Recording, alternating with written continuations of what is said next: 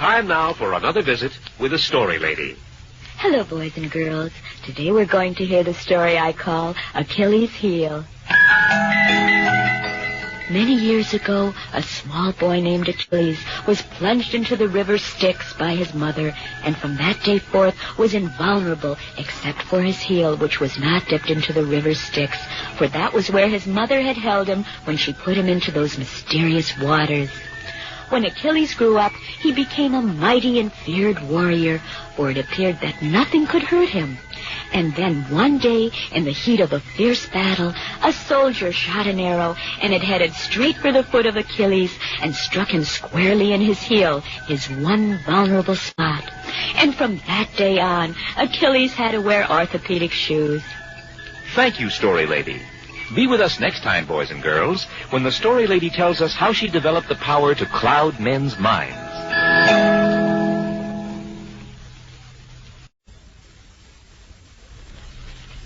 It's time now for another visit with the Story Lady. Hello, children. Today we're going to hear the story I call The Acrobat and the Princess. Once upon a time, there was a lowly acrobat with a small traveling circus who was in love with a beautiful princess. He practiced and practiced until finally he was called to give a command performance before the king and queen and their lovely daughter, the princess. At the palace, he stepped into a cage full of lions and tigers, and there he balanced 15 plates from each hand while riding 2 live water buffaloes around the cage, and with 1 foot on each water buffalo, he would leap through endless flaming rings while doing double flips on their backs, balancing the plates, ignoring the lions, and all the while singing stout-hearted men. The act finished to rousing applause, and he bowed to the lovely princess. She rose in her seat and leaned over to say to her father, the king, "He's certainly no Gordon MacRae, is he?" Thank you, Story Lady. Be with us next time, boys and girls, when the Story Lady will tell us why unemployed actresses never seem to be broke.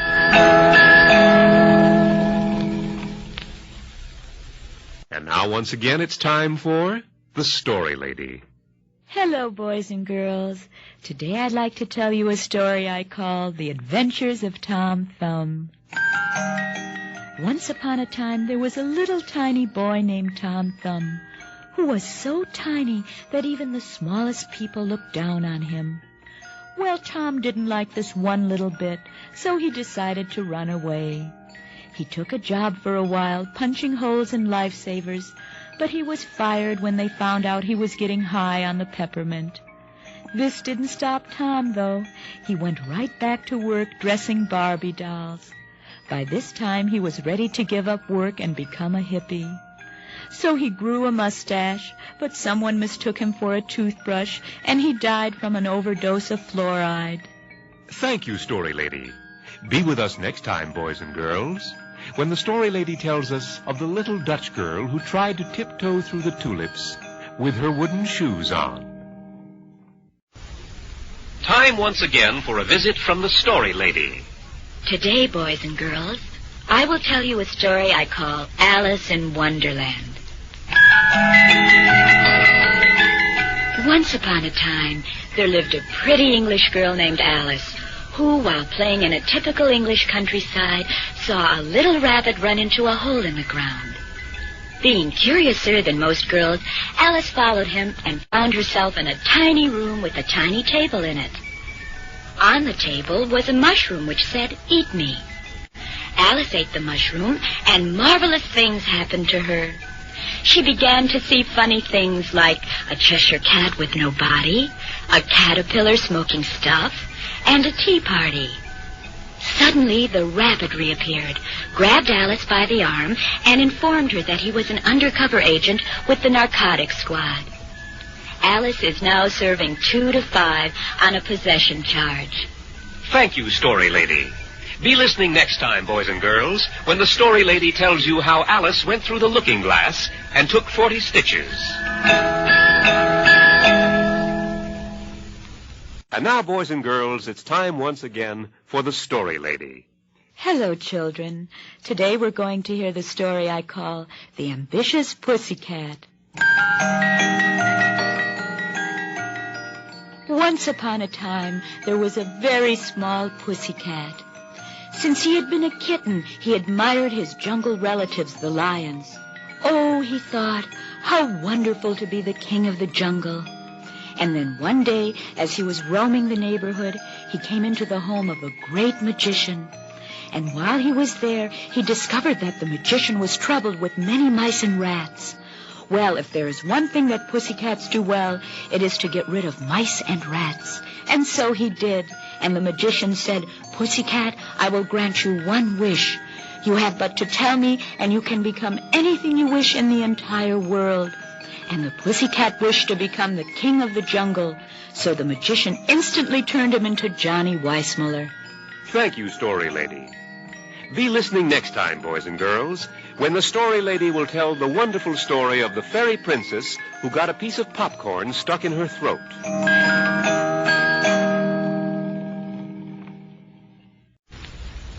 Time now, boys and girls, for another visit with the Story Lady. Hello, boys and girls. Today we're going to hear the story I call Androcles and the Lion. Once upon a time, there was a kind young man named Androcles who came upon a lion who had a thorn in his paw and removed it. Years later, Androcles was captured and told that he would have to be sent into the arena. Bravely he went into the arena.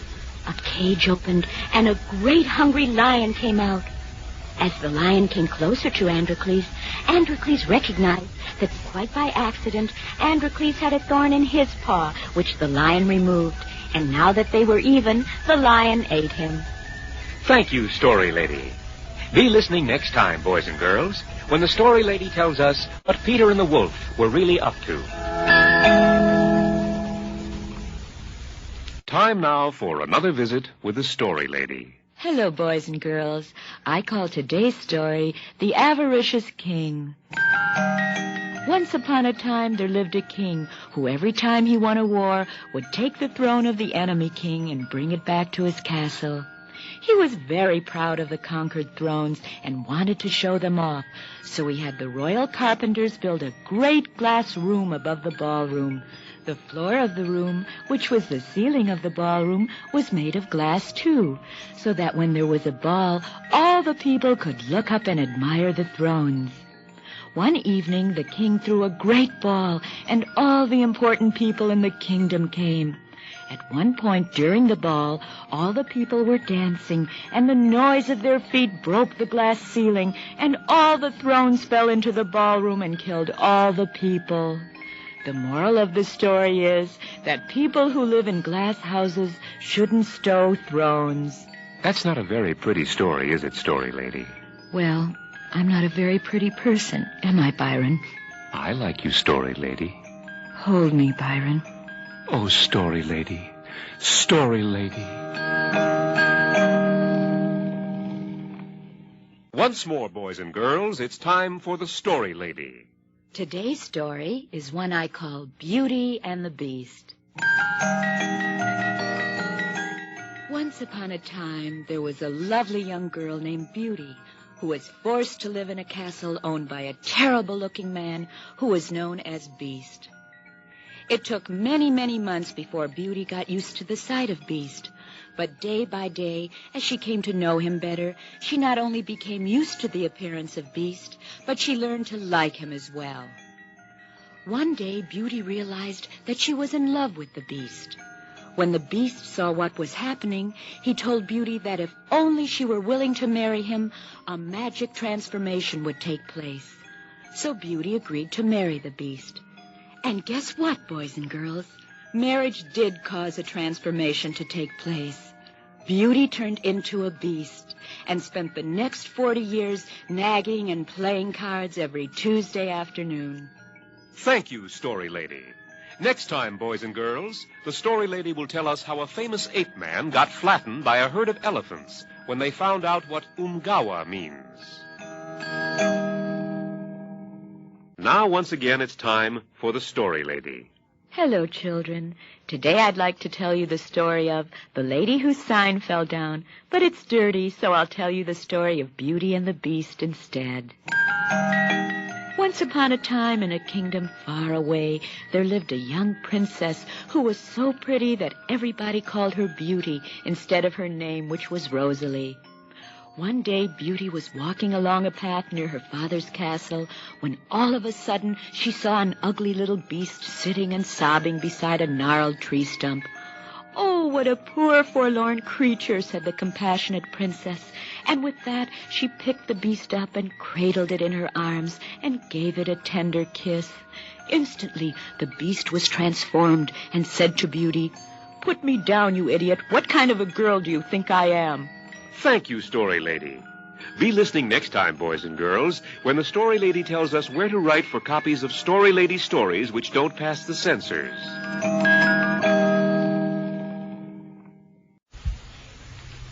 Now it's time once again for the Story Lady. Hello, boys and girls. Today I'd like to tell you the story I call Betty and the Wet Dog. Once upon a time, in a land far away, a poor peasant girl named Betty was walking along the shores of a lake when she saw a dog that appeared to be drowning. She swam to the side of the floundering creature and dragged him back up on dry land. "You have saved my life, simple peasant girl," said the dog, "and because you have done so, I will grant you any wish that is within my power." "Oh, doggy," said Betty, "I wish for $1 million, beautiful clothes, a lovely castle, a handsome prince, lots of servants, many jewels, several horses, and lots of land for miles around." "I'm sorry," replied the dog. "That's not within my power. However, if you've got a stick or you'd like me to chase something, I could do that a lot." Thank you, Story Lady. Be with us next time, boys and girls, when the Story Lady tells us her adventures when she worked in Hong Kong under the name Cho-Cho Sandblast.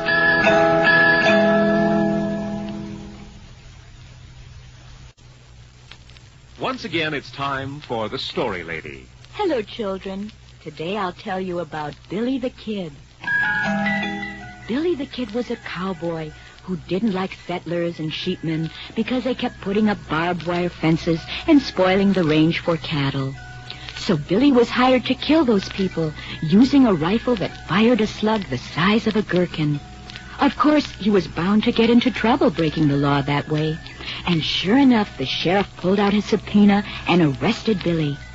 Well, Billy the Kid couldn't stand the idea of being caged up in prison, so he shot the sheriff 21 times in the Adam's apple, moved to New York, and became a hairdresser. Thank you, Story Lady. Be with us next time, boys and girls, when the Story Lady will tell us the story of the smart-mouthed kid who got shot with a BB gun.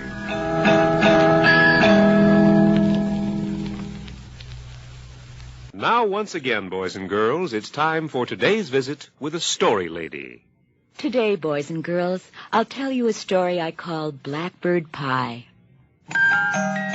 Once upon a time, in a kingdom far, far away, there lived a very imaginative baker. So great were the pies that he invented that his fame spread far and wide until finally one day the king heard of these wondrous pies. "Bring this baker to me," cried the king, "that he may bake me a pie." So the baker was brought to the palace and told that he must invent a special pie fit only for a king, and that if he should fail, he would forfeit his life. The baker spent 2 entire days preparing the ingredients and finally brought it before the king. The king, in excited anticipation, cut into the pie, whereupon 24 blackbirds flew out and sang gaily to the king. The king then looked upon the baker and said, "I was kind of hoping for coconut cream." Be listening next time, boys and girls, when the Story Lady tells the tender tale of the psychiatrist and the fairy prince.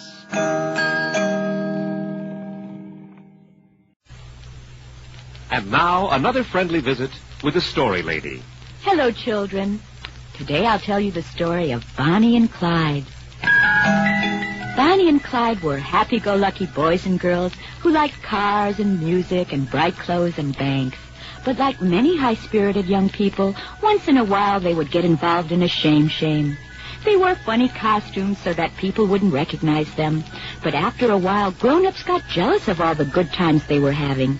So Bonnie and Clyde moved to Hollywood, began selling maps to movie stars' homes, changed their names to Sonny and Cher, and now live like millionaires, although occasionally one of them has a compulsive urge to think. Thank you, Story Lady. Be with us next time, boys and girls, when the Story Lady will tell us why the decline and fall of the Roman Empire was due to tough luck.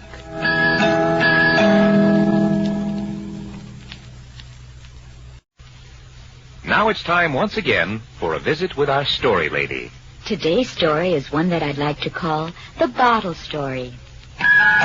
Once upon a time, there was a very poor woodsman named Little Dickie Narveson.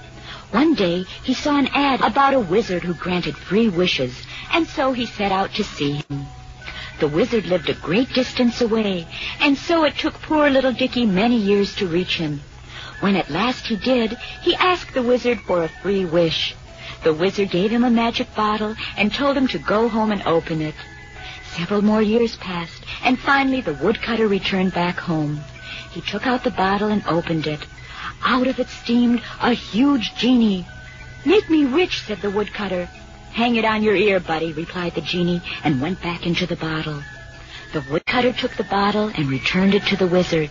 "Hey," he said, "you've given me a dud, and I brought it back." "I'm sorry," said the wizard, "but it's a no-deposit, no-return bottle." Thank you, Story Lady. Be sure to tune in again next time, boys and girls, when the Story Lady will tell you about the lobster fisherman who accidentally caught some crabs.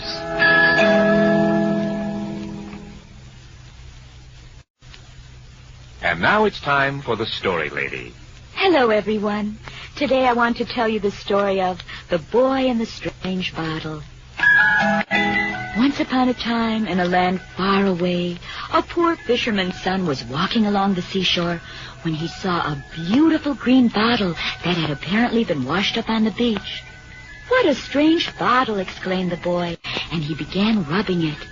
Instantly, there was a loud clap of thunder, and so the boy dropped the bottle and ran into his house because he didn't want to get wet in case it rained. Thank you, Story Lady. Be with us next time, boys and girls, when the Story Lady gives us the skinny on how to buck the house odds at Vegas.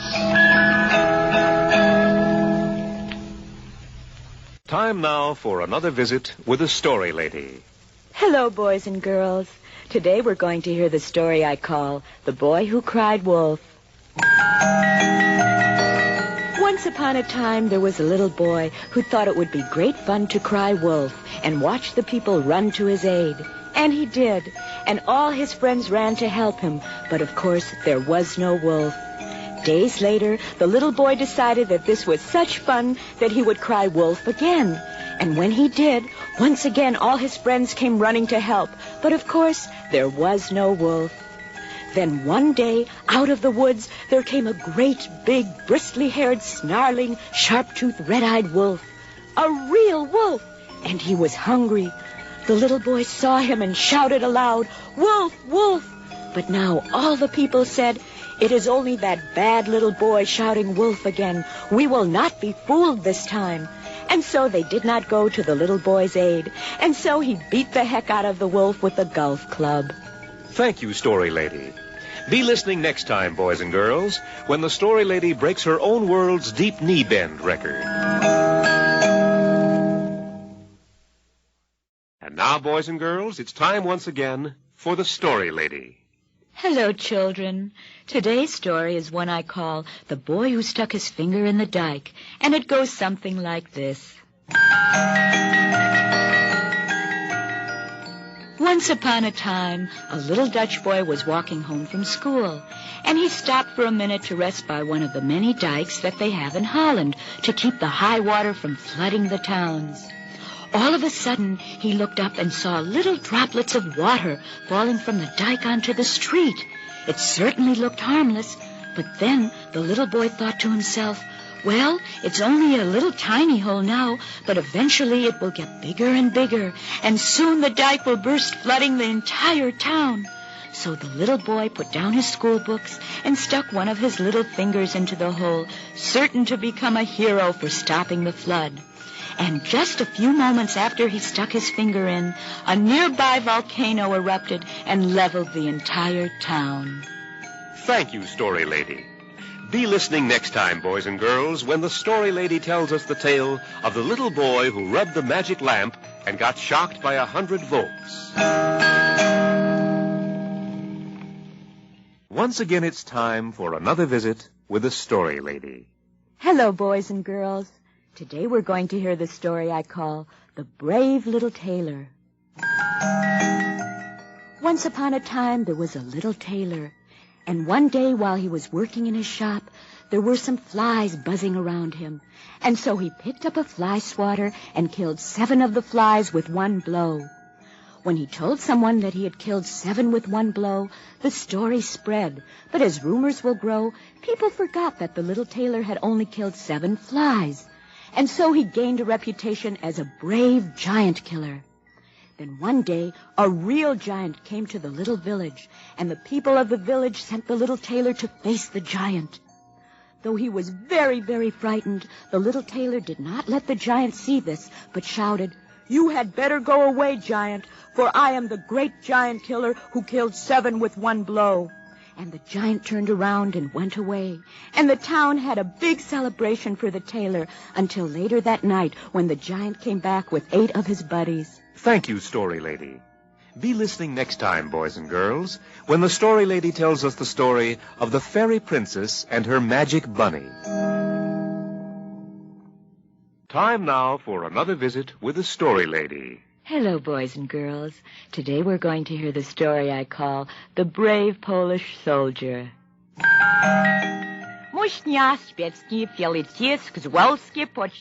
Story lady, I can't understand you. That's probably because you don't speak Polish. You see, the story lady department found that we could pick up several foreign language stories cheaper than having them written here. Well, but couldn't you get them translated so we could understand them? That way it would cost about the same as having them written. Byron, we're on an economy drive. Story lady, I don't think this is at all fair to your vast audience of listeners. It doesn't matter what you think, Byron. You're through, too. What? That's right, Byron. Meet your brand new, inexpensive replacement. Oh, thank you, Story Lady. Be listening next time, boys and girls, when Story Lady tell honorable story of Kiyamaka Yamahai, Komiyai Asubishikai. Halt!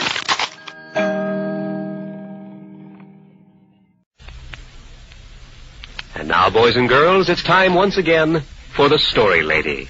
Hello, children. Today's story is one I call The Brothers Karamazov, and it goes like this. Once upon a time in old Russia, there was a man named Fyodor Pavlovich Karamazov, and he had 3 sons. The first was Dmitri Fyodorovich Karamazov by his first wife, Adelaida Ivanova Karamazov. And the other 2 sons, Alexei Aloysia Fyodorovich Karamazov and Ivan Fyodorovich Karamazov by his second wife, Shirley Karamazov.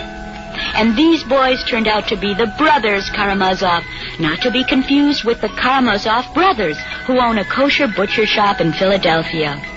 Anyhow, the brothers Karamazov did a whole bunch of things and became so famous that Fyodor Dostoevsky wrote a great big long book about them, but I haven't had a chance to read it yet. Thank you, story lady. Be listening next time, boys and girls, when the story lady chug-a-lugs a half-gallon of white lightning.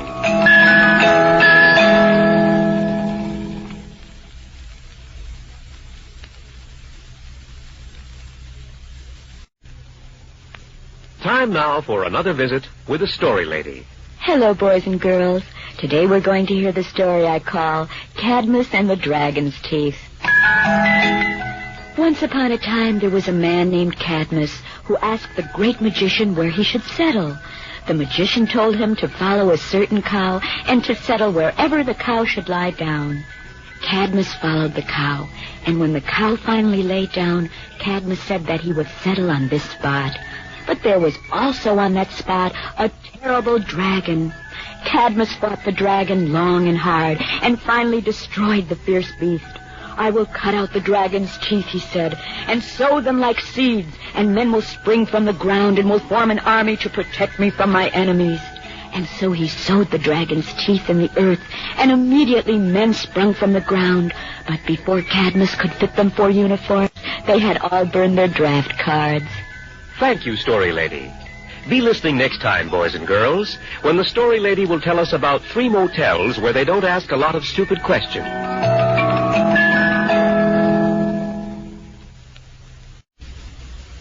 And now, boys and girls, another friendly visit with the Story Lady.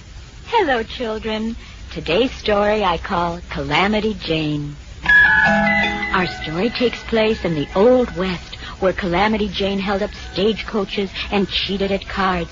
But she never did any rustling, except when she wore taffeta culottes. One day, she was fording a stream when she noticed a lot of boys tearing down a sturdy dam built by beavers. Jane immediately chased the vandals away, and the beavers said, "Because of your courage in saving our home, we will give you anything you want." Jane laughed, thinking the whole thing was just a frolic, and so she said smilingly, "Very well, give me whatever you beavers treasure most." The beavers barked, "Granted," and instantly Jane became owner of the biggest buck teeth in the West. Thank you, Story Lady. Be listening next time, boys and girls, to the Story Lady and the Story Lady FM. For copies of today's episode, use carbon paper. And now, boys and girls, it's time for the Story Lady. Today's story is one I call Casey at the Bat. Once upon a time, there was an important baseball game in the town of Mudville. It was the last half of the 9th inning, and Mudville had fallen behind by 3 runs. But there was still hope. The bases were loaded. Up to bat came the mighty Casey, who was also loaded. Casey was everybody's hero and got lots of jobs shaving on TV and posing for bubblegum cards. As Casey strode to the plate, the crowd let out a big roar. The pitcher pitched. "Strike 1, the umpire yelled. Casey laughed. "Strike 2, cried the umpire. Now was the time. The pitcher wound up. Casey gritted his teeth. Then it began to rain. Casey was so relieved, he passed out at home plate and drowned. Thank you, Story Lady. Tune in again, boys and girls, when the Story Lady will tell you what really goes on in prison. It's time now for another visit with the Story Lady. Hello, boys and girls. Today we're going to hear the story I call The Centipede's Secret. Once upon a time, many years ago, a king was walking through the garden outside his palace and spied a tiny centipede walking along the ground. The king marveled at this tiny animal with so many legs and said, "Oh, centipede, tell me, how do you manage to control so many legs at once?" And the centipede answered, "Why, it's so simple. I simply place this leg here, and then... no, wait. This leg goes... wait." And soon the centipede was so confused that he could not move at all and fell down on his back. Each day the king would find another centipede and ask him the same thing, until soon his garden was full of centipedes lying on their backs and waving their legs. And the king began charging admission to all the other insects, telling them that they were seeing the June Taylor dancers. Thank you, Story Lady. Be listening next time, boys and girls, when the Story Lady will stuff a pimento in her navel.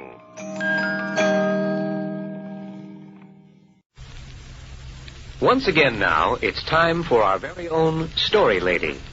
Today, boys and girls, I'm going to tell you the story of Cinderella.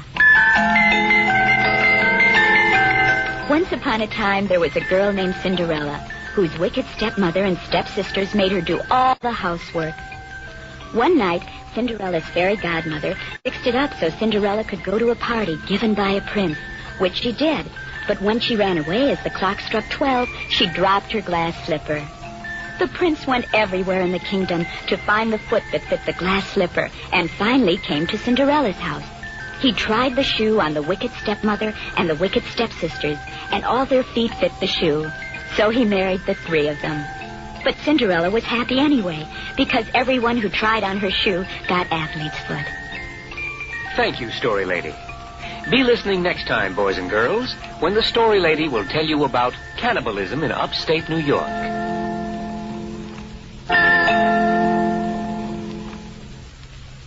Time once again for the Story Lady.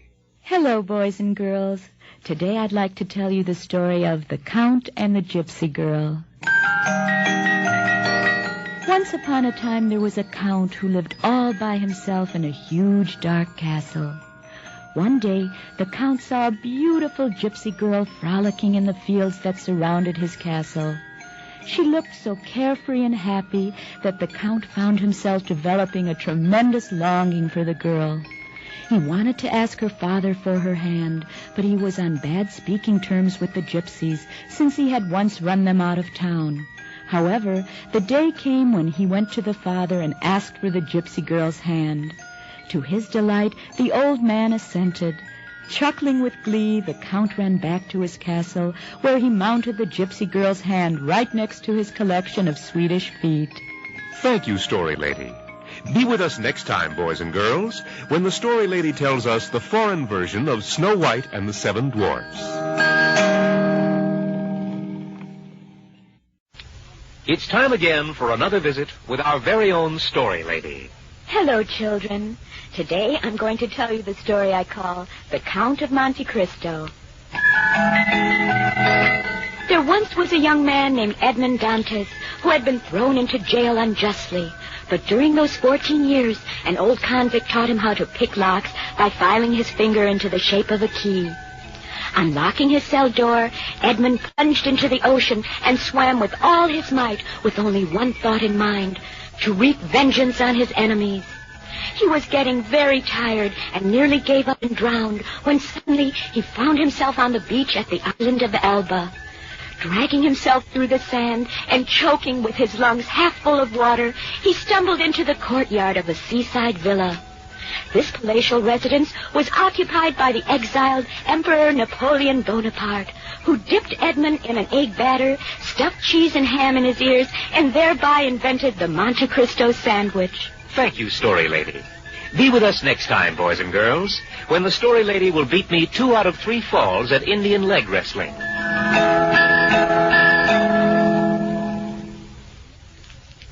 And now it's time once again for the Story Lady. Hello, boys and girls.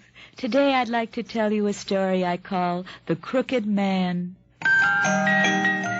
There was a crooked man who walked a crooked mile.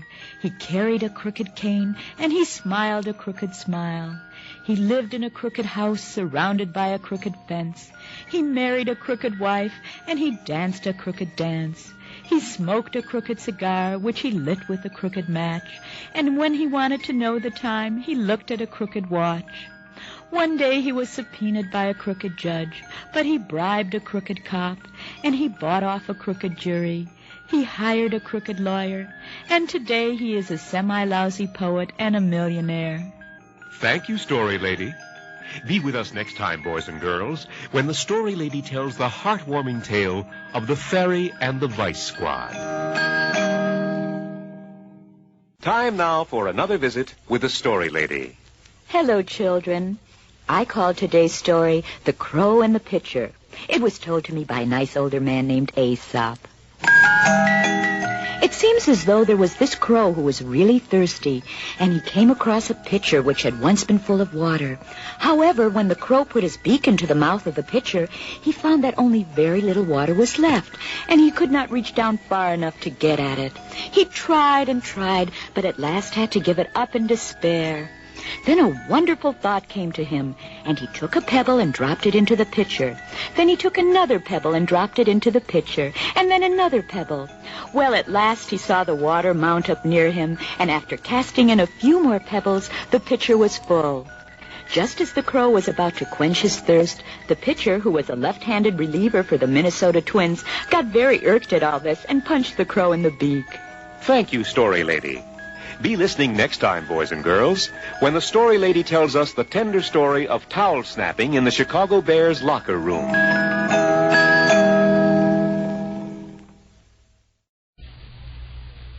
It's time now for another visit with a Story Lady. Hello, boys and girls. Today we're going to hear the story I call The Curse of the Gorgon. Once upon a time, there was a young man who was shipwrecked on a strange island.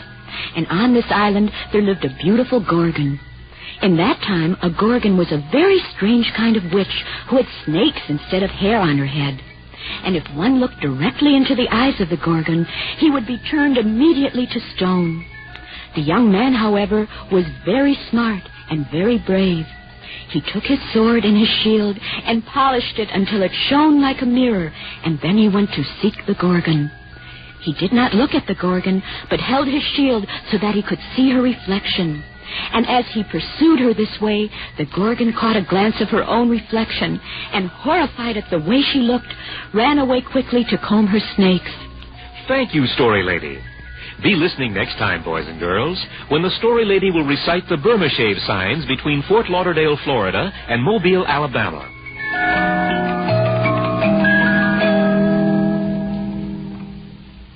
It's time now for another visit with the Story Lady. Hello, boys and girls. Today we're going to hear the story I call The Curse of the Pentagram. Once upon a time, a young explorer was traveling through the deep woods outside Transylvania when he was stopped by an old gypsy who told him that those who went into these woods would be in danger of the curses of the pentagram. She told him of the lycanthropist who, though a good man, would on the night of the full moon take the form of an animal and attack the one he loved. The young man laughed at this ridiculous story and continued into the woods. Then one night, as he was hacking his way through the woods, he saw a strange flower. As he reached out to look at it more closely, he cut his finger with one of the thorns of the flower and fell into a deep sleep. When he awoke the following morning, he looked into the palm of his hand and saw the sign of the pentagram. And from that day forth, the young man was the victim of a terrible curse. Though he was a good man, whenever the moon was full, he turned into a chicken and attacked the one he loved, who of course beat the living daylights out of him. Thank you, Story Lady. Be listening next time, boys and girls, when the Story Lady will be here to tell us the strange story of the enchanted prince who is still paying alimony and child support to a lady frog. It's time now for another visit with the Story Lady. Hello, boys and girls. Today we're going to hear the story I call The Curse of the Voodoo Doll. Once upon a time, there was a very brave young explorer who heard about the mysterious voodoo ceremony deep in the jungle. For weeks, the brave explorer fought his way through the jungle until he came upon a clearing, and there he was amazed to see the voodoo ceremony he had searched for. But he was seen by some of the natives, and they chased the explorer through the woods, and he was lucky to escape with his life.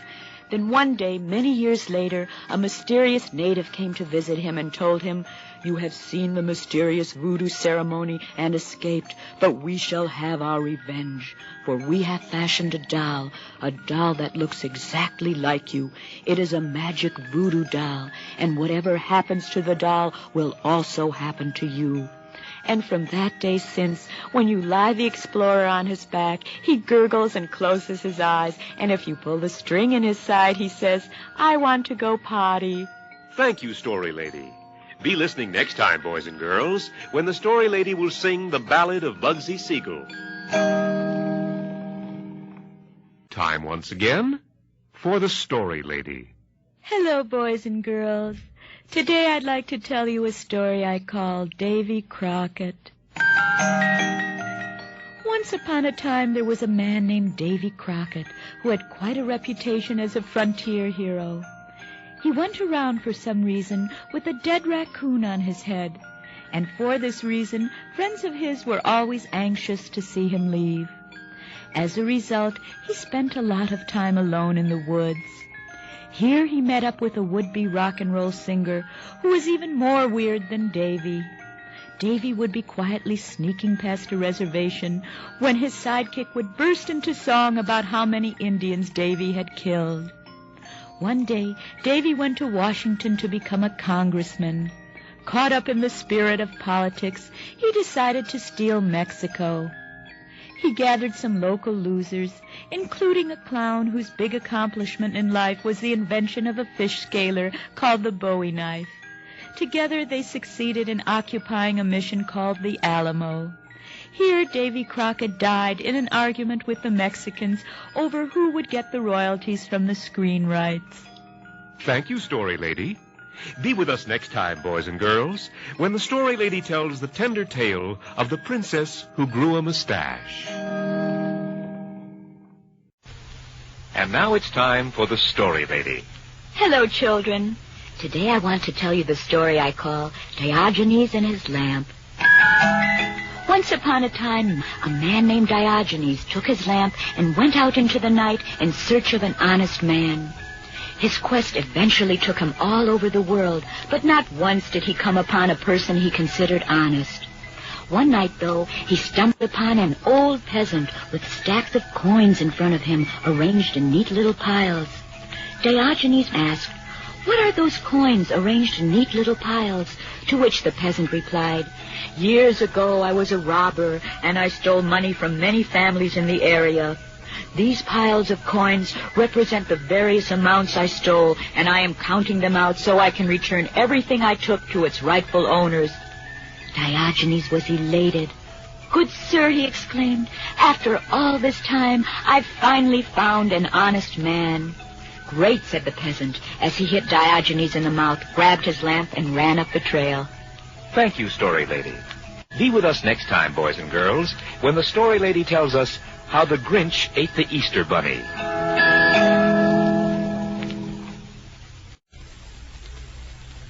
And now, boys and girls, it's time once again for the Story Lady. Hello, children. Today's story is one I call Don Quixote. Once upon a time, there was a crazy old man named Don Quixote. Now, this crazy old man thought he was a knight in shining armor and ran around trying to save everyone, but instead he just fouled up everyone and got himself into a lot of trouble.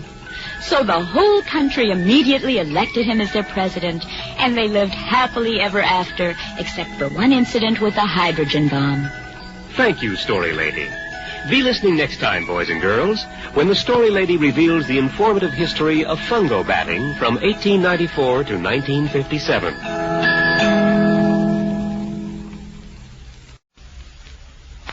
Time now for another visit with the Story Lady. Hello, boys and girls. Today's story is one I call Dr. Doolittle. Once upon a time, there was a most remarkable physician named Dr. Doolittle, who was known far and wide for his great healing skills. One day, after a most grueling tonsillectomy, he noticed that there was a sick little puppy dog sitting outside the operating room, and so he took it home and made it well. The puppy dog was so grateful that he spoke to Dr. Doolittle. The doctor was amazed. He soon found out that he could walk with the animals, talk with the animals, even discuss politics with the animals. And so he devoted all the rest of his life to living with and talking to giraffes, pigs, horses, pack rats, lizards, snails, duck-billed platypuses, lemurs, warthogs, baboons, and the like. The doctor's work had not gone unnoticed by his colleagues. One evening, a great many officials and dignitaries came to visit him and his animal friends. "You have achieved many great things here," said one high official. Dr. Doolittle looked at him and replied, "Oink." Thank you, Story Lady. Be sure to tune in next time, boys and girls, when the Story Lady will tell how the good doctor tried to make a silk purse out of a sow's ear and ended up with wax all over his loose change. Time now for another visit with the Story Lady. Hello, boys and girls. Today we're going to hear the story I call Dumbo, the Flying Elephant. Once upon a time, in a very big circus, a baby elephant was born. He was very different from all the other elephants, for he had just about the biggest ears that anyone had ever seen. All the other elephants laughed at him.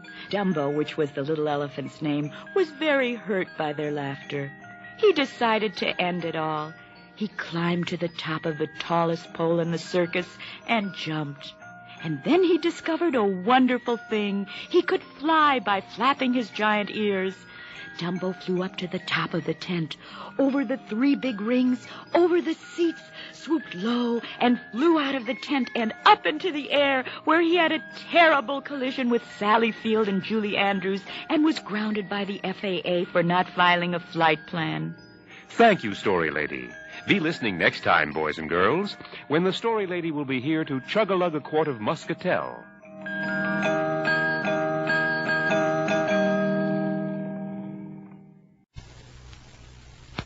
Time now for another visit with the Story Lady. Hello, children. Today I'd like to tell you the story I call The Elephant Boy. Today's story is about the Elephant Boy. His name was Corda, and he lived in far-off India. One day, he came upon a wild elephant and captured it. He was finally able to tame the wild beast and make it do his bidding. For 27 years, Corda sat proudly upon the back of the elephant as they went about doing the work of the village, felling huge trees and hunting vicious tigers. One day, Corda dismounted and told the elephant, "Loyal and trustworthy friend, you have served me well these many years, but I have decided to become a holy man, and I will need you no longer. You are hereby given your freedom." The elephant looked at his master for a long moment, and then crushed him with his foot. And had he known his master was a religious nut, he would have done it a whole lot sooner. Thank you, Story Lady. Be listening next time, boys and girls, when the Story Lady will read cartoons from Playboy magazine.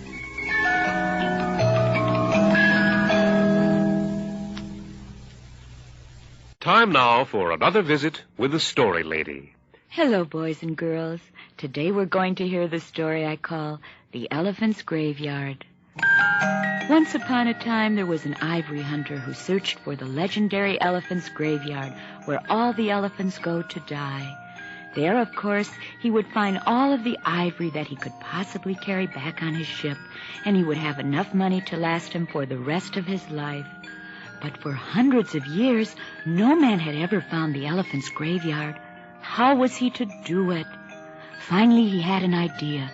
He went right up to an elephant and said, "Gee, you look pale."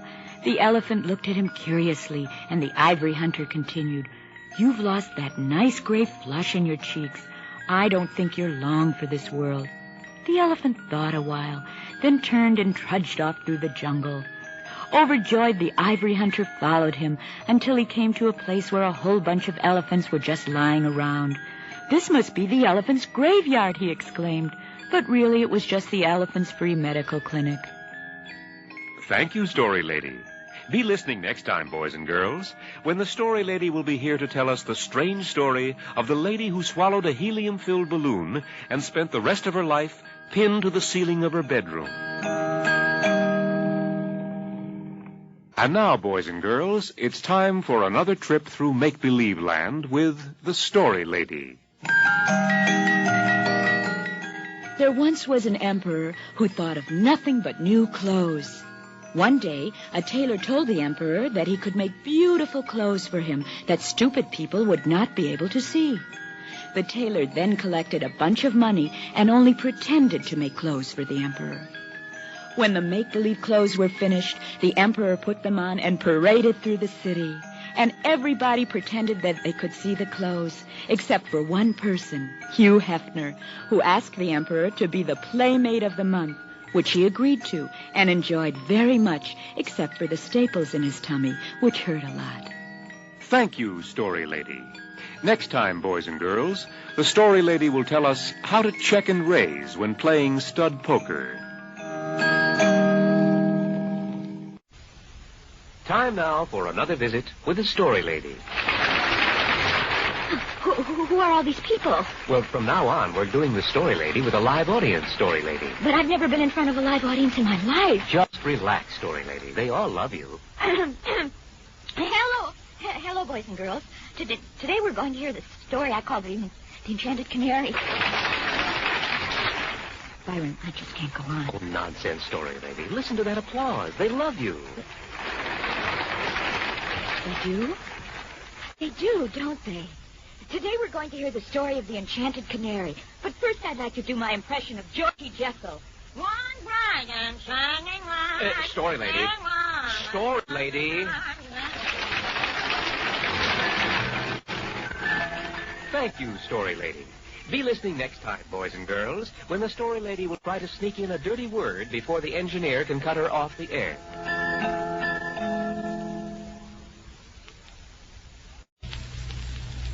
Time now for another visit with the Story Lady. Hello, children. Today we're going to hear the story I call The Enchanted Door. Once upon a time, a beautiful young princess came to an enchanted sorceress to learn the secrets of magic. The sorceress, who was honored to have the princess in her home, welcomed her, but cautioned the princess that there was a door under the stairs and that it was an enchanted door which could only be opened by an enchanted sorceress like herself. Night after night, the princess wondered what could be behind the enchanted door. One night, when she knew the beautiful sorceress was asleep, she sneaked downstairs and went to the door. For a long time, she stood before the door, afraid to open it. Then finally, she gathered her courage and decided that she must know what was inside. And so she opened the door, and there she found a whole lot of dirty pictures. Thank you, Story Lady. Be with us next time, boys and girls, when the Story Lady tells us how to cover up prickly heat.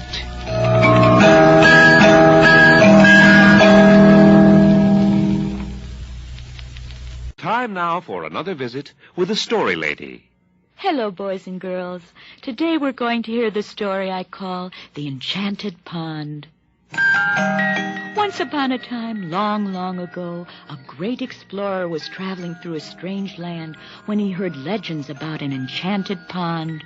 The legend said that whoever went into the pond would be granted the magical gift of wisdom and would know things that he would never otherwise learn. The legend fascinated the explorer, and so he set out in search of the enchanted pond. Days turned into weeks, and weeks turned into months, until finally, high atop a hill, he came upon the enchanted pond. The explorer could not wait. Quickly he dropped his equipment and leaped into the pond to see what new and wonderful wisdom would be granted him by the enchanted pond. And like magic, almost instantly, wisdom came to the explorer. Right away, he found out that he could not swim. Thank you, Story Lady. Be listening next time, boys and girls, when the Story Lady will be here to tie her shoelaces with her nose.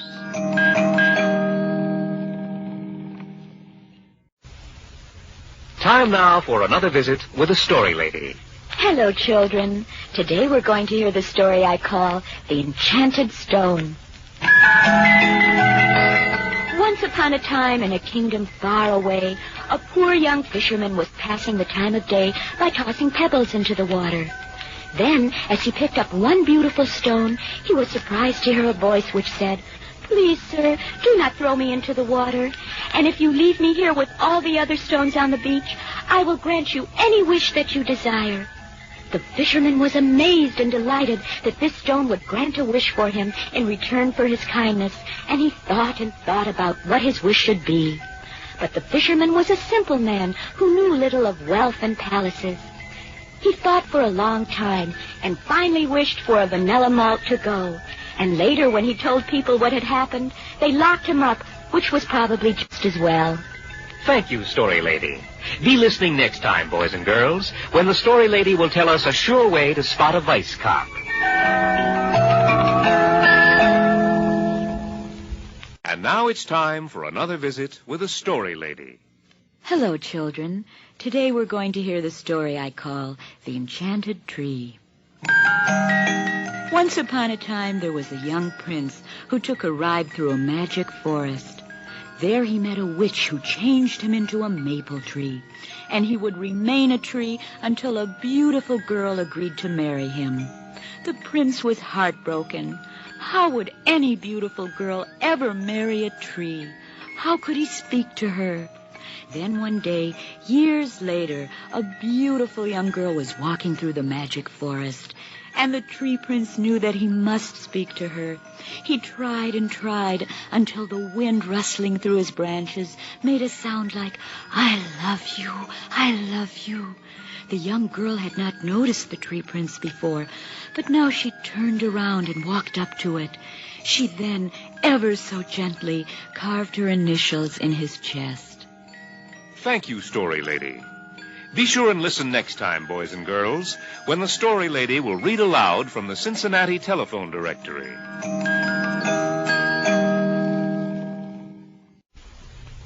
Time now for another visit with the Story Lady. Hello, children. Today's story is one that I call The Fairy's Gift. Once upon a time, there was a very ugly woman named Emma Gunch. She had short, frizzy hair, terrible posture, and a mean disposition, and a rather pronounced mustache. One day, a good fairy appeared. "Oh, dear good fairy," pleaded Emma, "please make me beautiful and charming." "Nonsense, my dear," replied the good fairy. "Your problem is simply that you have bad breath. I'm going to give you a bottle of Ludlow mouthwash. A single swish of its germ-killing ingredients every morning will make you extremely popular." The very next day, a handsome prince came by, smelled her breath, and married Emma. They lived happily ever after. You, too, can find happiness with Ludlow mouthwash. That's L-U-D... Excuse me, story lady, but it sounds like someone has bribed you to do a commercial here. If you'll keep your mouth shut, I'll cut you in for 20% of the action. Thank you, story lady.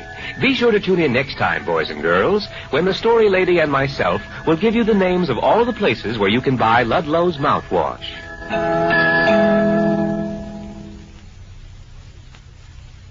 And now it's time for another visit with the story lady. Today's story is one I call The Fisherman and His Wife. Once upon a time, there was a very poor, hungry fisherman and his discontented wife. One day, the fisherman caught a great big fish, and to his surprise, the fish spoke to him. It said, "I am a prince under an evil spell. Please toss me back." The fisherman was so surprised that he threw the fish prince back into the sea. That night, he told his wife what had happened, and she said, "Why, you stupid klutz, why didn't you ask him to grant you a wish?" So the very next day, he went back and found the fish prince and wished for enough food to last a lifetime. The fish prince said granted and jumped back into the sea. The hungry fisherman then ran all the way home, and lo and behold, when he got there, he found his whole house filled with seaweed and worms. Thank you, story lady. Be sure and tune in next time, boys and girls, when the story lady will tell you the story of the girl who thought she could and found out she was right.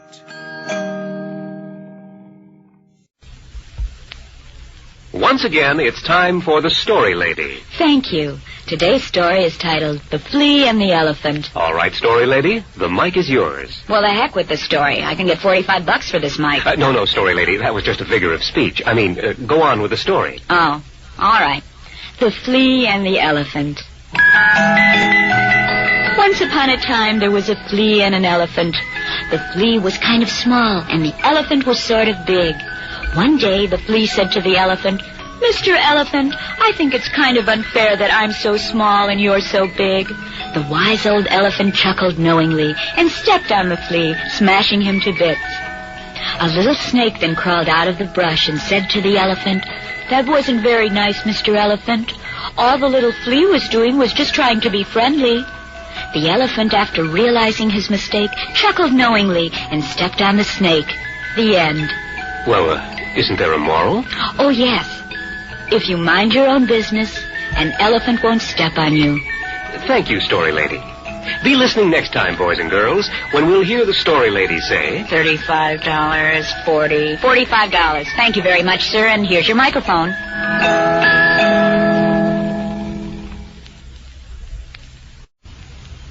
Time again, boys and girls, for another visit with the story lady. Hello, children. This is the story of Florence Nightingale.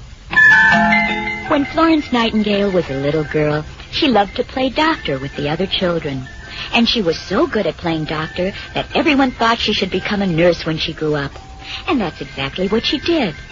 At the Battle of the Crimea in 1854, she was the only nurse on the battlefield with all those lonely, anxious soldiers.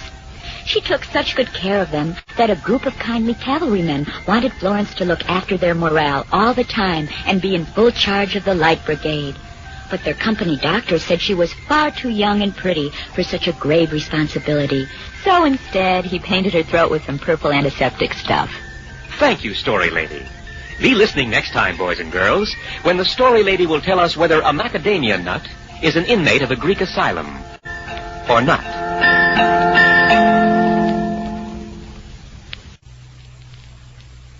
And now it's time, boys and girls, for another visit with the story lady. Hello, children. This is the story I call The Flunking Scholar. Once upon a time, there was an unhappy boy who was not only flunking all of his subjects, but he also had short hair. So he felt rejected by his classmates and was very sad. One day in study hall, he was cramming for his finals when a grasshopper sprang through the window and landed on his desk.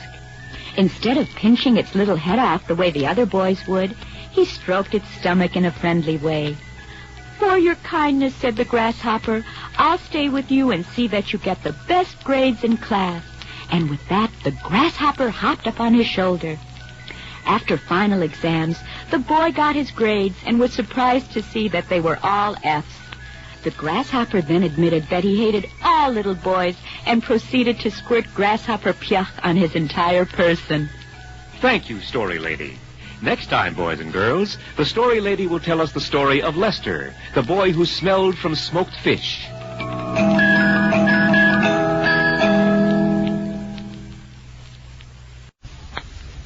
And now, another friendly visit with a Story Lady. Hello, children. This is the story of a forest ranger and a grizzly bear. Once upon a time in Yosemite National Park, there was a forest ranger named Harold, and he loved to live outdoors and swim in the cold river all year round. The other rangers made extra money sending grizzly bears over the falls in a barrel, but not Harold. He thought that was cruel. One evening, a huge, fierce-looking grizzly bear stopped him in the forest and growled, "Out of my way!" But Harold looked him right in the eye and said, "Bears can't talk." And with that, the bear did an incredible thing. He ripped both of Harold's arms off and chewed them right up. And from that day on, Harold stopped liking grizzly bears. Thank you, Story Lady. Next time, boys and girls, the Story Lady will describe 101 things a resourceful teenager can do with catgut. Time now for another exciting adventure with the Story Lady. As we join the Story Lady today, we find her deep in the jungles of the Amazon, in the castle of the dreaded spider cult, in an effort to rescue the American newspaper man who is in reality Byron. Yes, Story Lady? I don't know what you're doing, but I was planning to tell the story of the enchanted elf. Oh, didn't you hear about the format change? Nobody told me about a format change. What's going on around here? Here's the new script. Just read it like Who's the story lady here, you or me? Listen, there's a clause in my contract that gives me script approval. I didn't spend all this time becoming the story lady to do some crummy Amazon spider cult adventure. You can take your new format and put it in your nose. Nobody changes the story lady format. I'm going to talk to my agent. Thank you, Story Lady. Be with us next time, boys and girls, when the Story Lady will play the top 40 records of the week and introduce her pick hit of the day. And now, once again, it's time for a visit with the Story Lady. Hello, kiddies. Today I will tell you a story I call The Fountain of Youth.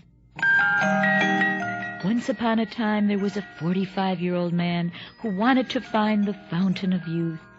His wish became an obsession, and so one day he sent the wife and kids packing. He then traveled to the deepest jungles of Africa in search of everlasting youth. He hiked day and night with only his feverish instincts to guide him. He got blisters and insect bites. He broke both legs, but the man determined prodded on. Then one day, after weeks of walking on his hands, he found it, the Fountain of Youth. Unthinkingly, he slithered into the water, and it happened. Suddenly he was 30. Then he was 20. The years were swimming by him, so to speak. He was 10, 8, 5, 2, and before he could do a thing about it, he was drowned. You see, boys and girls, never go in the deep water when you're only 2 years old.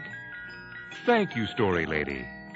Be with us next time, boys and girls, when the Story Lady tells us of the time she went to Las Vegas with Nikita Khrushchev and played Russian roulette. It's time once again for the Story Lady. Hello, boys and girls. Today I'd like to tell you a story I call The Fox and the Dog. Once upon a time there was an old hound dog who came upon a fox during a hunt. "Why do you hunt me?" asked the fox. "I don't know," replied the dog, and he went on his way pondering the question. In due time he came upon a tiger who pounced upon him. "Why do you pounce upon me?" asked the dog. "I don't know," replied the tiger, and they both joined a monkey who was eating some green bananas. Is that it? Isn't there any moral, story lady? Well, what do you want? A story and a moral? This is a low-budget show. Well, a hound dog that asks questions, a tiger that eats bananas with a monkey? A symbolism, Byron, symbolism. But that story is completely incomprehensible. So what? It works for the art films. Stick with me, Byron, and in a few months we'll be through with these 2-bit radio shows. Whatever you say, story lady. Be sure to tune in next time, boys and girls, when the story lady tells us about the Swedish milkmaid and her experiments with existentialism and the new morality.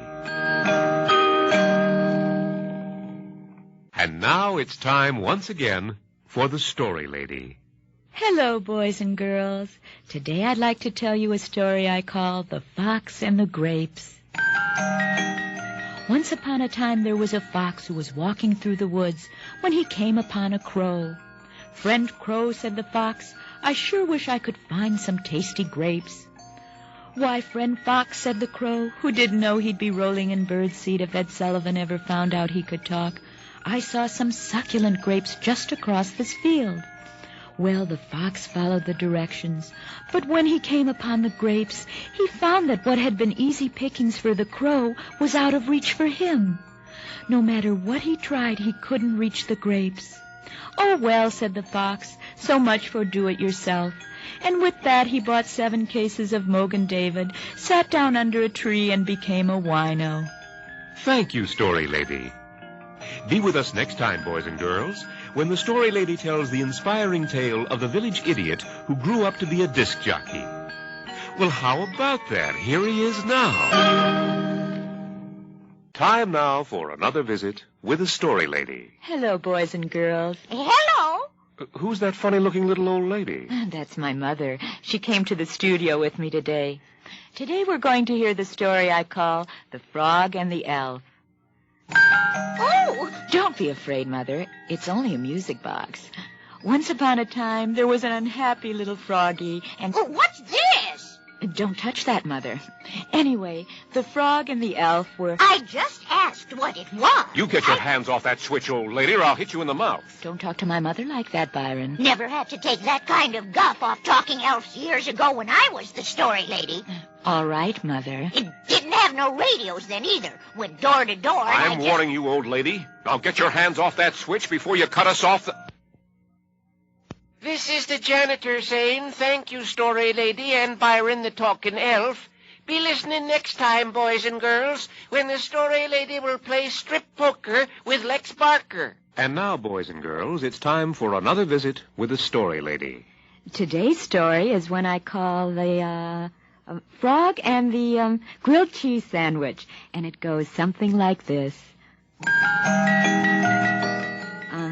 Once upon a time, there was this big green frog, and one day he was sitting on a lily pad, and along came this stranger, and the stranger says, is there anyone here who wants a grilled cheese sandwich? And the froggy said, well... Story lady? Yes? Where did you get a story like that? Oh, it's an old favorite of mine. Well, it sounds as if you're just making it up as you go along. All right, so what if I am? So what? Well, it's just that... Look, I went to a party last night, and I overslept and just got up a half hour ago, and I didn't have time to prepare. So what do you want from me? Well, I mean... Besides, I think the frog and the grilled cheese sandwich is a good story. I think I make them up pretty good. Would you like to hear the rest of it? No, thank you. We're out of time for today.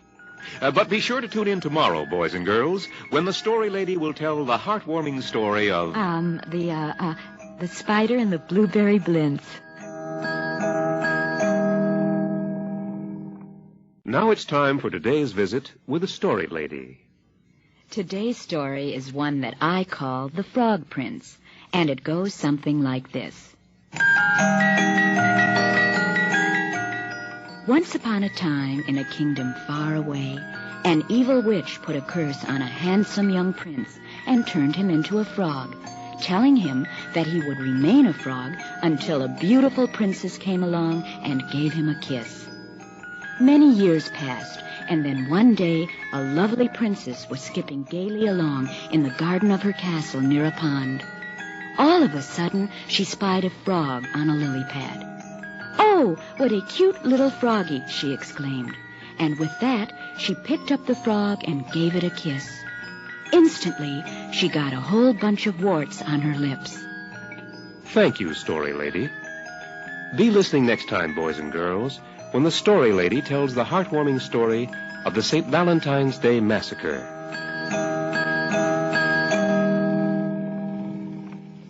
Time now for another visit with the Story Lady. Hello, boys and girls. Today we're going to hear the story I call The Genie in the Wine Bottle. Once upon a time, there was a poor old man who lived alone in his small shack. He would work very hard until he had enough money to buy a small bottle of wine. Then he would go to his lonely room where he would drink the wine. One day, he bought his bottle of wine from a very strange little shop, and when he took it home and removed the top from the bottle, there appeared before him a magic genie. And the genie said, "I am the genie in the wine bottle. I have lived there for many years. You have but to command, and any 3 wishes you name will be granted you. I return to the bottle now to await your command." The old man picked up the bottle and looked at it, and then he took it back to the store and exchanged it for a bottle of Mogan David. Thank you, Story Lady. Be listening next time, boys and girls, when the Story Lady tells us the warm story of the enchanted deodorant stick.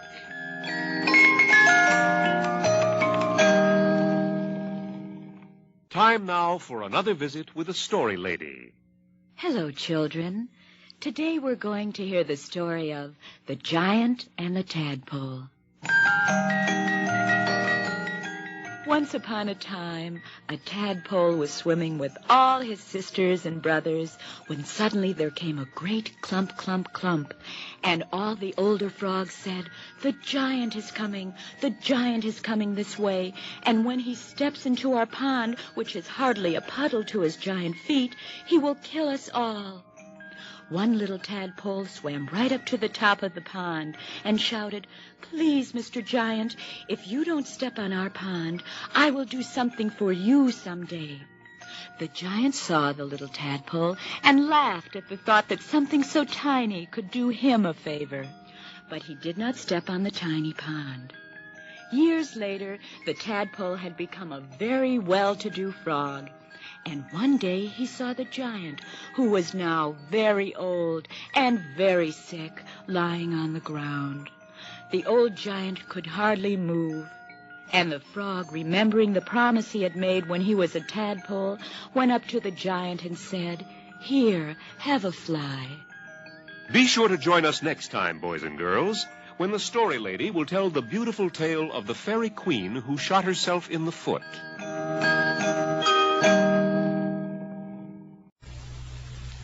Time now for another visit with the Story Lady. Hello, children. Today I'd like to tell you the story I call The Girl Who Cried Wolf. Once upon a time, a shepherd girl ran down into the nearby village yelling, "Wolf, wolf!" When the villagers followed her back to where her sheep were, they didn't see any wolf at all. About a week later, the shepherd girl was watching the sheep cavort about the pasture around her when she glanced up and saw a menacing creature looking down from a nearby hilltop. Frightened, she raced once again toward the village. "Wolf, wolf!" she cried. Suspiciously, the villagers followed the young shepherd girl back to the scene, but again they saw no wolf, only a bunch of dead sheep. "Darn it, kid," said the head villager. "When are you going to stop messing around? You know, someday, if there really is a wolf, you're going to be in a whole lot of trouble." Thank you, Story Lady.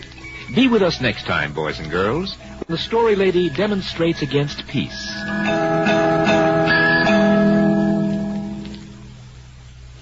Time now for another visit with the Story Lady. Hello, boys and girls. Today's story is one I call The Glass Mountain. Once upon a time, there lived a king who had 3 beautiful daughters. They all lived happily on the top of a glass mountain. One day, the king decided that his 3 daughters should get married, so he sent out a notice throughout his empire that anybody who could climb the glass mountain could have the hand of one of his daughters in marriage and 1/3 of his kingdom. From far and wide, men came to try and climb the glass mountain. Among them were noblemen, princes, and soldiers. One after another, they tried to climb the slippery glass mountain, and one after another, they failed. One day, a young and humble woodcutter who lived quietly in the forest came to the glass mountain. Slowly, steadily, he climbed the glass mountain until he reached the top. When he did, the 3 daughters ran to the king and said, "Daddy, the young woodcutter is very ugly and doesn't know very much, and none of us want to marry him." And the king said, "Okay, we'll forget about the glass mountain and think of something else." Thank you, Story Lady. Be listening next time, boys and girls, when the Story Lady will be here to tell the story of the fairy princess and the wood nymph who won a tag team match with Don Redberry and Mr. Moto. Time now, boys and girls, for another visit with the Story Lady. Hello, boys and girls. Today we're going to hear the story I call The Gold Bug by Edgar Allan Poe. Once upon a time, a group of men had discovered a map which would lead them to a great treasure, but the map was in code and they could not read it. Finally, one of them figured out that since the letter most often used in writing is E, the letter most often used in the code must certainly represent E. But there was one funny little 3-letter word that had 2 M's and an X, so they reasoned that X must represent A, which threw them off on a 6-letter word with 4 Y's and an A. Now, wait, no, that's wrong. The W represented O, or was it M? Give me a pencil, Byron. Here you are, Story Lady. Thank you. X, Y. Have you decoded the map that will lead us to the gold bug, Story Lady? Oh, yes. It says, all Tom Mix straight shooters eat shredded Ralston every day. Thank you, Story Lady. Be listening next time, boys and girls, when the Story Lady will do a Jolson medley underwater.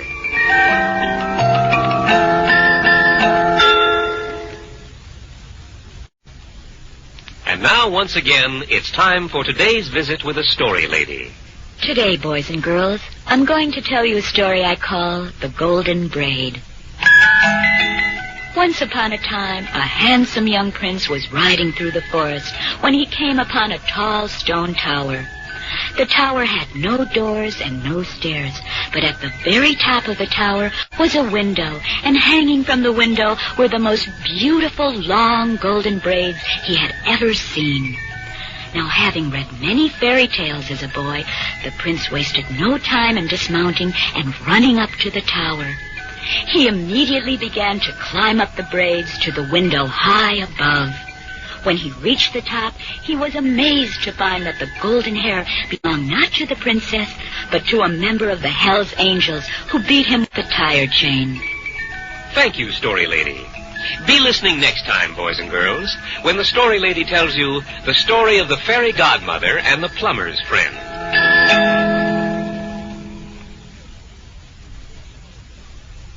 Time now for another visit with the Story Lady. Hello, boys and girls. Today we're going to hear the story I call The Golden Plate. Once upon a time there was a very poor farmer who found an owl living in a treetop just above his rooftop. He went out one night to frighten the owl away, but the owl said to him, "Oh, farmer, please do not make me leave my home here in the treetop. I can grant you a great wish." "I am very hungry," said the farmer, "for I am too poor to buy food. Can you grant me something that will help me fill myself with delicious food?" With that, the owl gave the farmer a golden plate. "Take this plate," the owl said, "and put it on your table each night. Every morning when you awake, it will be filled with the most delicious of foods." So the farmer let the owl stay, and he put the plate on his table and went to sleep. The following morning he awoke to see if the owl had told the truth about the golden plate being filled with delicious food.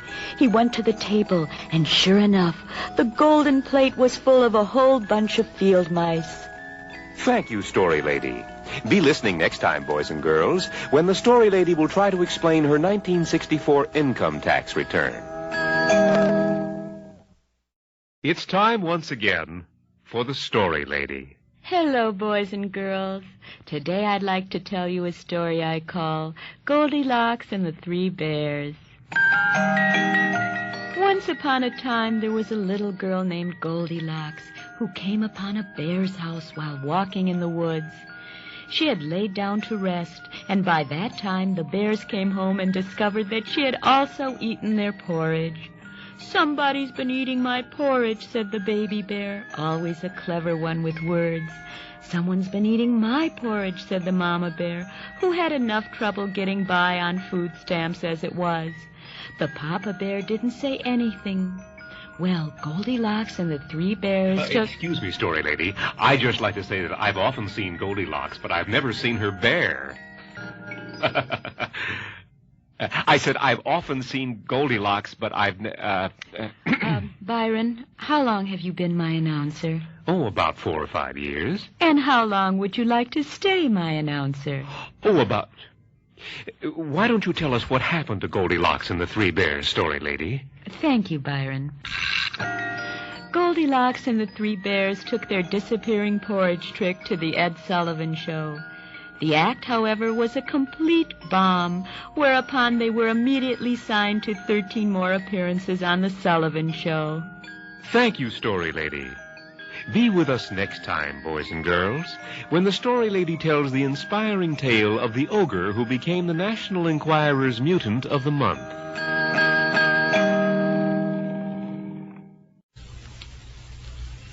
Time now for another visit with the story lady. Hello, children. Today we're going to hear the story I call Gone with the Wind. Chapter 1, Page 1. Scarlett O'Hara was not beautiful, but men seldom realized it when caught by her charm. Story lady. Yes? This is going to be a long spot, isn't it? I only have 1,036 pages to go. Well, I'm afraid we don't have time for it. Maybe we could do it as a two-parter. I think it's still too long. Oh, but it's such a nice story. It has depth and warmth and passion and action, encompassing the entire range of human emotion. Can't you read a shorter book? How about the Kama Sutra? Just say goodbye. Goodbye. Thank you, story lady. Be listening next time, boys and girls, when the story lady will be here to clip her toenails, a radio first. Time now for another visit with the story lady. Hello, boys and girls. Today we're going to hear the story I call The Greatest Genie in the World. Once upon a time, there was a very poor little boy who was playing around the ruins of an old abandoned castle. As he played, he came across an old tarnished lamp. He took the lamp and picked it up and rubbed it to remove some of the tarnish. Suddenly, there was a puff of red smoke, and a great genie stood before him. "Who are you?" asked the boy. "I," he said, "am the greatest genie in the world. I can create castles and nations and gold and silver and jewels. I can conjure up elephants and armies and all the animals in the world. I can control the seas and the clouds. I can move mountains and bring forth islands from the sea. And you have freed me from my lamp, kind boy." "Oh," said the boy, "and are you going to grant me 3 wishes?" And the genie said, "No, I'm going to Burbank and get a job with Warner Brothers Special Effects Department." Thank you, story lady. Be listening next time, boys and girls, when the story lady will be here to tell us the strange story of the enchanted prince who is still paying alimony and child support to a lady frog. And now, once again, it's time for the story lady. Hello, boys and girls. Today I'd like to tell you a story I call Grunhilde and the Traveling Prince. Once upon a time, there was a beautiful princess named Grunhilde who was born under the curse of a wicked witch. One day, went the curse, Grunhilde would prick her finger on a spinning needle and fall into a deep sleep, only to be awakened by the kiss of her true love. Sure enough, on Grunhilde's 18th birthday, the curse came true. Many years later, a prince who was traveling around as a publicity gimmick for a spaghetti company happened to pass by Grunhilde's castle. He found the princess and woke her with his kiss. It was love at first sight. Grunhilde and the prince were married and lived happily ever after. Pardon me, story lady, but isn't that the story of Sleeping Beauty? Tell me, Byron, have you ever seen a copyright on Sleeping Beauty? Well, no, story lady. Well, then from now on, it's Grunhilde and the Traveling Prince. You boys and girls who are interested in rebroadcast rights for Sleeping Beauty, Brunhilde and the Traveling Prince can contact my agent. Be sure to tune in tomorrow, boys and girls, when the story lady tells us about Snow White and the Seven Dwarfs. That's Peggy Pure and the Seven Midgets, Byron. Time now for another visit with the story lady. Hello, boys and girls. Today we're going to hear the story I call Gulliver. Once upon a time there was a brave sailor named Gulliver who was sailing in very strange waters indeed, when suddenly a great storm came up and destroyed Gulliver's ship and all his crew. Gulliver awoke on a deserted beach to find himself surrounded by hundreds and hundreds of tiny people, no bigger than your thumb, and they tied Gulliver up with ropes no thicker than a thread. Gulliver thought that surely he was dreaming, but the little people told him that he had been washed up on the island of Lilliput, and that all of the people of the kingdom were the same size as themselves, and that there were several other surrounding islands where people were also the same tiny size. Gulliver liked the little people and decided to stay, and from that day since, the island of Lilliput hasn't lost a single basketball game. Thank you, story lady. Be listening next time, boys and girls, when the story lady will clean out her ears with a pencil. Time now for another visit with the story lady. Hello, boys and girls. Today's story is one I call The Handsome Moose. Once upon a time, there lived a very handsome moose who fell in love with a very lovely lady moose. One day they got married, and the handsome moose set about building a house for them to live in. He found a nice lot at the top of a hill, and there were a lot of rocks nearby at the bottom of the hill. So the handsome moose went to the bottom of the hill, gathered some of the stones in his antlers, and carried them to the top of the hill, where he set them down, preparing to make the walls of the house. Then he went down to the bottom of the hill, gathered some more stones, and brought those up, and so on. But on one trip, just as he got to the top with another load, he tripped and rolled to the bottom of the hill, and all the stones rolled down after him and killed him. The moral of the story is that a rolling moose gathers no stones. The moose didn't really die, did it, story lady? Oh, what do you know about life, Byron? All you ever do is sit home and watch television. You never take me anywhere anymore. But whenever I do take you someplace, you get drunk and flirt with all my friends. Oh, is that so? Yes, that's so. Why, you're so cheap I couldn't get Cheap? drunk. What about the Never musket? Time now for another visit with the story lady. Hello, children. Today we're going to hear the story I call The Handsome Prince.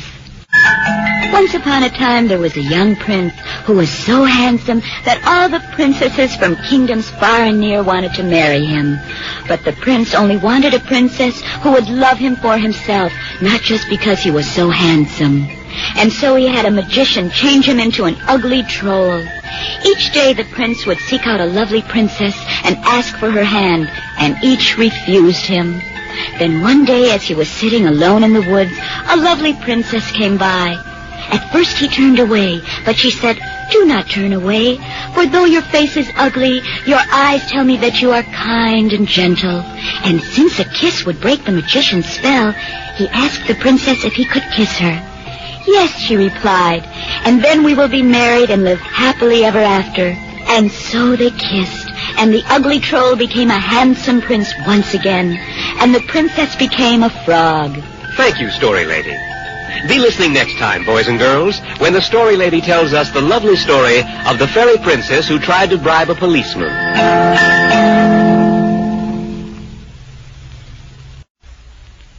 Time now for another visit with the story lady. Hello, boys and girls. Today's story is one that I'd like to call The Chocolate Soldiers. Once upon a time, in a far-off land, there lived a marvelous candy maker named Hans, who was so skilled in the making of sweets that customers came from miles around to sample his wares. Despite his successful business, Hans had great difficulty making ends meet due to the voracious appetite of his wife Glinka. In order to get more money to buy food for his wife, Hans decided to create a fabulous army of chocolate soldiers and sell them to the king. He worked furiously for months, and finally he had 100 chocolate masterpieces, complete with little chocolate rifles, helmets, and uniforms. Everyone concluded that they were indeed the most magnificent creations ever seen in the kingdom, and that the king would be greatly pleased with them. Hans went to sleep that night, secure in the knowledge that his money problems were over. The next morning, he presented his masterpieces to the king, whose eyes opened widely as he said, "How come no almonds?" Thank you, Story Lady. Be sure to tune in next time, boys and girls, when the Story Lady will tell the story of the William Morris agent who had his heart removed.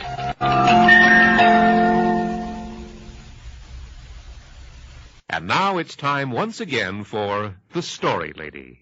Hello, boys and girls. Today I'd like to tell you the story of Hansel and Gretel. Once upon a time, there were two overeaters named Hansel and Gretel. They were so fat that their father couldn't tell which was the boy and which was the girl. One day he left Hansel and Gretel in the woods to starve because he was too poor to feed his whole family. Hansel left a trail of breadcrumbs so they wouldn't get lost, but that idea was for the birds, literally. On the verge of starvation, the two children came upon a cottage made out of candy and frosting and cake and gingerbread. Tempted by this feast, they fell into the clutches of a wicked witch who was determined to eat them. However, Gretel, a latent sadist anyway, pushed the witch into an oven, and with Hansel she ate her fill of the gingerbread house. As a result, they wound up on a salt-free diet of dried figs, maylocks, and an occasional oatmeal cookie. Now they're so thin, they still can't figure out which is the boy and which is the girl. Thank you, Story Lady. Be with us next time, boys and girls, when the Story Lady dismantles the radio station. Now it's time for another visit with the Story Lady. Today's story is one I call Hansel and Gretel.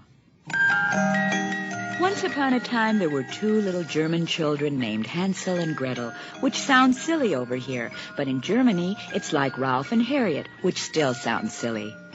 One day, they took a walk in the forest and got very lost and very scared until they came upon a gingerbread house. Immediately, Gretel forgot about her low-carbohydrate diet and ate a window ledge. As she was finishing her snack, an old lady appeared who they claimed wanted to eat them. They pushed her in an oven and said it was self-defense and lived happily ever after until the Nuremberg war trials. Thank you, Story Lady. Be listening next time, boys and girls, when the Story Lady tells us the moving legend of the fat man who blew off his toe. And now it's time for another visit with the Story Lady. Today's story is one I call Harold and the Magic Chicken Salad. Once upon a time, there was a man named Harold who was very poor and always extremely tired. One day, as he was trudging slowly through the village, he stopped to rest by an alley. As he paused, trying to catch his breath, he heard a strange voice coming from the alley. It said, "I am a plateful of magic chicken salad. Please take me home with you and put me in your refrigerator. Then you can eat me up and be big and strong and full of energy." Well, Harold was flabbergasted, so he gathered up all his remaining strength and trudged into the alley, then took the chicken salad home and ate it. The next morning, Harold awoke and experienced a new feeling, nausea. He had been poisoned by rancid mayonnaise.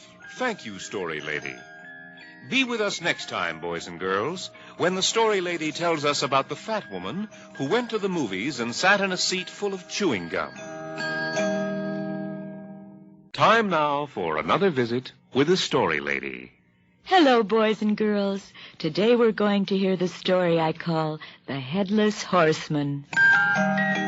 Once upon a time, long, long ago, in a small village called Sleepy Hollow, there was a legend about a headless horseman who rode by night. Now, there was a happy-go-lucky young man named Ichabod Crane who did not believe in the headless horseman. Then one late October night, Ichabod was coming home alone from a dance at the old barn in Sleepy Hollow.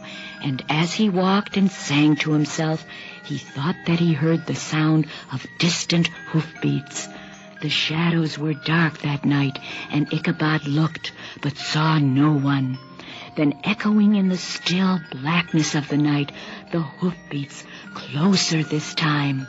The night seemed darker, the shadows deeper. Ichabod felt the hairs on the back of his neck bristle.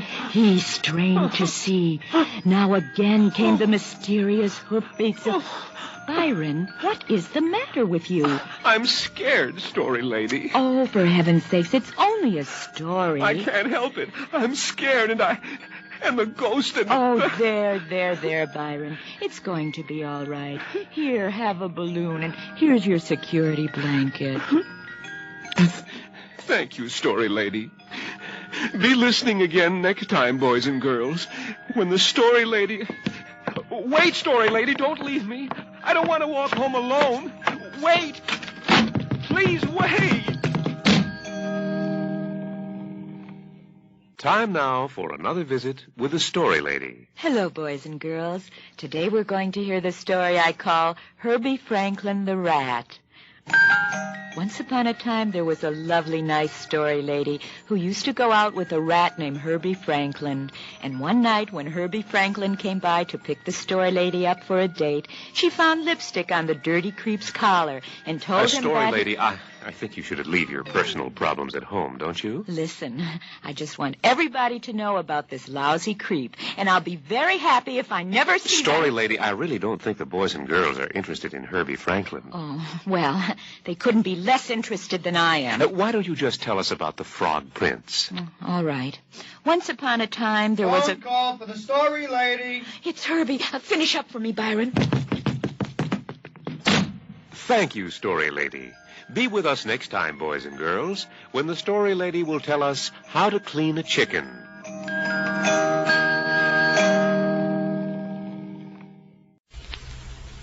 And now, boys and girls, it's time again for the story lady. Hello, children. Today's story is one I call Herbie the Whale. Once upon a time, there was a whale named Herbie, and Herbie was so big that if he ever fell on you, you would yell hoo-ha and jump around a lot. Well, as big and clumsy as he was, Herbie the Whale always wanted to become a tap dancer. So he swam to New York City and auditioned for a big-time producer just like David Merrick. But not exactly David Merrick, because if I said David Merrick, he'd sue. Anyway, Herbie got up on the stage and danced his heart out. And when he was done, the producer ran up to him and told him that he would produce a musical version of Moby Dick and that Herbie would become the star. 2 years later, after the play was a big hit, Hollywood made it into a movie and hired Richard Burton to play Herbie's part because he's big at box office. Thank you, story lady. Be listening next time, boys and girls, when the story lady tells us the story of the little rascal that threw the stink bomb in the New York Stock Exchange. Now it's time for today's visit with the story lady. Today, boys and girls, we're going to hear the story I call Hobgoblin and the Beautiful Lady. Once upon a time, there was a mean and ugly hobgoblin who spent all his time trying to make someone love him. But it was to no avail. The hobgoblin was so frightening to look at that every time he came up to anyone and asked to be their friend, the person screamed and ran away. One day, after the hobgoblin had scared several people, he sat down on a rock and began to cry. Suddenly, before him appeared a beautiful woman with golden hair who said, "Do not cry, ugly hobgoblin, for I will be your friend and love you, and if you wish, I will marry you." The hobgoblin looked up, wiped a tear from his eye, then said, "I don't even know your religion." Thank you, story lady. Be listening next time, boys and girls, when the story lady tells us about the gremlin who drank Airwick.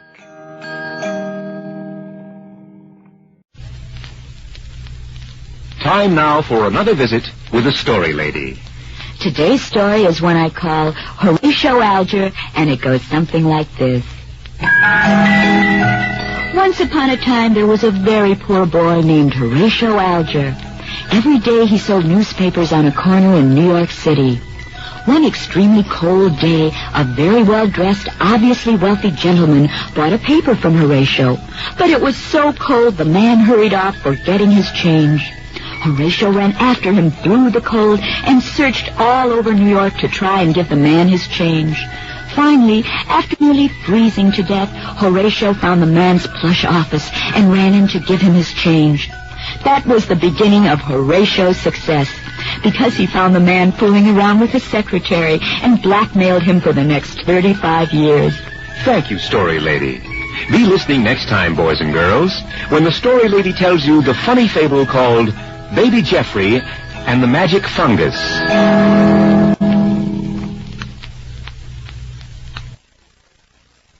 Time now for another visit with a Story Lady. Hello, boys and girls.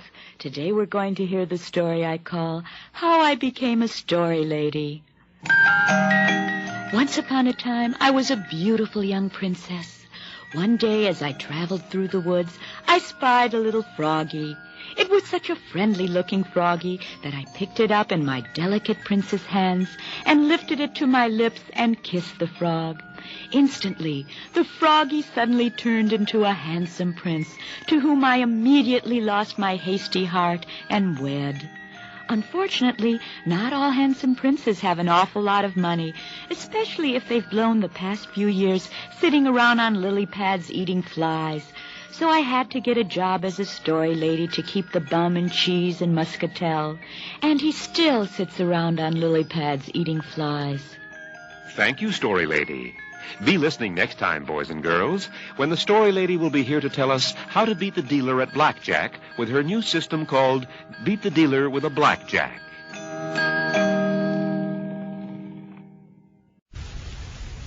Now, once again, boys and girls, it's time for the Story Lady.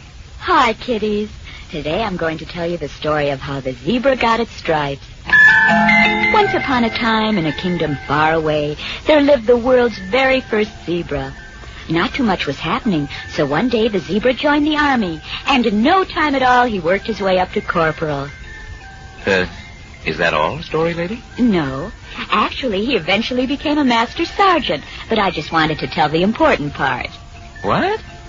Nothing. Thank you, Story Lady. Be listening next time, boys and girls, when the Story Lady tells us how the zebra got busted. Is that supposed to be funny? No. Was yours? Why, you... Don't touch me!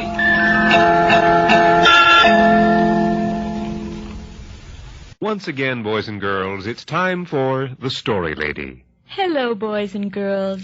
Today I'd like to tell you the story I call The Hunchback of Notre Dame. Once upon a time, there was a lonely little hunchback who lived in a bell tower high above Notre Dame. His name was Quasimodo, which in Indian means Kemosabe.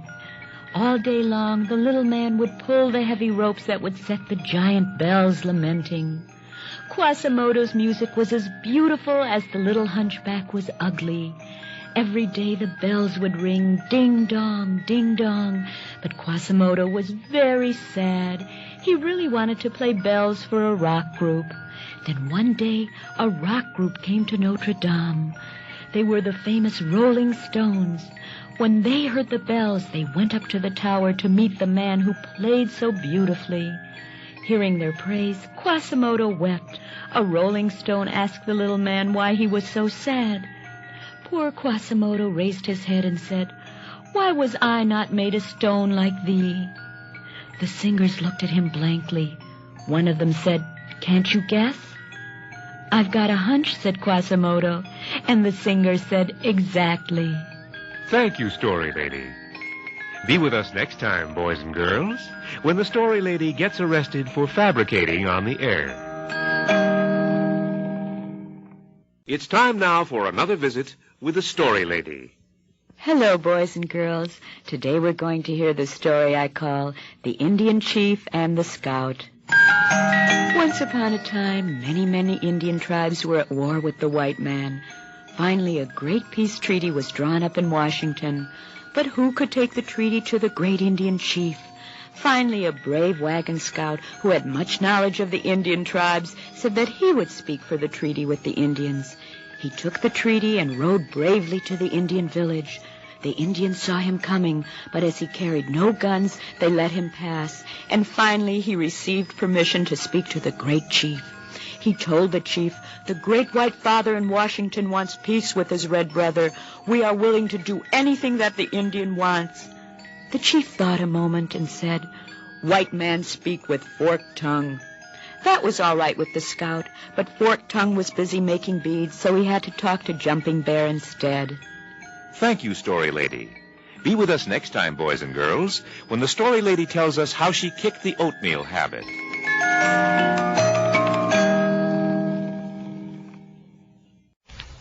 Time now for another visit with the Story Lady. Hello, children. Today we're going to hear the story I call The Island of the Giants.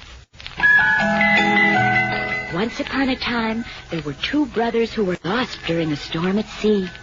After many days, they found themselves washed ashore on a strange island. And then they discovered that all the giants in the world lived on this island. For weeks, they hid from the great and terrible giants. Finally, one of them hit upon a plan. "If we can find a way to make ourselves useful to these giants, they will not hurt us," he said. His brother asked, "What use could we possibly be to the creatures which tower over us?" They thought, and then they finally decided to become cufflinks. And they were very happy for many years, until one of the brothers died, and the other lived out his years as a tie clasp. Thank you, Story Lady. Be with us next time, boys and girls, when the Story Lady will roll around on the floor and make funny noises. And now, boys and girls, the moment you've been waiting for. The lovely Story Lady. Why, thank you, Byron. I'm sorry I've forgotten the name of today's fable, but it goes like this. There once was a young man who, upon many occasions, wanted to punch anyone who offered any constructive criticism to him. When someone approached him, he would say, "If you aren't quiet, I'll punch you." Soon he began to notice that all his friends were leaving him, so he decided to visit a psychiatrist to solve his problem. After he had explained his terrible dilemma, the doctor said, "You have an explosive temper with a closed mind. You simply must learn to control this." Upon hearing the verdict of his condition, he promptly kicked the doctor in the face. Thank you, Story Lady. Be sure to listen next time, boys and girls, when the Story Lady will tell the beautiful tale of the fall of the Roman Empire. It's time now for another visit with the Story Lady. Hello, boys and girls. Today's story is called Jack and the Beanstalk. Once upon a time, a poor boy named Jack traded the only possession he and his mother had, a cow, for a few beans. When Jack came home, his mother was very mad. "Your trade wasn't worth beans," she cried, and threw them out of the window. The next morning, the beans had grown into a huge beanstalk. Jack climbed up the beanstalk and found a huge castle where a giant lived. Jack spied around and saw that the giant owned a hen that could lay golden eggs. When the giant was asleep, Jack stole the hen and climbed down the beanstalk. By the time Jack got back down, his mother was already very hungry. Jack told the hen to lay a golden egg, which the hen immediately did. Jack's mother tried to eat the egg, but it broke 6 molars and 2 wisdom teeth. Not knowing what else to do with a hen that couldn't lay a normal egg, she killed it and had it for dinner and put off dying of starvation for a whole week. Thank you, Story Lady. Be listening next time, boys and girls, when the Story Lady will be here to tell you whether to dress formally or informally when going to a nudist cocktail party. Time now, boys and girls, for another visit with the Story Lady. Today's story is one I call Jane Eyre. Once upon a time, there was a young woman who came to a huge estate in England where a very wealthy man lived. Jane worked there as a governess for his daughter. But from the very first day she came to work, the master told Jane that she was never to go into the room on the top floor at the end of the corridor in the east wing. After a while, Jane's curiosity got the best of her, so one night she stole the master's key and sneaked up to the forbidden room.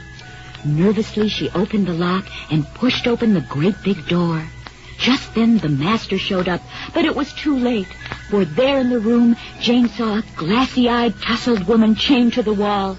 The astounded Jane turned to the master and gasped, "My goodness, is she mad?" And he replied, "No, but she's getting a bit perturbed." Thank you, Story Lady. Be sure and tune in next time, boys and girls, when the Story Lady will hippity-hop to the barber shop.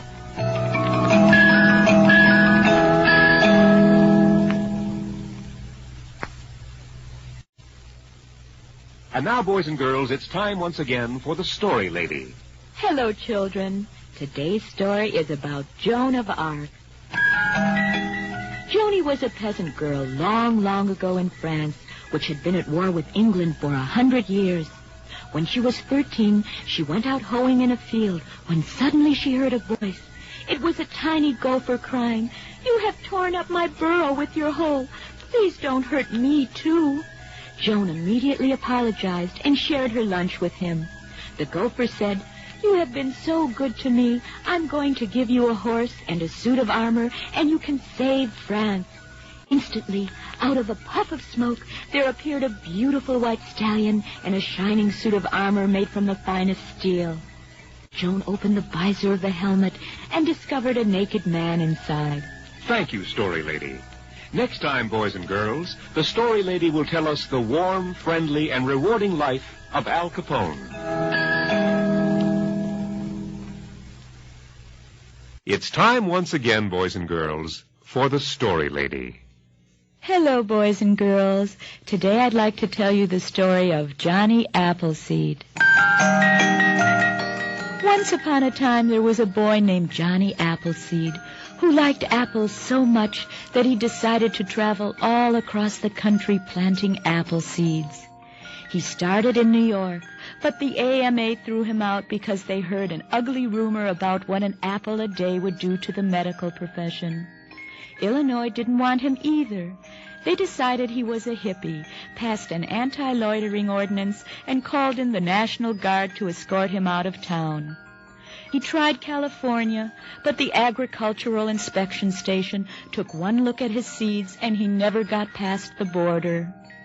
Finally, in desperation, he entered Washington, the apple state, certain of success. When they found out what free apples would do to the farm economy, they called in the Secretary of Agriculture to stop him. So poor Johnny gave up and went back to selling mail-order machine guns. Thank you, Story Lady. Be with us next time, boys and girls, when the Story Lady tells the poignant tale of the chicken who crossed the street to get to the other side and wound up with a ticket for jaywalking. Now, once again, boys and girls, it's time for the Story Lady. Today I'm going to tell you the story I call Johnny Appleseed. Once upon a time, not so long ago, there was a fellow named Johnny who, for some reason, got it into his head that he should walk across the United States dropping apple seeds on the ground as he went. He felt that the people of America should have lots of apple trees. So one day he started out in the east with a huge sack of apple seeds over his shoulder and began walking west.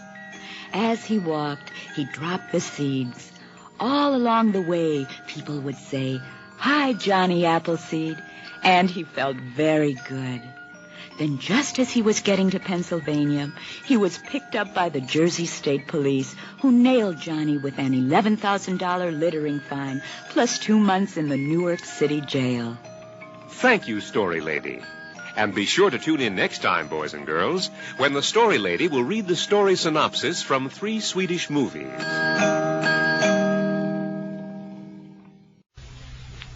And now, once again, it's time for the Story Lady. Today's story is one that I'd like to call the Jumping Frog Contest. Once upon a time in Calaveras County, the residents began to stage an annual event called the Great Jumping Frog Contest. Special frogs selected for their leaping ability were placed in a circle. The one that could jump the farthest was declared the winner, and his owner received a handsome cash prize. Word reached a crafty Australian. He had no frog, but he did own a kangaroo that could jump farther than any creature in the world. Just before the contest, he went into a nearby barn, painted the kangaroo green, and glued plastic warts all over it. He then took it outside and placed it in the circle with the other frogs. Just then, a princess ran up and kissed the kangaroo on the mouth. And before everybody's eyes, she was kicked very hard in the gut 11 or 12 times. Thank you, Story Lady. Be sure to tune in next time, boys and girls, when the Story Lady will tell you the warm and tender story of the Spanish Inquisition.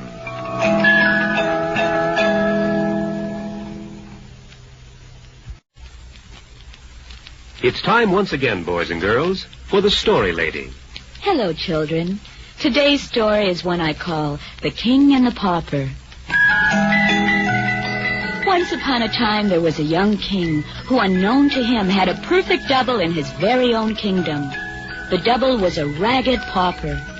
One day, the king went for a ride into the countryside and came upon his pauper look-alike quite by accident, and just for fun, they decided to change roles.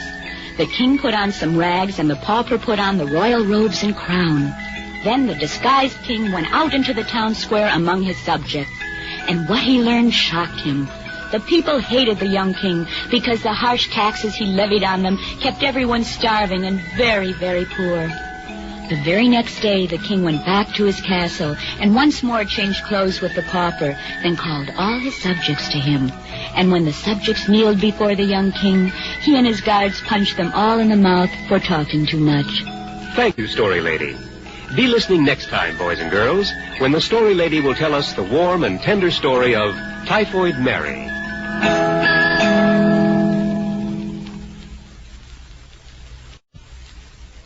And now, boys and girls, it's time once again for the Story Lady. Hello, boys and girls. Today's story is one I call King Arthur. Once upon a time, a long time ago, there was no king in merry old England. And this disturbed a lot of people, mainly the French Canadians, who had nobody to holler at. Then one day, Merlin the magician announced that it was time to select a king.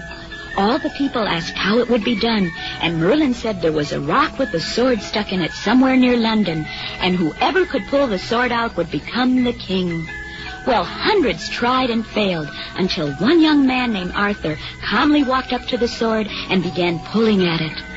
For hours he tugged and strained, and finally, to the delight of everyone, he pulled the great sword free and was immediately made King Arthur of England. He then rushed to the nearest hospital for a hernia operation. Thank you, Story Lady.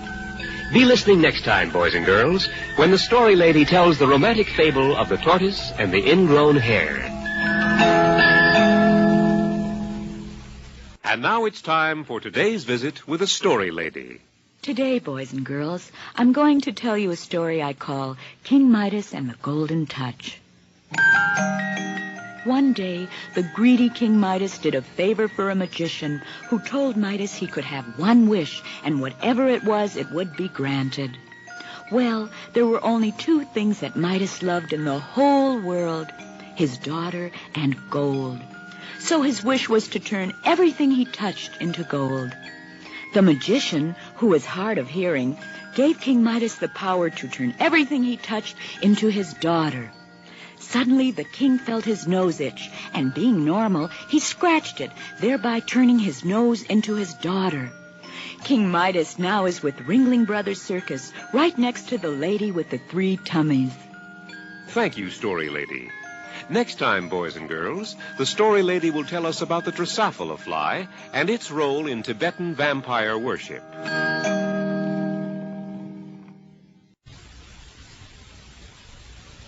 Time now for another visit with the Story Lady. Hello, children. Today we're going to hear the story I call The King of the Insects. Once upon a time, there was an old tramp wandering about on the outskirts of a kingdom far, far away. As he wandered, the old tramp found a cockroach. He picked it up and said, "Hello, cockroach." And to his surprise, the cockroach answered him, saying, "You have shown me kindness. For this I will make you the king of all the insects. All of the insects in the kingdom will come to you and pay homage to you." And the cockroach bowed low. The tramp was now very happy, and soon he came upon another tiny bug and picked it up. "Hello," he said, "I am the king of the insects." "But you are no insect," said the tiny bug. The tramp explained that in return for his kindness, the cockroach had made him king, to which the tiny bug replied, "How could he make you king? He's only a precinct captain himself." Thank you, Story Lady. Be listening next time, boys and girls, when the Story Lady will tell us 4 fun things to do in Tijuana, Mexico.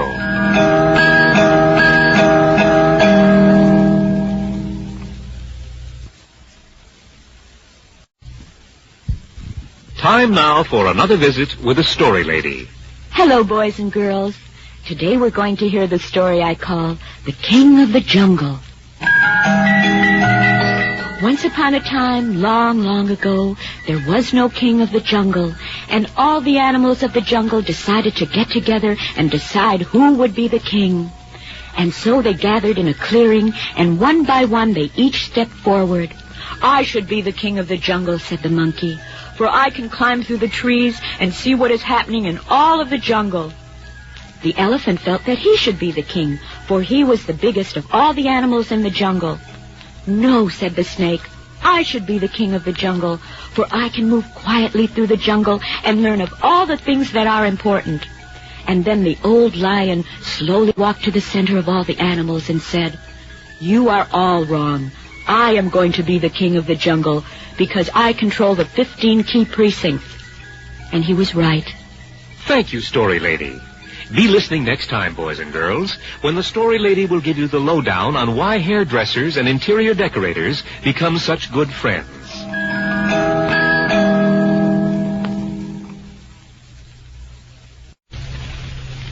And now it's time once again for the Story Lady.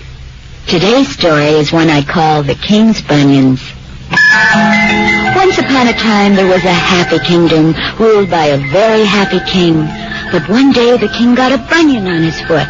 Then he got another and another until he could hardly walk.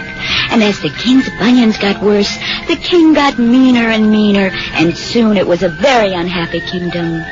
One day, a poor shoemaker came to the king and said that he would make him a pair of shoes that were so comfortable his feet wouldn't bother him anymore. The mean king told the shoemaker that if he could do that, he would make him palace cobbler. So the poor shoemaker made him the most comfortable shoes in the whole world. And true to his promise, the king made him the palace cobbler. He put the shoemaker in a big dish and poured apricots all over his head. Thank you, Story Lady. Be listening next time, boys and girls, when the Story Lady tells you the tender story about the pacifist who ate a knuckle sandwich.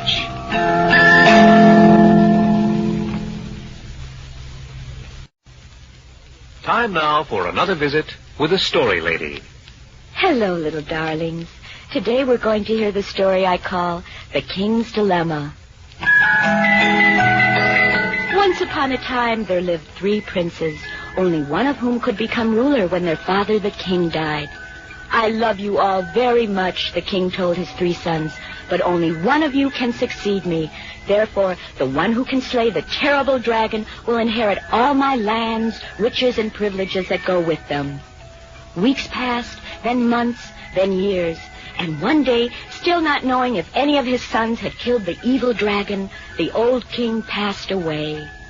A long time later, in May of 1940, the German army moved through the territory that once was owned by the king in question and took over everything, and that was that.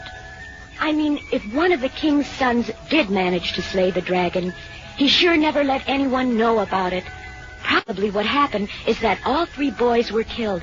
Otherwise, any day now, some 812-year-old prince is going to step forward and stake a pretty legitimate claim on all of Western Austria. Thank you, Story Lady. Be sure to be with us next time, boys and girls, when the Story Lady reveals the secret of Danny Thomas's sincerity.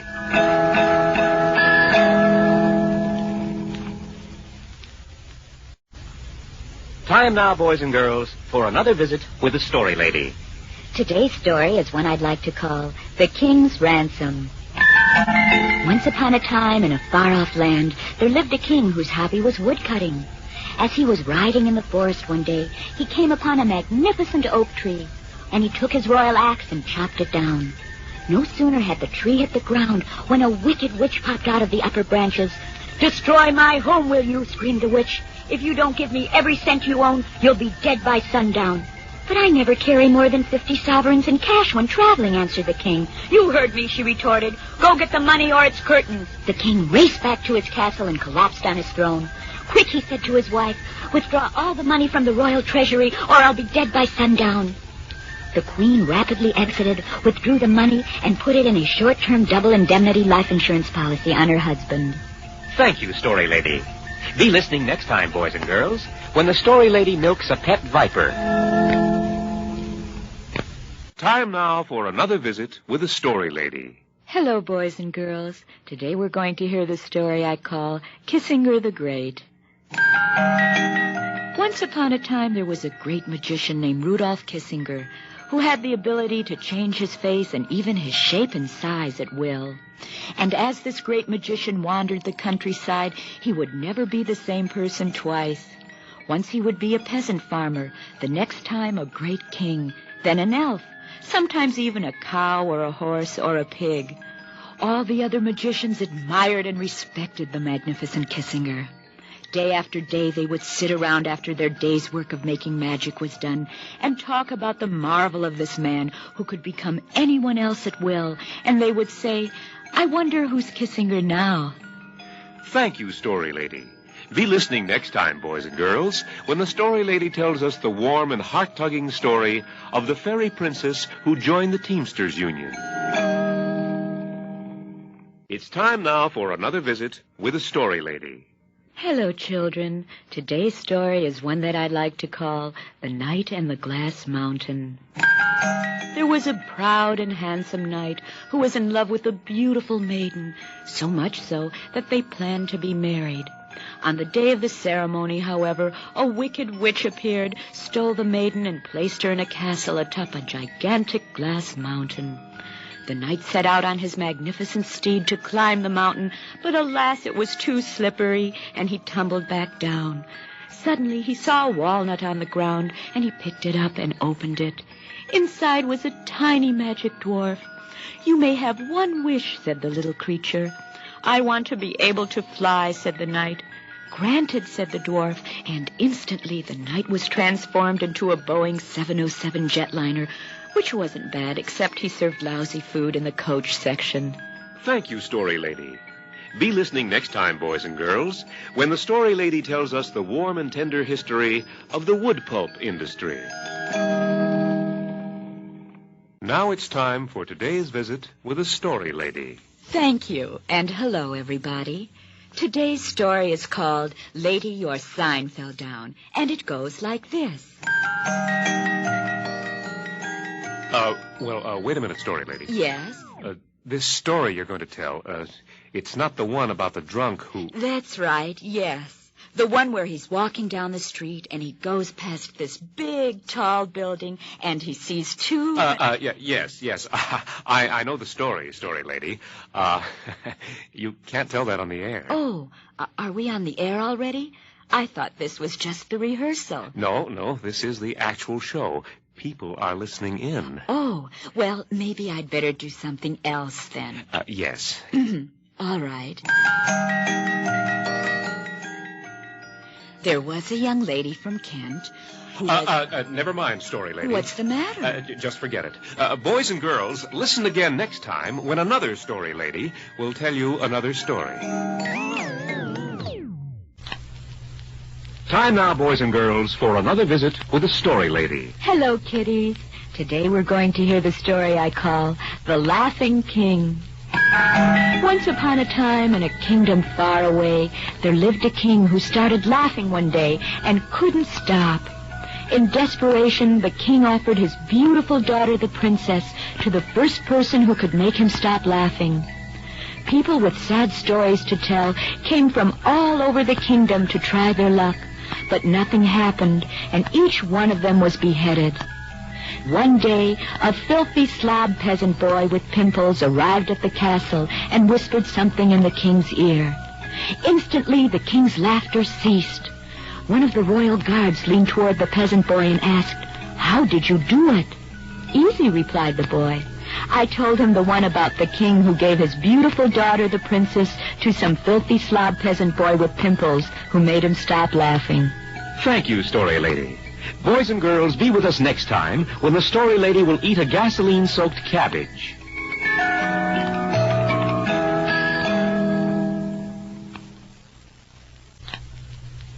Time now, boys and girls, for another visit with the Story Lady. Hello, kiddies. Today we're going to hear the story I call The Laughing King.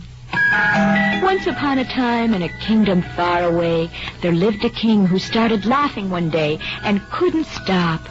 In desperation, the king offered his beautiful daughter, the princess, to the first person who could make him stop laughing. People with sad stories to tell came from all over the kingdom to try their luck, but nothing happened, and each one of them was beheaded.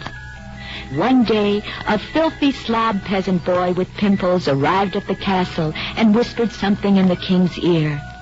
Instantly, the king's laughter ceased. One of the royal guards leaned toward the peasant boy and asked, "How did you do it?" "Easy," replied the boy. "I told him the one about the king who gave his beautiful daughter, the princess, to some filthy slob peasant boy with pimples who made him stop laughing." Thank you, Story Lady. Boys and girls, be with us next time when the Story Lady will eat a gasoline-soaked cabbage.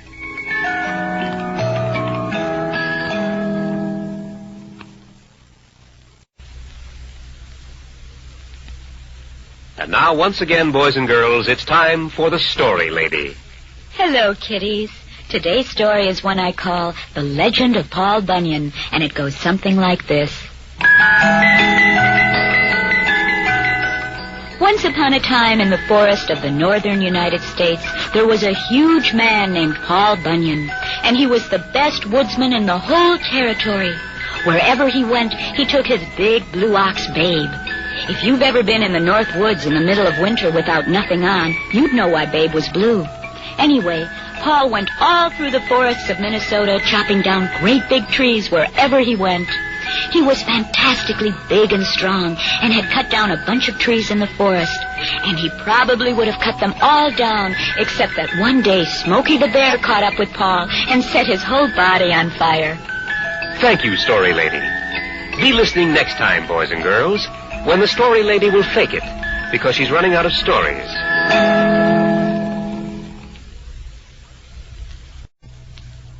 Time now for another visit with the Story Lady. Hello, children. Today's story I call Less Miserable, although I may be wrong. Once upon a time, there was a Frenchman named Jean Valjean, who was not a criminal, but merely an emotionally disturbed personality. When he stole some silver candlesticks, he was condemned to be hanged, but his sentence was later commuted to decapitation. This forced Jean to escape, and as time passed, he became a very rich factory owner.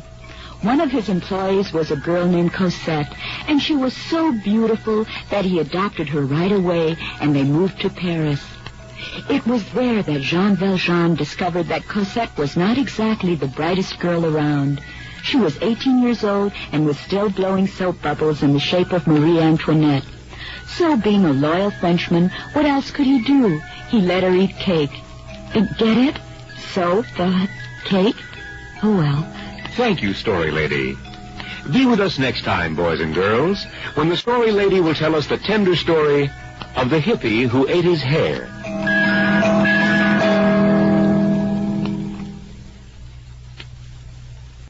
Hello, boys and girls. Today we're going to hear the story I call The Little Boy and the Tooth Fairy. Once upon a time, there was a little boy who had a toothache, and his tooth hurt and hurt until finally one day the tooth fell right out. And the little boy's father said, "If you put the tooth under your pillow tonight when you go to sleep, the tooth fairy will come and leave you money in its place." And so the little boy put his tooth under his pillow and went to sleep. It took him a long time to get to sleep, for he was very excited about the story of the tooth fairy who would leave money under his pillow in place of the tooth. Finally, however, he did go to sleep, and the next morning when he woke up, the very first thing he did was look under his pillow, and there he found a shiny new quarter, which he put in his mouth. But every time he tried to chew something real tough with it, it fell out. It's time now for another visit with the Story Lady. Hello, boys and girls. Today we're going to hear the story I call The Little Dragon Slayer. Once upon a time, there was a very beautiful princess. Her father, the king, promised the hand of the beautiful princess to anyone who would do a great feat to prove his bravery and courage. One day, a very small musician passed through the town. He went to the king and said, "I know that I have no right to ask such a thing, but I must tell you that I love your daughter and want to marry her." The king said, "You are brave even to come to the castle to ask to marry the princess. But before I can give you her hand, you must do a great feat for me. You must go into the great woods and slay the dragon that lives there." And so the poor musician went into the woods to slay the dragon. He searched for days, and when he found the dragon, he told a story about 3 traveling salesmen who had to stop overnight at a farmhouse, which didn't slay him, but he liked it a lot. Thank you, Story Lady. Be listening next time, boys and girls, when the Story Lady will defend her mother on an indecent exposure charge. And now, boys and girls, it's time once again for the Story Lady. Hello, boys and girls. Today I'd like to tell you a story I call The Little Girl and the Necklace. Once upon a time, there was a little girl whose mommy gave her a beautiful gold necklace. This was a very special necklace. It was handed down from generation to generation for many years, and now it was very valuable. An uncle had it appraised at 150 thou, so naturally the little girl's mommy told her to be very careful not to lose it. Well, one day the little girl came back from the beach and discovered the necklace was gone. The little girl was frightened. She locked herself in the room so her mommy wouldn't see that the necklace was missing. Every night for 2 weeks she wished upon the wishing star, asking that the necklace be returned. She wished and wished until one day a strange bearded man appeared at her window, wearing tattered clothing with a bright flower over his left ear. He mumbled something incoherent, held out his right hand, and sure enough, he was looking for a handout. Thank you, Story Lady. Be listening next time, boys and girls, when the Story Lady will be here to issue a rebuttal to the station editorial against topless airline stewardesses. Time now for another visit with the Story Lady. Hello, children. Today we're going to hear the story I call Little Jack Horner. Little Jack Horner sat in a corner eating his... Story Lady! What's wrong, Byron? That's supposed to be Christmas pie. Well, I guess they changed it because it wasn't seasonal. Anyway, he's stuck in his... Story Lady! Goodness, your ears are certainly red, aren't they? Story Lady, don't you have another story today? No. Why? Well, I never... Not ever? Goodness. But to continue, he pulled out a... and said what a... Give me that microphone. Well, if you're going to get so mad, forget the whole thing. Thank you, Story Lady. Be sure you're listening next time, boys and girls, when the Story Lady tells us the warm story of the beautiful princess and her...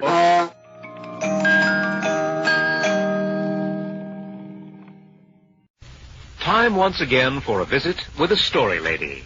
Hello, children. Today we're going to hear the story I call The Little Pig That Wanted to Fly. Once upon a time, there lived a dirty little pig that nobody loved. One day, the pig rubbed up against a strange-looking lamp in a garbage dump, and a beautiful princess suddenly appeared. "Dirty piggy," said the princess, "you have rubbed that strange-looking lamp, and the secret wish is yours. What is your wish?" "Oh, beautiful princess," said the pig, "all I ever wanted to do is fly.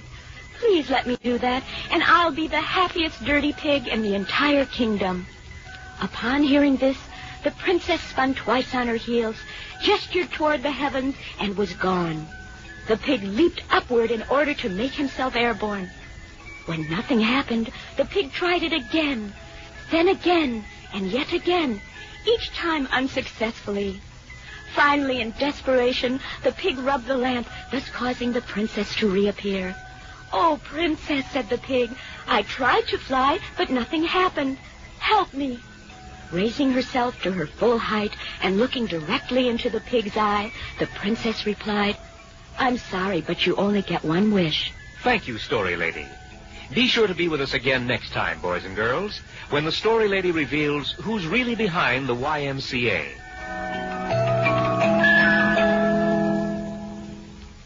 Now it's time for today's visit with the Story Lady. Today's story is called Little Red Riding Hood. Once upon a time, there was a little girl who was very pretty.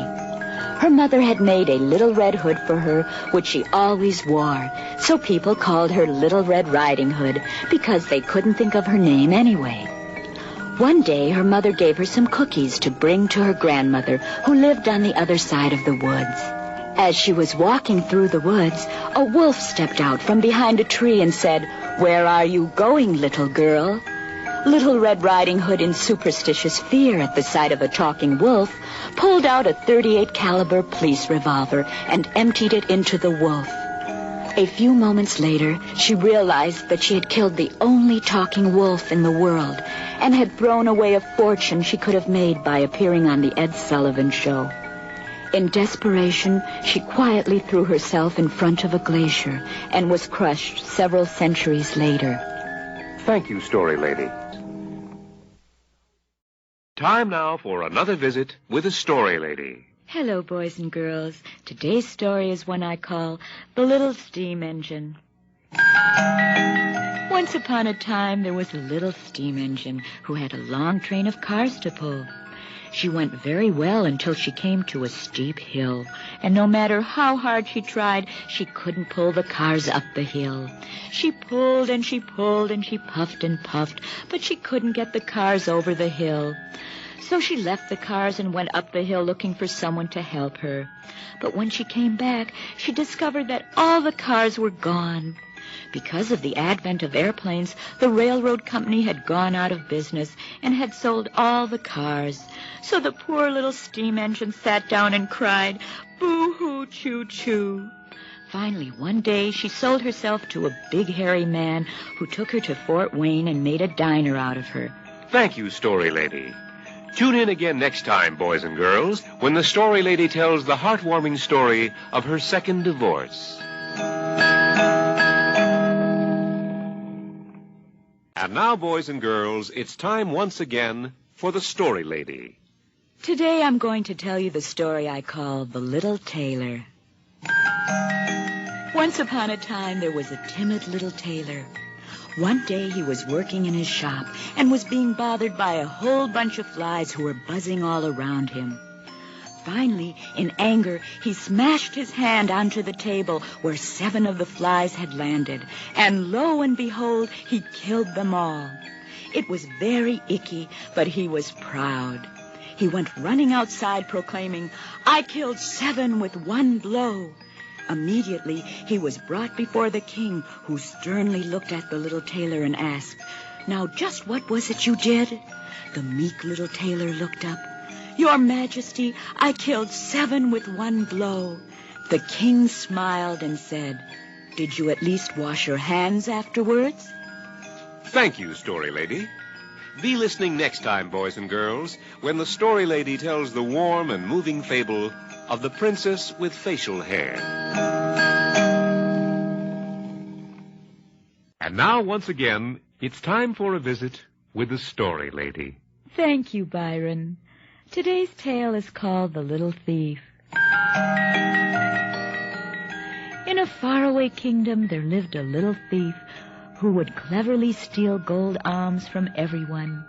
All the townspeople knew the culprit, but no one ever took the initiative to stop him. One day a wealthy, well-known man was walking down the street when he found the thief lying in the street counting out small sums of money into small individual piles. The man asked just what the little thief was doing. The thief replied, "I am going to turn over a new leaf. Each pile of coins you see is the amount of money I intend to return to each person from whom I stole." The wealthy man was surprised at this miraculous change and said, "Why, this is wonderful. Let me shake your hand." And just as the man bent over to reach him, the little thief quietly kicked him in the stomach and took all his money. Thank you, Story Lady. Boys and girls, next time the Story Lady will not be seen on this station. Instead, she will be heard, because this is radio. And now it's time once again for today's visit with the Story Lady. Today, boys and girls, we're going to hear the story I call The Little Toy Soldier. Once upon a time, there was a box with 24 tin toy soldiers, and they all stood very straight and tall and wore bright blue uniforms. But one little toy soldier was something very special. The little boy who owned the tin soldiers set them all out on the table with all his other toys. When it was time for bed, the little boy left all his soldiers on the table and turned out the light and went to sleep. Now that the house was still and silent, the toys all began to come to life. The Jack-in-the-Box jumped out of his box, and the little toy dog barked, and the little tin soldiers marched up and down the table. Up and down they marched, all except that one little toy soldier. He just stood there and looked and looked and looked, but he was something very special. Suddenly, he reached in his bright blue uniform and pulled out his draft card and burnt it. And with that, he jumped out of the window and ran far, far away to Canada, where he was melted down and used as a firing pin for a Browning automatic. Thank you, Story Lady. Be listening next time, boys and girls, when the Story Lady will tell the delightful story of Izzy and the Lucky Pig. Time now for another visit with the Story Lady. Who are all these people? Well, from now on, we're doing the Story Lady with a live audience, Story Lady. But I've never been in front of a live audience in my life. Just relax, Story Lady. They all love you. Hello, boys and girls. Today we're going to hear the story I call the Enchanted Canary. Byron, I just can't go on. Oh, nonsense, Story Lady. Listen to that applause. They love you. They do? They do, don't they? Today we're going to hear the story of the Enchanted Canary. But first I'd like to do my impression of Georgie Jessel. One bright and shining light. Story Lady. Story Lady.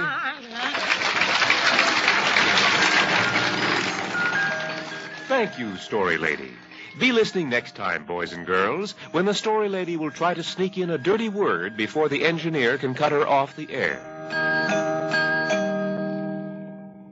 Time now for another visit with the Story Lady. Hello, boys and girls. Today we're going to hear the story I call Lolita.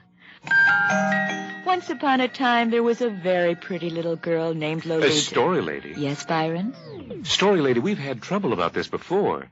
Now, did you clear this story with continuity acceptance before airtime? Of course, Byron.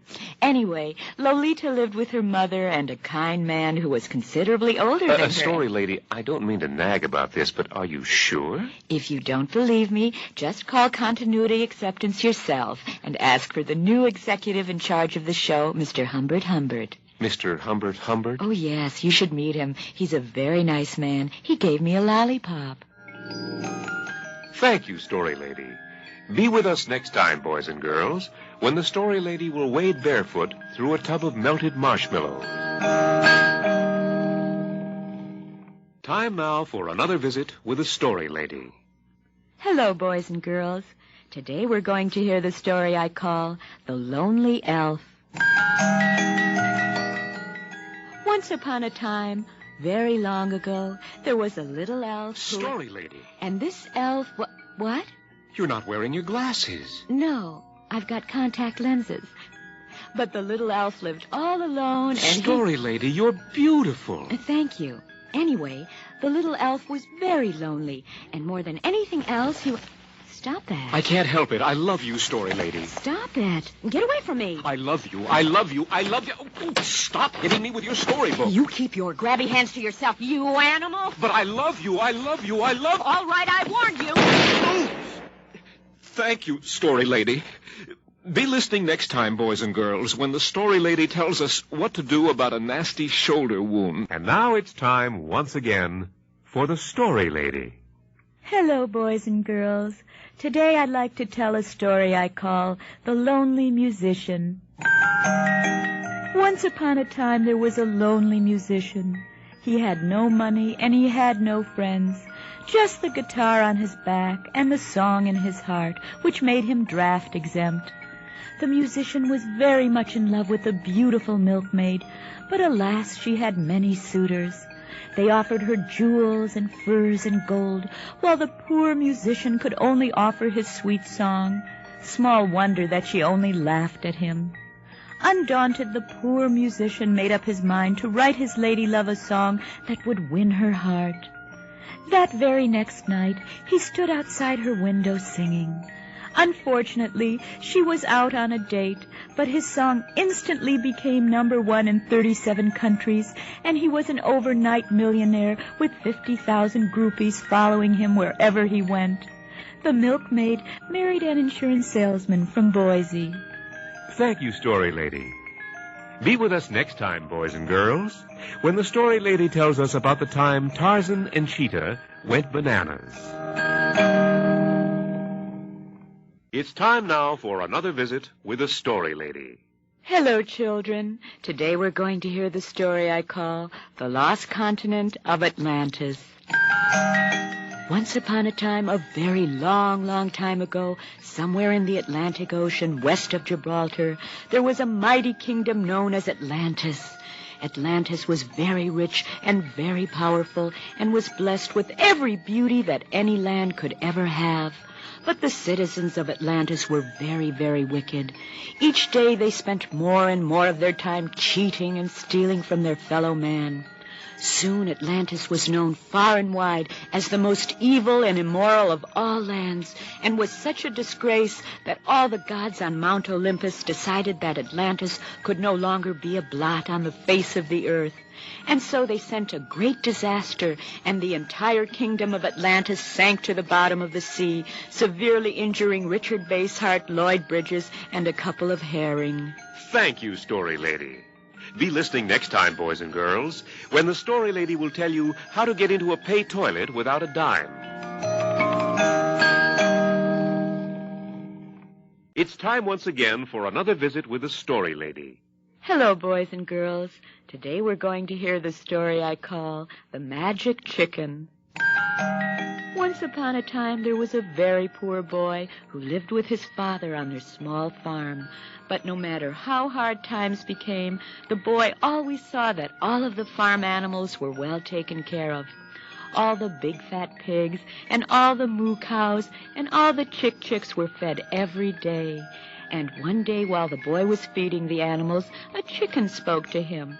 The chicken said, "You are a very kind and good boy, and I can tell you that I am not really a chicken at all, but a beautiful princess. Many years ago, a wicked witch put a curse on me and changed me into a chicken. I can only be changed back by the kiss of one who is pure of heart. You have but to kiss me, and I will be changed into a beautiful princess once more, to love you and marry you and live with you forever." And the boy answered, "I'd like that, but we need the eggs." Thank you, story lady. Be sure you're listening next time, boys and girls, when the story lady will tell us the happy story of the frog and the life science class. Time now for another visit with the story lady. Hello, boys and girls. Today we're going to hear the story I call The Magic Cloak. Once upon a time, there was a soldier who was on his way into battle. On his way, he saw a very old man who was begging for food. He stopped and gave the old man some of the food that he was carrying. Thank you, young man, said the old man. I can reward you for your kindness, for I am a magician. I will give you a magic cloak, and as long as you wear this magic cloak, no enemy soldier will ever harm you. And with that, the old man gave the soldier a magnificent velvet cloak trimmed with lace and lined with sparkling jewels. Putting this wonderful magic cloak around his shoulders, the soldier rode on toward the battlefield. He reached the battlefield early the next morning and reported for duty wearing his magnificent velvet cloak and was immediately given a Section 8 medical discharge. Thank you, Story Lady. Be listening next time, boys and girls, when the Story Lady will turn state's evidence against the Mafia.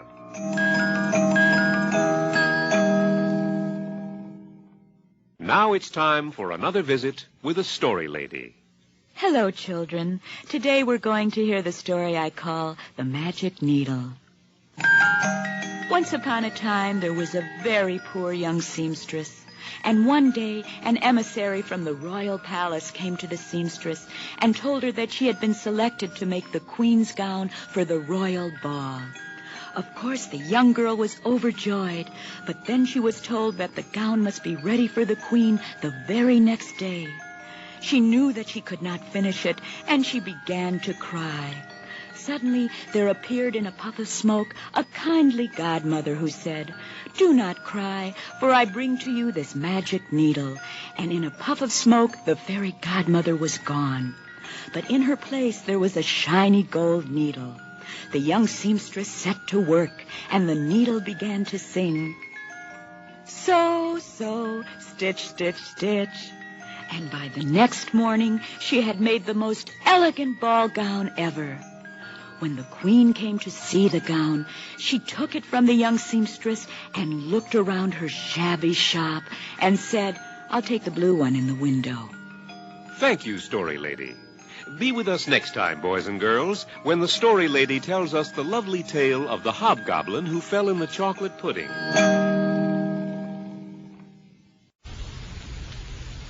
Now it's time for another visit with the Story Lady. Hello, children. Today we're going to hear the story I call The Magic Painting. Once upon a time, there was a very beautiful young girl. She was very proud of her youth and beauty, and she went to an old witch and begged her to cast a spell which would keep her looking young and beautiful forever. Whereupon the witch gave the girl a magic painting. It was a portrait of the girl. The witch explained that the painting would grow old and wrinkled, and while it absorbed the ravages of time and age, the girl would forever look young and beautiful. And exactly as the witch had said, many years later, the painting became a picture of a very old and wrinkled woman, and the girl still looked young, but went broke because she was denied her benefits under Social Security and Medicare. Thank you, Story Lady. Be sure you're listening next time, boys and girls, when the Story Lady tells us the warm story of the stoolie and the fat lip. Time now for another visit with the Story Lady. Hello, children. Today we're going to hear the story I call The Magic Potion. Once upon a time, there was a young man who was very deeply in love with a beautiful young girl, but try as he may, he could not win her love. Then one day, he went to an old witch who lived in the forest near his home. She made for him a magic potion, which she guaranteed would make the beautiful young girl fall instantly in love with him. He put the potion into a bottle and sent it to her. The girl drank the magic potion, and suddenly she had an overwhelming desire to see the young man who had sent her the bottle of delicious nectar. And on her way to his house, she was picked up for drunken driving by a handsome young policeman whom she married. Thank you, Story Lady. Be sure you're listening next time, boys and girls, when the Story Lady will do her imitation of Argentine Rocca. Time now for another visit with the Story Lady. Hello, children. Today we're going to hear the story I call The Magic Suitcase. Once upon a time, a traveler in a strange land far, far away happened upon a wizard who had fallen down into a ditch. The traveler helped the wizard from the ditch, and the wizard said to him, "Thank you, kind sir. I will give you a great gift that will show my gratitude for your kindness before you return to your own land. Here is a magic suitcase. You have but to close the suitcase, and when you open it again, it will be filled with diamonds, rubies, and emeralds." The traveler took the suitcase, and when he opened it, it was indeed filled with precious jewels. And so he took the suitcase and headed back for his own land, filled with joy, but he was arrested and thrown into jail when he tried to pass customs. Thank you, Story Lady. Be listening next time, boys and girls, when the Story Lady tells us the tale of the whirling dervish whose pants fell off. Time now for another visit with the Story Lady. Hello, boys and girls. Today we're going to hear the story I call The Man Who Knew Everything. Once upon a time, there was a very, very wise man. In fact, it was said that he knew everything there was to know. One day, the wise man decided that since he was growing very old, he would train a bright young lad to take his place. A young boy was chosen, the most brilliant student in all the kingdom, and he came to sit with the wise man as he answered the questions of those who would seek his wisdom. The young man was amazed as the old wise man answered all the questions that were put to him. One of the philosophers from a kingdom far away asked, "Where, O wise one, is the sacred fountain of wisdom?" And the old wise man answered, "The sacred fountain of wisdom is high on the hill of the 8 tigers, guarded by a mighty dragon." And the boy said to the wise man, "I have been to the hill of the 8 tigers, and there is no fountain, nor are there any dragons." The wise man turned slowly to the boy and said solemnly, "Keep it to yourself, kid." Thank you, Story Lady. Be listening next time, boys and girls, when the Story Lady will take an overdose of Raisin Bran. Time now for another visit with the Story Lady. Hello, children. Today's story is one that I'd like to call Mary Poppins. Once upon a time in England, there lived a little boy named Dick and his younger sister Jane. Dick and Jane's mother was very busy most of the time, and so she decided to have a nanny come in and take care of her 2 children. Dozens of nannies applied for the job. Each were given a few days' trial, but all of them turned out to be very harsh and mean. One day, a most kindly lady named Mary Poppins came to take care of them. Mary Poppins was really super. She could put up her umbrella and fly all around. She told wonderful stories, and she always gave them sugar to make their medicine go down. Dick and Jane really loved her. One day, Dick asked Mary Poppins why she was so marvelous, and Mary replied that it was because she was made of sugar and spice and everything nice. That night, as Dick and Jane lay in bed, they did a lot of thinking about what she had told them. And just about midnight, they got up, stole into her bedroom, and ate her all up. Thank you, Story Lady. Be listening next time, boys and girls, when the Story Lady tells us the captivating story of the foolish elf who stuck his thumb in a light socket. And now it's time once again for the Story Lady. Today's story is one I call Mary Poppins.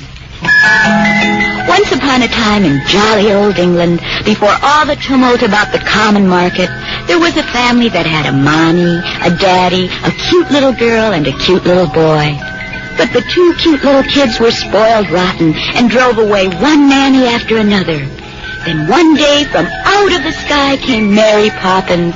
She was a great nanny and taught the children how to behave. But alas, Mary Poppins had to go away because she got a great big part in The Sound of Music. Years later, the children still remembered their nanny with great affection, even though the cute little girl is now a cute little topless waitress in San Francisco, and the adorable little boy is a topless waitress in Reno. Thank you, Story Lady. Be listening next time, boys and girls, when the Story Lady tells us the happy tale of the boy who fell in the mud and got ate by the hogs.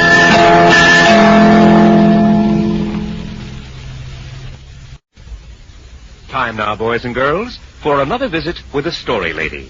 Hello, children. Today's story is called Moby Dick. Once upon a time, there was a man named Captain Ahab, who was the master of a great sailing ship called the Pequod. Captain Ahab went forth across the seas in search of whales.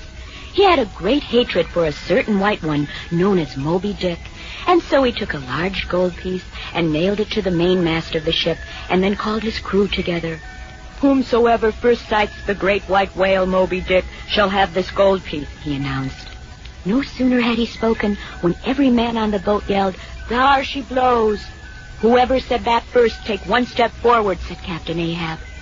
Every member of the crew took one step forward. "No, no," said the captain. "Just the man who saw it first is supposed to step forward." Once again, every member of the crew stepped forward. By this time, everyone was all standing on one side of the boat, and it capsized. At which point, Moby Dick took one step forward and swallowed them all. Thank you, Story Lady. Be listening next time, boys and girls, when the Story Lady tells us the poignant saga of Mike, the man they called Lardgut.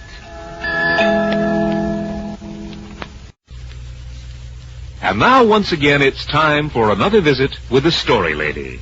Hello, children. Today we're going to hear the story I call The Musician and the Frog. Once upon a time, there was a handsome young musician.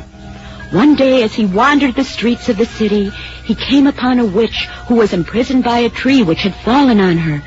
Without hesitation, he helped her from her plight, and she said to him, "Though I am a witch, I am grateful to you for your kindness. And every witch is empowered to do one good deed in her lifetime. For your kindness, I am going to bestow this greatest of favors on you, young man."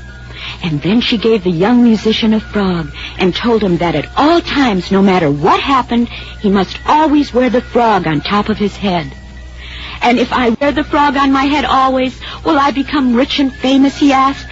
"No," replied the witch, "but it will keep you out of the army." Thank you, Story Lady.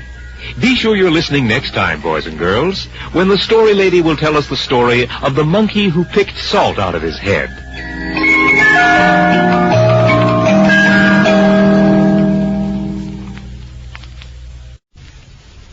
Now it's time once again for another visit with the Story Lady. Hello, children. Today we're going to hear the story I call The Nectar of Wisdom. Once upon a time, a poor young man became lost in the mountains.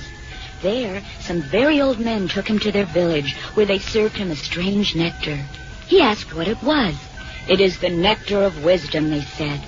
When he returned to his own land, he found that he was regarded by all as a very wise young man.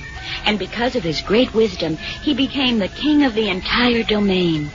Then, when he was a very old king, he felt that he needed another drink of the nectar of wisdom. And so he undertook the long and difficult journey to the mountains. It took him many years to reach the land, and when he got there, he went immediately to the tiny inn where he had been taken before, and he asked for a goblet of the nectar of wisdom. "I'm sorry," the innkeeper said. "We're out of the nectar of wisdom." "All right," said the king. "Then I'll have a glass of buttermilk." Thank you, Story Lady. Be listening next time, boys and girls, when the Story Lady tells us the captivating story of Gwendolyn and the Magic Zombie. Hello, boys and girls. Today we're going to hear the story I call Noah's Ark.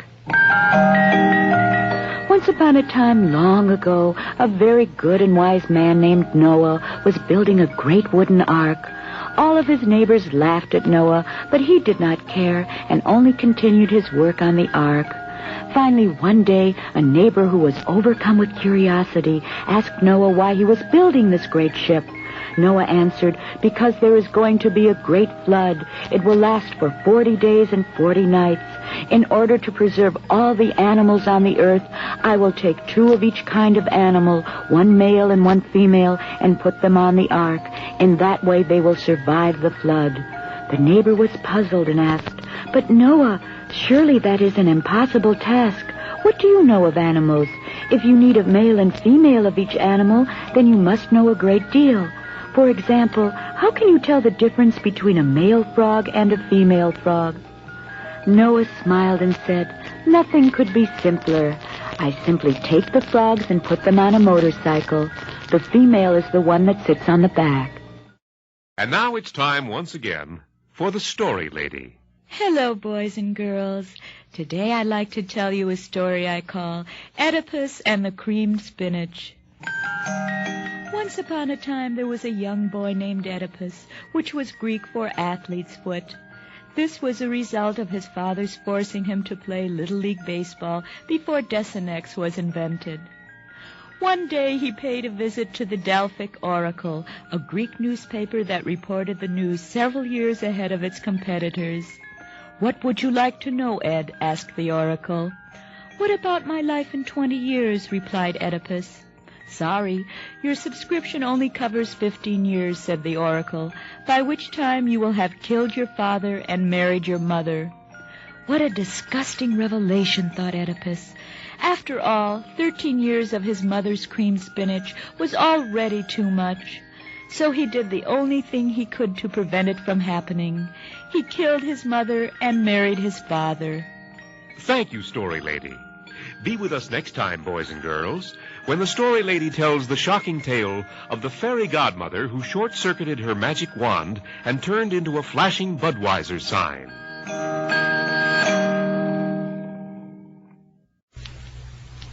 And now, boys and girls, another timely visit with a Story Lady.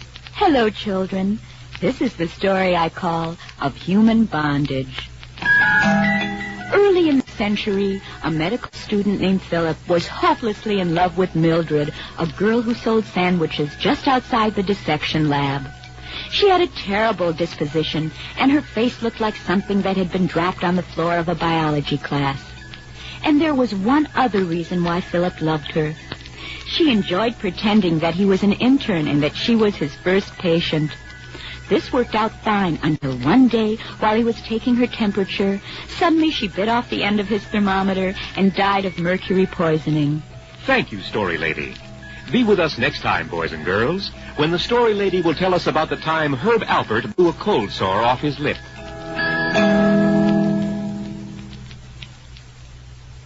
It's time now for another few moments with the Story Lady.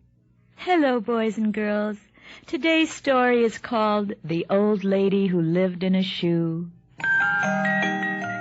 Once upon a time, an old lady with dozens of little children was wandering the streets, wondering where she was going to make her abode. As she walked the streets, she saw this huge shoe that a giant must have lost. Seeing that it was vacant, she moved her children and all her possessions in.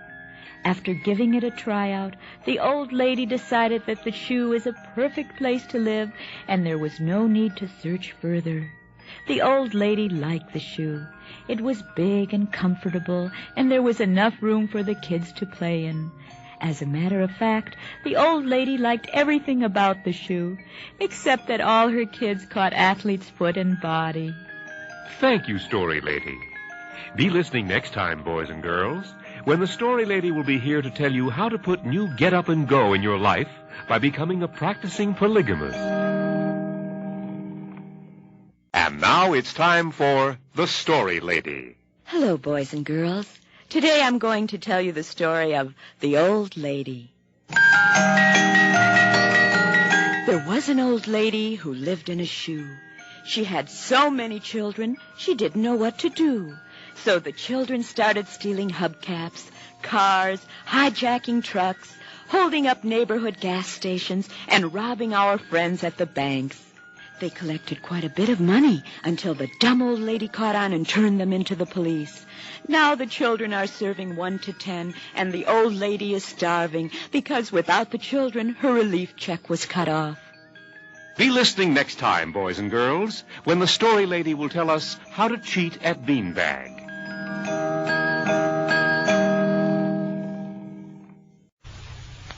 It's time now for another visit with the Story Lady. Hello, boys and girls. Today we're going to hear the story I call The Old Witch and the Magic Mirror. Once upon a time, there was a very ugly old witch who had in her shack a magic mirror. And whenever she would look into the mirror, she would see herself as a very beautiful young girl. Day after day, she stared into the mirror. Finally, one day, she brewed a magic potion that would allow her to change places with the image in the mirror. there was a flash of smoke, and suddenly the old witch was changed into a lovely young girl. But whenever she looked into the mirror, she would see the image of the ugly witch, which she could not bear. And whenever she left her house, young men would say to each other, "Isn't that a lovely young girl?" And someone would answer, "Yes, but she certainly puts her makeup on sloppy." Thank you, Story Lady. Be listening next time, boys and girls, when the Story Lady tells the warm story of the enchanted fever blister. Time now for another visit with the Story Lady. Oh, hello, boys and girls. Today we're going to do the story I call The Old Witch and the Dragon. Once upon a time, there's a big old dragon and... Story Lady, you're drunk. You mind your own business. Anyway, this dragon was going on... You can't go on, Story Lady. You're disgusting. Oh, yeah? Try this on for size, you dumb Byron announcer. Story Lady, you slapped me. Yeah, I slapped you. What are you going to do about it, huh? This. Nobody fools with Byron, the announcer fella. Thank you, Story Lady. Be listening next time, boys and girls, when the Story Lady will sober up and watch her big mouth. Time now for another visit with the Story Lady. Hello, boys and girls. Today we're going to hear the story I call The Owl Who Was Not Wise. Once upon a time, there was an owl who was not wise. As a matter of fact, he was very stupid indeed. But because he was an owl, he advised all the animals in the forest. Fortunately, they knew that he was stupid, and they only listened to him because they thought it was very funny to hear the advice of a stupid owl. Finally, a great wizard took pity on the owl and gave him a large book. In this book, he explained, is all the wisdom in the world. For weeks and weeks and even months, the owl studied the book. Finally, he again went into the forest, and now when the animals came to him, he gave wise advice. And shortly, the attitude of all the animals changed. Now they no longer came to him for advice so that they could laugh at him. They ignored him completely and found a stupid turtle they could ask for advice. Thank you, Story Lady. I wish I had an ending for you, Story Lady, but there's nothing here on the bottom of the page, Story Lady.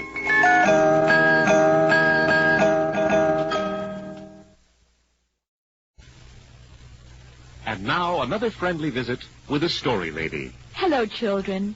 Today's story is one I call Pancho Villa, and it goes something like this. Once upon a time, there lived a brave little boy named Pancho Villa who loved to ride his pony through the countryside. Well, one day, Pancho was trotting through the woods on his favorite pony when he saw a villainous outlaw hold up a train and rob its passengers and kill the engineer and chalk up the sidewalks. At that moment, little Pancho swore to fight for his people. So he studied hard, ate all his supper, and in a very few years rose to become an illiterate peon. In no time, he managed to return to the land of the poor and give everybody who wanted one a sparse education.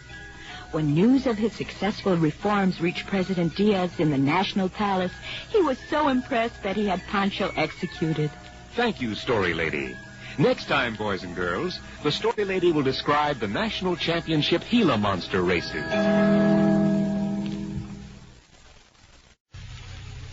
Time now for another visit with the Story Lady. Hello, boys and girls.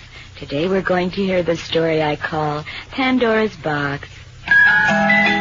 Once upon a time, there was a beautiful goddess named Pandora who was sent to Earth to be the bride of a man named Epimetheus.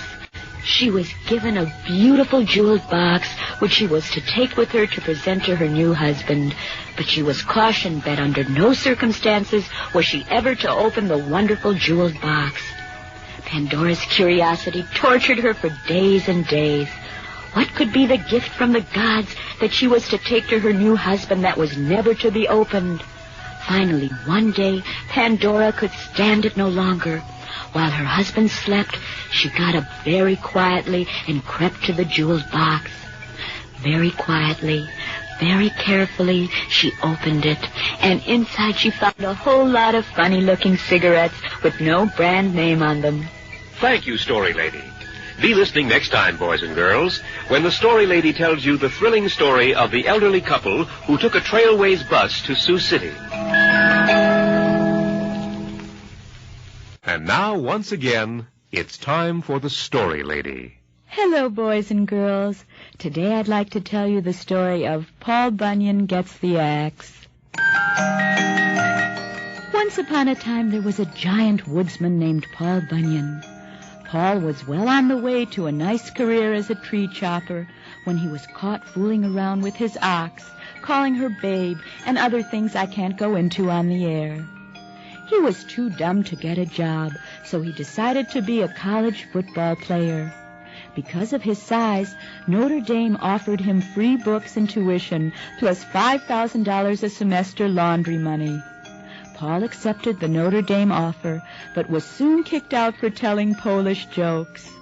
From here, he joined the Brooklyn Dodgers and played for 3 seasons before he discovered they had moved to Los Angeles 5 years before. Paul Bunyan spent the rest of his life posing as the Statue of Liberty for a cut-rate tour of Manhattan. Thank you, Story Lady. Be with us next time, boys and girls, when the Story Lady tells us the touching tale of the artichoke that wanted a heart transplant.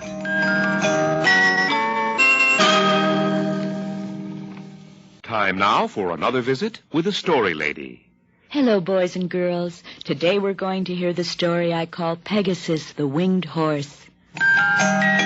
Once upon a time, long ago in ancient Greece, there was a miraculous and marvelous winged horse whose name was Pegasus, and he was the horse of the muses, of poets and artists. One day Pegasus, who had become used to his task of flying his masters through the skies of Greece, noticed that no one had flown on his back for many days. Soon he found that rather than fly on a winged horse, many of the poets were flying on commercial airlines, which offered a first-run movie and groovy stewardesses and a free dinner. So, no longer the winged horse of the muses, Pegasus came to Southern California, where he ran second in his first race at Santa Anita, but was disqualified for buzzing the judges' stand. Thank you, Story Lady. Be listening next time, boys and girls, when the Story Lady will be here to tell us the fascinating and warm story of Babyface Nelson. Time now for another visit with the Story Lady. Hello, boys and girls. Today's story is one that I'd like to call The Perfect Pony. Once upon a time, there was a small boy named Little Dickie Chlorophene who had one great desire in life, to own the perfect pony. One day he heard about a king who was said to own the finest pony in all the kingdom. Little Dickie went to see the king and told him that he had been searching for the perfect pony almost all his life. Right on the spot, the king decided to give his horse to Little Dickie with no strings attached. Naturally, the boy was thrilled, for it turned out that the pony could run like the wind and was indescribably handsome and could do hundreds of tricks. Little Dickie left the castle, the happiest boy in the kingdom. But when he got home, he made a startling discovery. The pony was not perfect. He had bad breath. Instantly, Little Dickie had a complete nervous breakdown, all of which brings us to the moral of the story, boys and girls. Never look a gift horse in the mouth. Thank you, Story Lady. Be sure to tune in next time, boys and girls, when the Story Lady will tell us the story she calls Goldilocks and the Chicago Bears.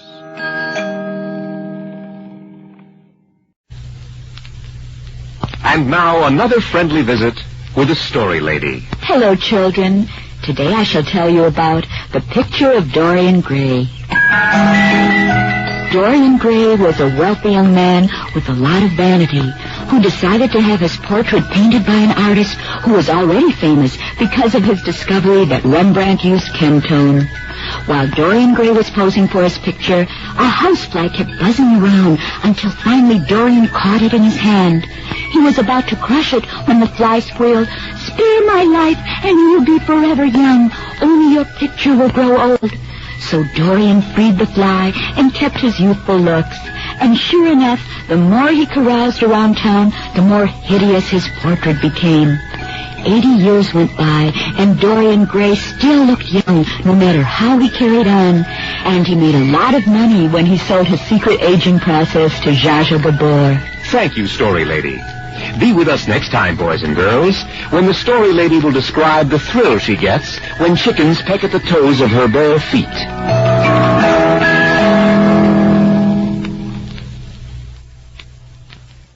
Time now for another visit with the Story Lady. Hello, boys and girls. Today's story is one I call The Pied Piper of Hamelin. Once upon a time, there was a happy little friendly town by the name of Hamelin. Everything was going fine in the town until suddenly one day it was infested by 1,000,000 rats. The rats started eating all the food stored in warehouses and the food in the stores and homes. They ran all over the streets and everywhere. All the people were so unhappy and nobody knew what to do. About a week after the rats came, the town council had a meeting. At the meeting, a young man appeared and offered to rid the town of the rats if the town council would give him $2,000. They agreed. The young man, known as the Pied Piper, went out to the town square and started playing a small flute. All the rats came out to where he was, and as he marched out of town, the rats followed. The Pied Piper marched into the next town along with the rats and checked into a hotel for a week. The moral of the story is that if you can just get your hands on 1,000,000 trained rats, you could make yourself a fortune. Thank you, Story Lady. Tune in again next time, boys and girls, when the Story Lady tells the amusing and tender story of the zipper that wouldn't close. And now it's time for today's visit with the Story Lady. Our story today, boys and girls, is one I call The Pincus Sisters, and it goes like this. Once upon a time, in a little house in a forest, there lived 2 sisters named Snow Pincus and Rose Pincus. One cold winter night, a great big grizzly bear came to their door and asked if he could spend the night by their fireplace so he wouldn't freeze. Since bears usually don't talk, the Pincus sisters decided he must be enchanted and that an act of kindness would break the evil spell. And they were right, boys and girls, because before their very eyes, the bear removed his fur. And who do you suppose it really was? That's right, a CIA man who got lost trying to find his way back to Washington. Thank you, Story Lady. Next time, boys and girls, the Story Lady will tell you how to shave points in basketball. Once again, boys and girls, it's time for the Story Lady. Today's story is one that I call Pinocchio. Once upon a time, there was a lonely puppet maker named Geppetto. One day, he made an extra special puppet, a little boy, whom he named Pinocchio, after a movie he once saw. Geppetto so loved the little puppet that he wished it would become a real boy. And one night, a good witch came and waved her wand over Pinocchio. The next morning, Geppetto awoke to find that Pinocchio was a real boy, but unfortunately, also a pathological liar. The witch then told Pinocchio that every time he told a lie, his nose would grow longer and longer. The story does have a happy ending. Pinocchio went to this doctor in Cleveland and got a terrific nose job. Thank you, Story Lady. Be listening next time, boys and girls, when the Story Lady explains how chain smoking can help your health. It's time now, once again, for the Story Lady. Hello, boys and girls. Today's story is one that I'd like to call The Pony Express. Once upon a time, 2 men named Mr. Wells and Mr. Fargo had a marvelous dream. Since it was very difficult and took a long, long time to get a letter from the East Coast to the West Coast, they devised a system called the Pony Express. It was a daring venture whereby a select group of brave men would ride rapidly across the breadth of the nation, stopping at relay stations along the way to change onto fresh horses. With great fanfare and ceremony, the first rider took the mail in New York and headed westward. to Pennsylvania, then Ohio, across the Missouri, Kansas, Oklahoma, and into New Mexico and then Arizona. Finally, the rider raced into California, but there, alas, the project met its downfall. The Pony Express became hopelessly lost somewhere around the Sunset Boulevard off-ramp of the Los Angeles freeways and was never heard from again. Thank you, Story Lady. Be listening next time, boys and girls, when the Story Lady will tell the chilling tale of Wyatt Earp and the gunfight at the Roger Wagner Corral. And now, boys and girls, it's time once again for the Story Lady. Once upon a time, there was a poor shoemaker who could no longer repair shoes fast enough or good enough to support himself. One night, as the shoemaker slept, some tiny elves came to his shop and spent all night busily repairing shoes.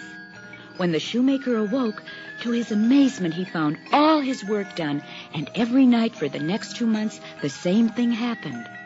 Just as the old shoemaker began to regain his health and become prosperous, a union organizer showed up and opened collective bargaining on behalf of the elves, who demanded retroactive triple overtime for working at night, plus medical and dental benefits, and a full-pay retirement pension plan.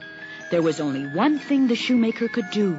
He brought in automation and is now giving Florsheim and Tom McCann a run for their money.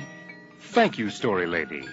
Be listening next time, boys and girls, when the Story Lady will tell you about the naughty boy who blew up his goldfish. Time now for another visit with the Story Lady. Hello, children. Today's story is one that I'd like to call The Prince and the Dragon. Once upon a time, there was a very brave and handsome prince who had a most remarkable reputation for slaying dragons. He was known far and wide for the great skill and courage he possessed in fighting those beasts. One day he received a call that a most terrible dragon was scourging an entire nearby countryside, and so he immediately set out to dispatch it. As he passed through a dense forest, he was beset upon by a band of 50 scoundrels who took him and bound him securely in chains to a nearby tree. There was absolutely no way of escape. Just as the band of scoundrels had departed, the terrible dragon approached the prince, opened his fire-breathing mouth, and... What's wrong, Story Lady? Somebody's torn out the last page. Well, just ad-lib an ending. The dragon ate the prince and lived happily ever after. Oh, you can't have an ending like that. But it said that there was absolutely no way of escape. Oh. Thank you, Story Lady. Be sure and tune in next time, boys and girls, when the Story Lady will tell us the laugh-loaded tale of what Cortez did to the Aztecs.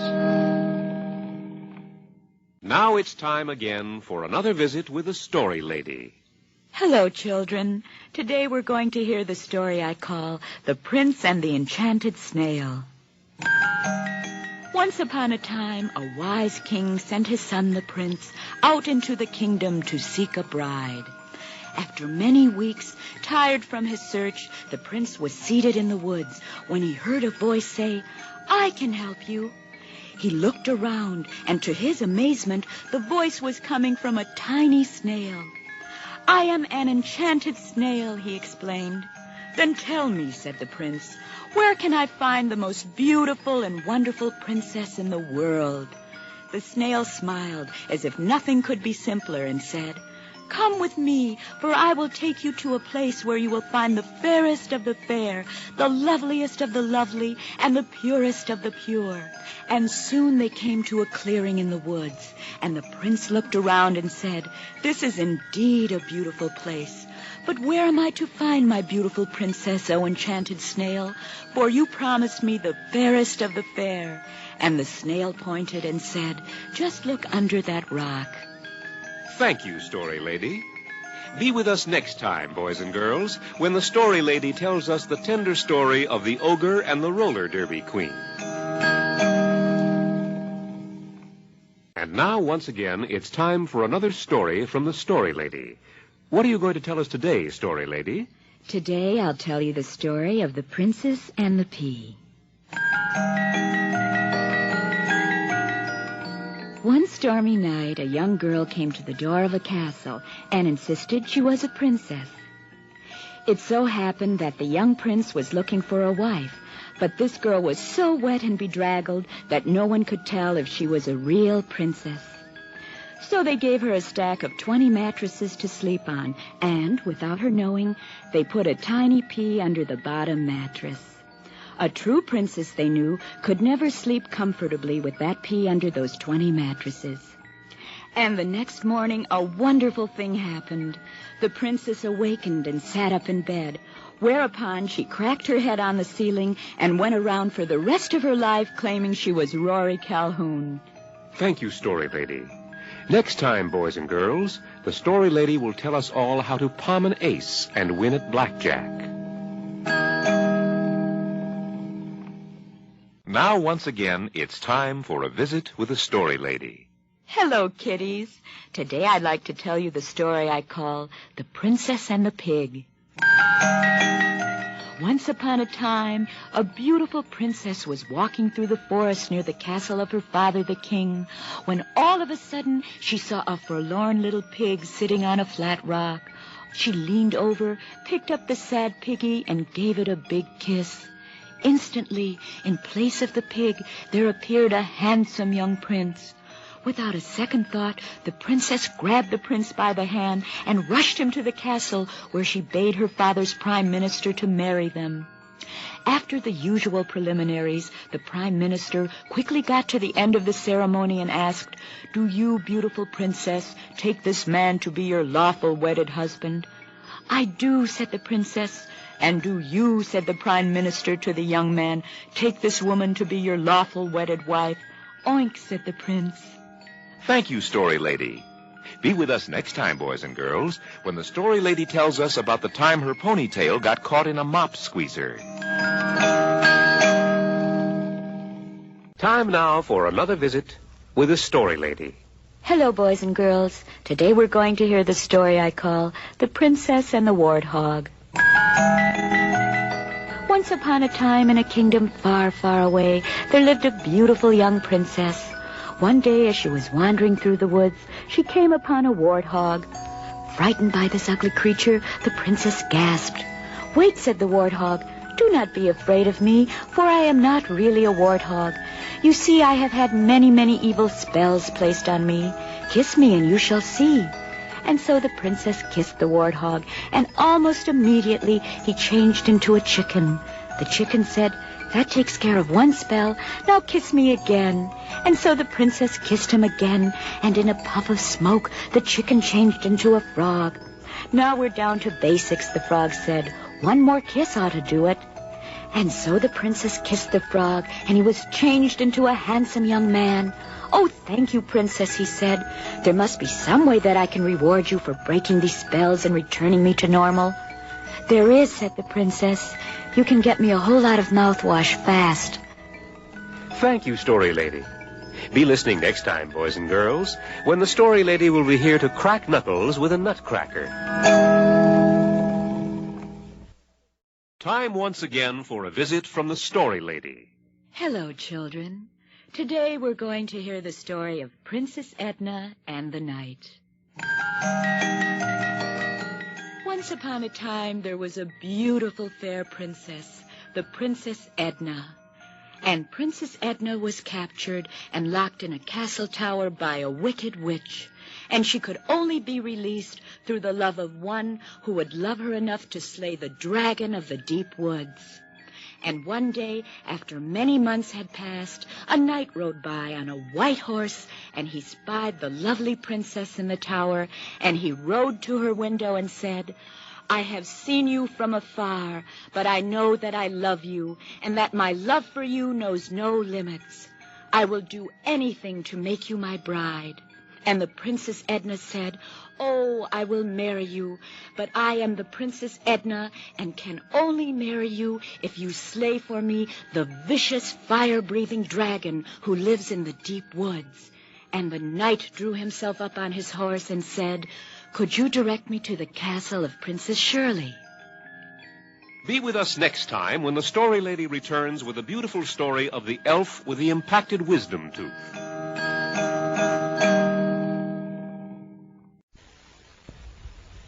time for another visit with our very own Story Lady. Hello, children. Today I'm going to tell you the story of the princess and the clown. Once upon a time, a beautiful princess was very ill. Her father, the king, offered half his kingdom and the hand of the beautiful princess to whoever could make his daughter well. Doctors from all over the world came to the kingdom, but they could not help her. Then one day, a clown came to the king and asked if he might help. The king said, "What can you, a clown, do for my daughter?" And the clown replied, "I can bring to her the gift of laughter." The happy clown was immediately taken to the princess' chambers. There he told a wonderfully funny story of a clown who loved a princess, and he told the story as only a great clown could tell it. And when he had finished, the princess's eyes fluttered open, and she sat up in her bed and said, "I don't get it." Be with us next time when the Story Lady tells us how to cheat on your income taxes.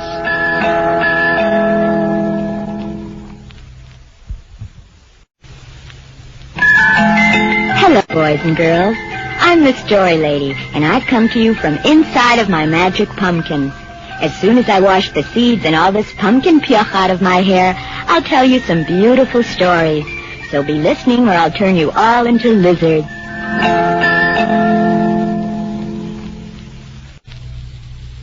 Time now for another visit with the Story Lady. Hello, boys and girls. Today we're going to hear the story I call Putting the Bell on the Cat. Once upon a time, there were a lot of mice who lived in terrible fear of a huge cat. One night, as they huddled in their mouse hole, one brave mouse said, "We would have nothing to fear if the cat were not so quiet." The mice all agreed to tie a bell around the cat's neck so that whenever the cat was near, they would hear the bell. But who would put the bell around the cat's neck? One little mouse sneaked up on the cat while it was asleep and carefully slipped the bell around the cat's neck. And when it was done, he ran back to the mouse hole and told the others. Soon they heard an approaching bell, and they all laughed, for they were no longer afraid of a stupid cat. But imagine their surprise when moments later they were run over by a berserk good humor truck. Thank you, Story Lady. Be listening next time, boys and girls, when the Story Lady will tell us the brief tale of Hugo, the boy who stuck his tongue out at the Luftwaffe.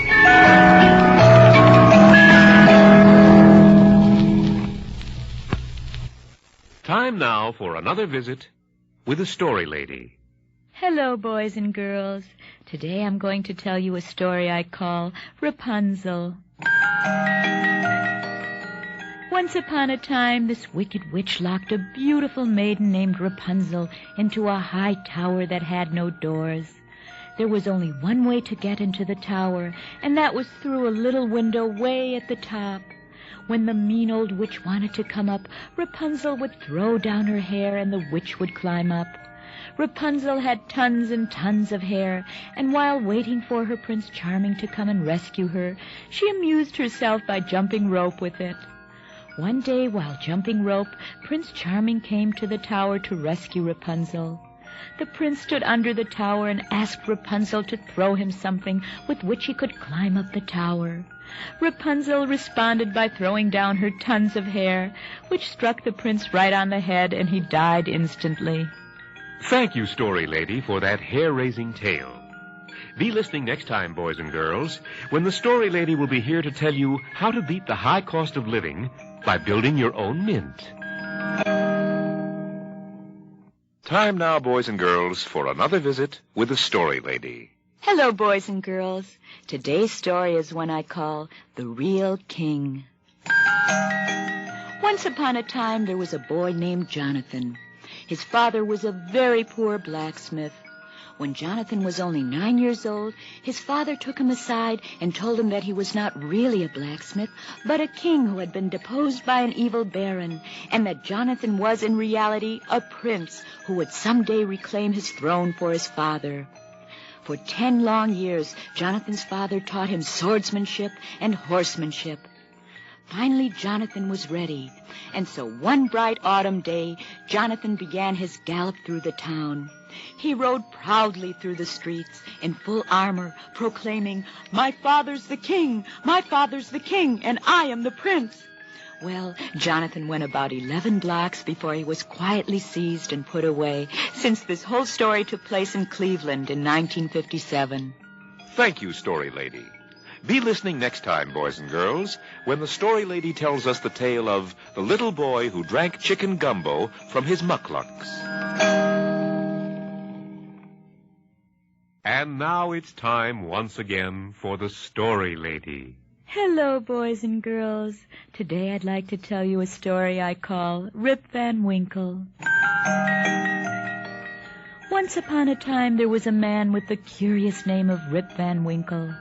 Poor Rip was always fighting with his nagging wife, so whenever he got the chance, he went bowling. The townfolk thought he was crazy, and he was, but he liked it that way. One night his friends the elves decided to play a trick on him. They gave him some of their special brew. Now Rip was known to drink a little, but this time, well, he had a few too many. He was, well, a little tipsy. Boys and girls, he was really juiced. Poor Rip sat down under a tree and went to sleep for 20 years.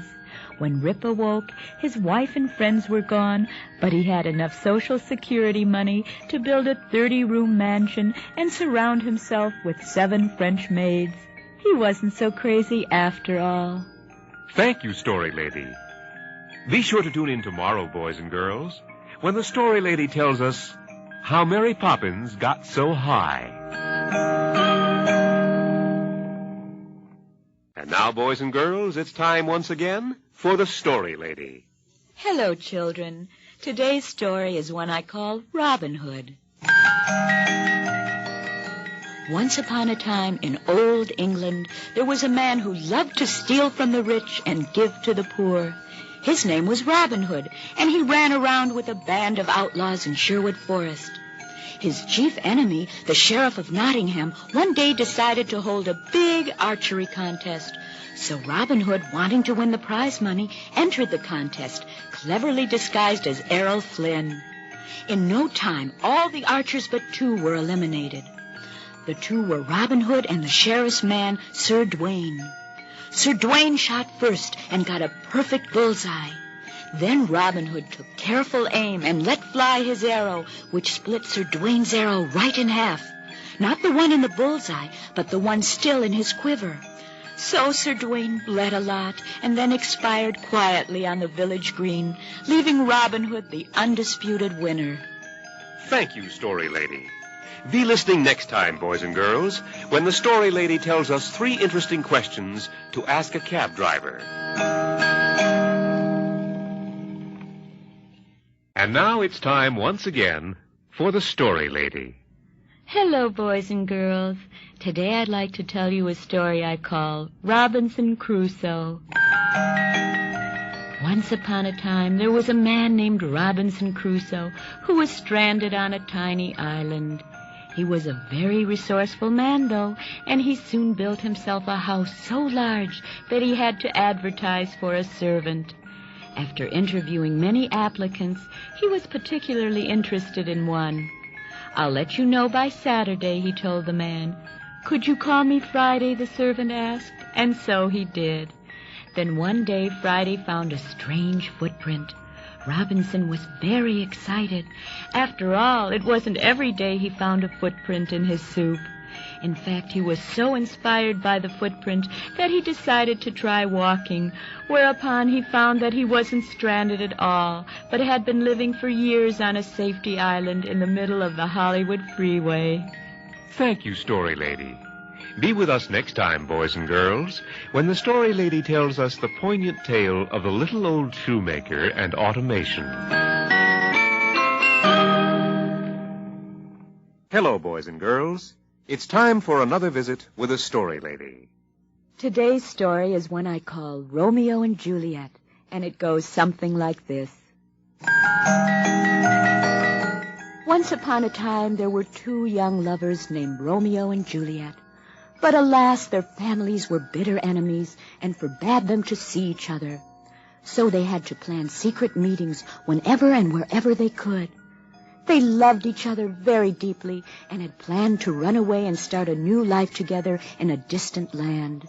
Just before the happy lovers were about to run away, an evil messenger lied and told Juliet that Romeo had been killed. Juliet was so overcome with grief that she took poison and died just as Romeo came to get her.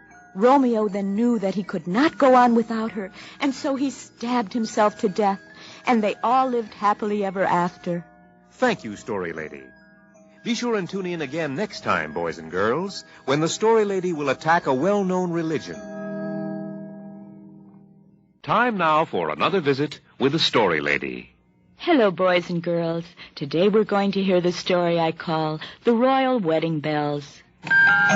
Once upon a time, a kingdom faced a grave crisis. It was a custom in that land that no member of the royal family could wed unless the royal wedding bells rang.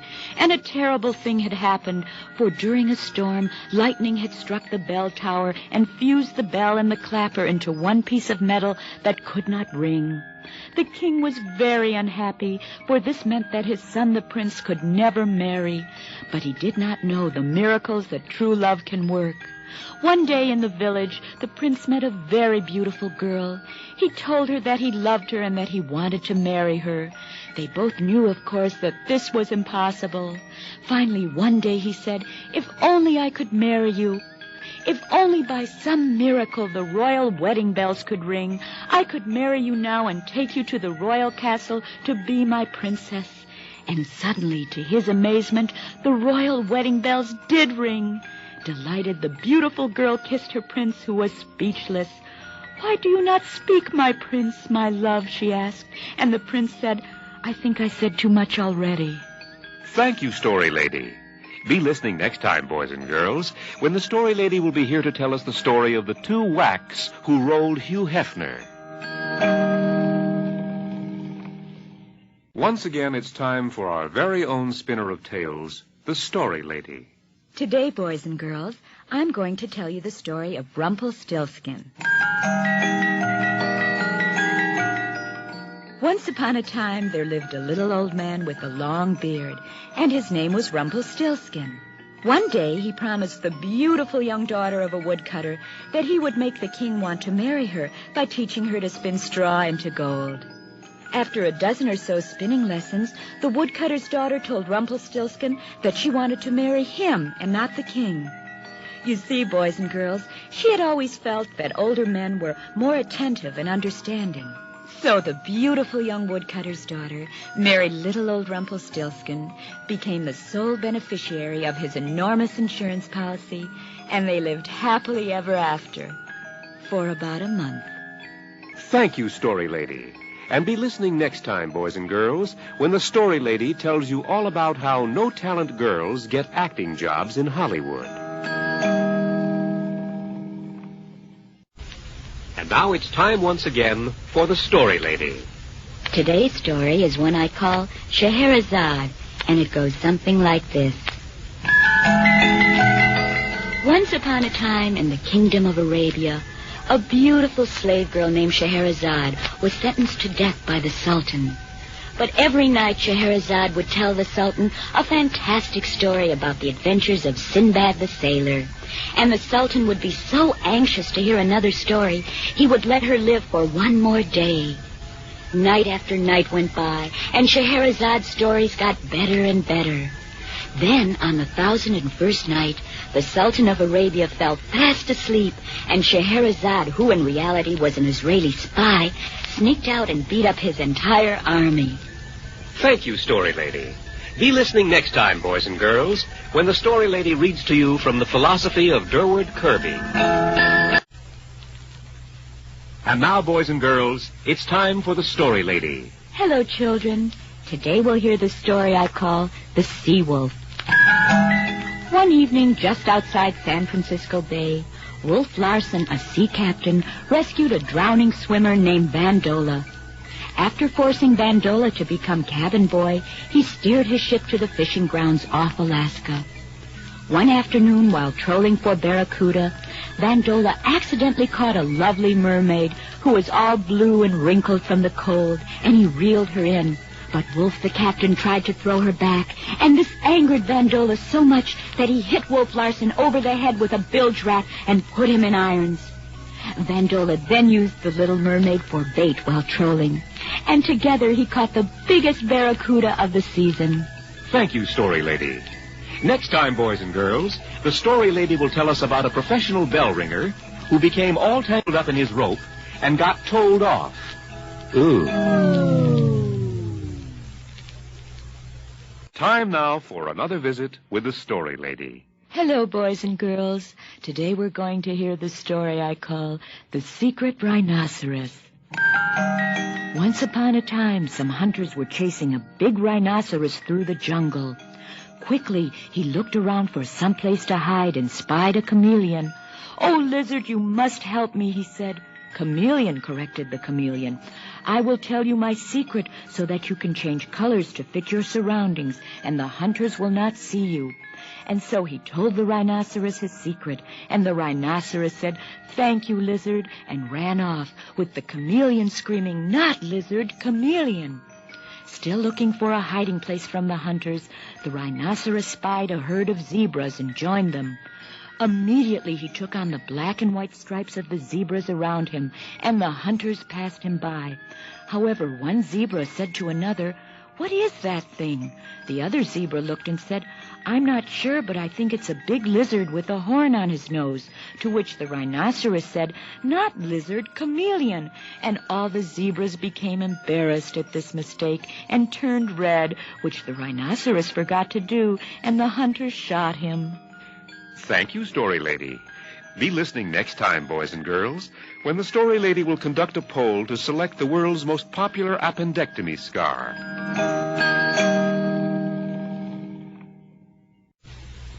Time now for another visit with the Story Lady. Hello, children. Today we're going to hear the story I call The Shaggiest Dog in the World. Once upon a time, there was a man who owned a very shaggy dog.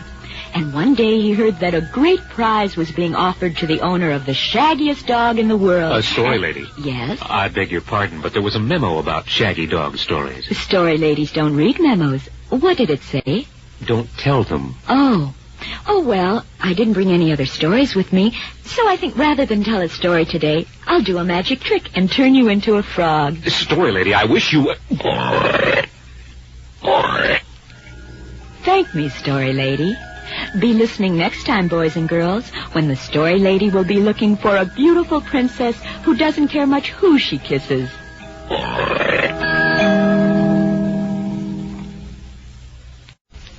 And now it's time once again for the Story Lady.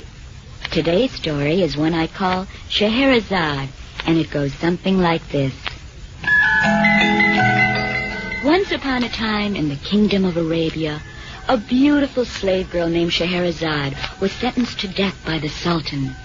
But every night Scheherazade would tell the Sultan a fantastic story about the adventures of Sinbad the sailor. And the Sultan would be so anxious to hear another story, he would let her live for one more day. Night after night went by, and Scheherazade's stories got better and better. Then, on the 1001st night, the Sultan of Arabia fell fast asleep, and Scheherazade, who in reality was an Israeli spy, sneaked out and beat up his entire army. Thank you, Story Lady. Be listening next time, boys and girls, when the Story Lady reads to you from the philosophy of Durward Kirby.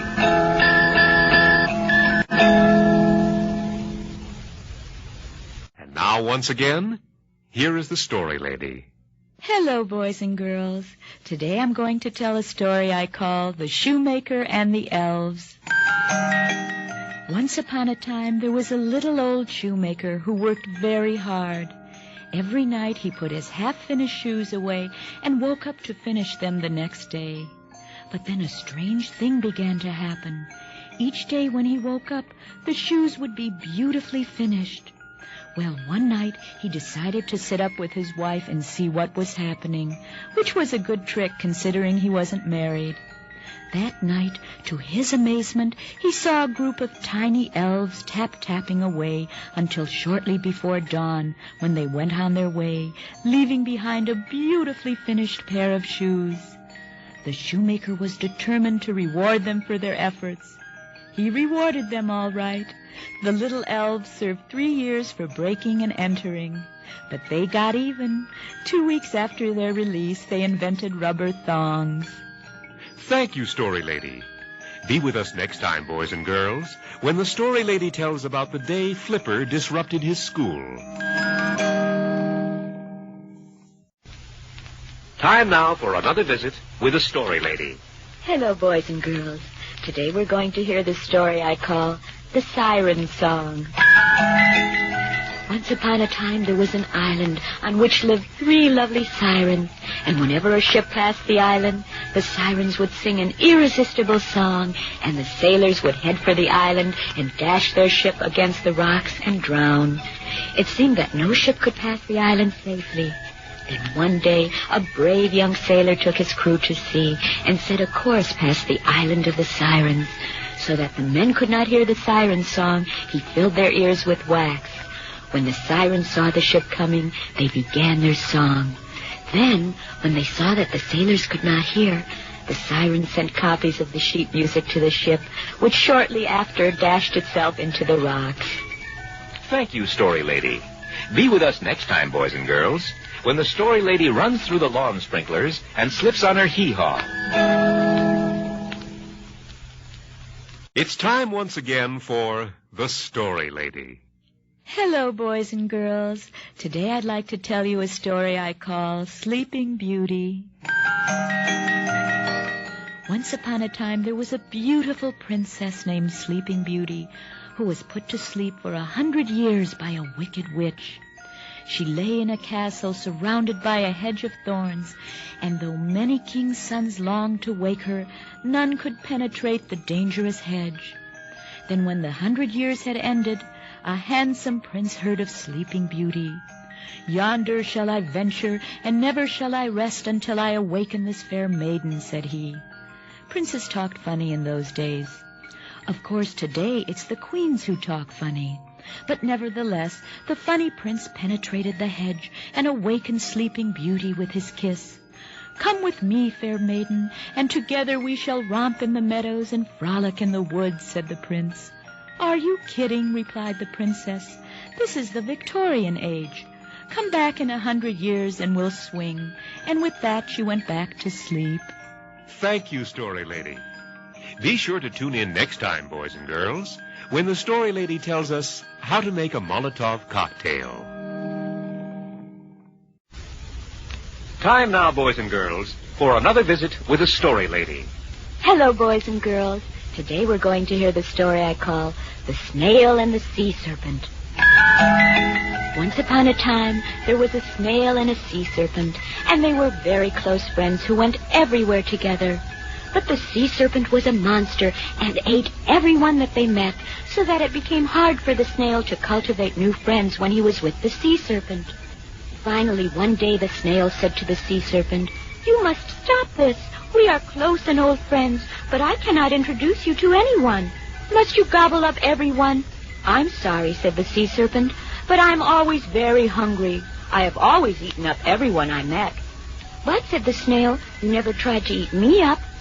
"I don't like snails," exclaimed the sea serpent, to which the snail answered, "It's an acquired taste." And so the sea serpent ate him. Dumb snail. Thank you, Story Lady. Be listening next time, boys and girls, when the Story Lady will drink a quart of whiskey, kill a polar bear, and kiss an Eskimo.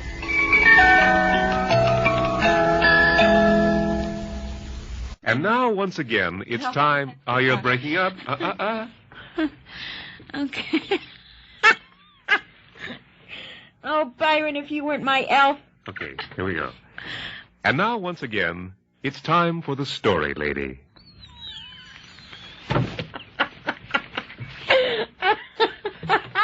Byron's breaking me up. It's not my fault. Mm-hmm. Come on. What did I do? I read just like I was supposed to. I don't know. I'm nicely. not looking at you. Good. Let's make a deal. Okay. Okay. Be with us next time, boys and girls, when the story lady tells us what happened when the goose that laid the golden egg got frightened by King Midas.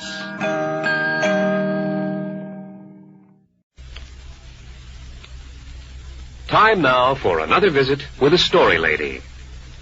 Where's the story lady? Time now for another visit with the story lady. Hello, children. Today we're going to hear the story of the Frog Prince. Once upon a time, there was a prince who was changed into a frog by a wicked witch. Am I late? Well, you weren't here, so I started telling the story myself. Look, I got hung up in traffic. Give me the script. No, I like being story lady. You get away from that microphone or I'll break your leg. One day, many years later, a princess... Oh, give me that script. You're too late. We're out of time. Give me that script. Be with us next time, boys and girls, when the story lady will tell you what to do when assault and battery charges are pressed against you. Oh, yeah? Give me that script. You dirty...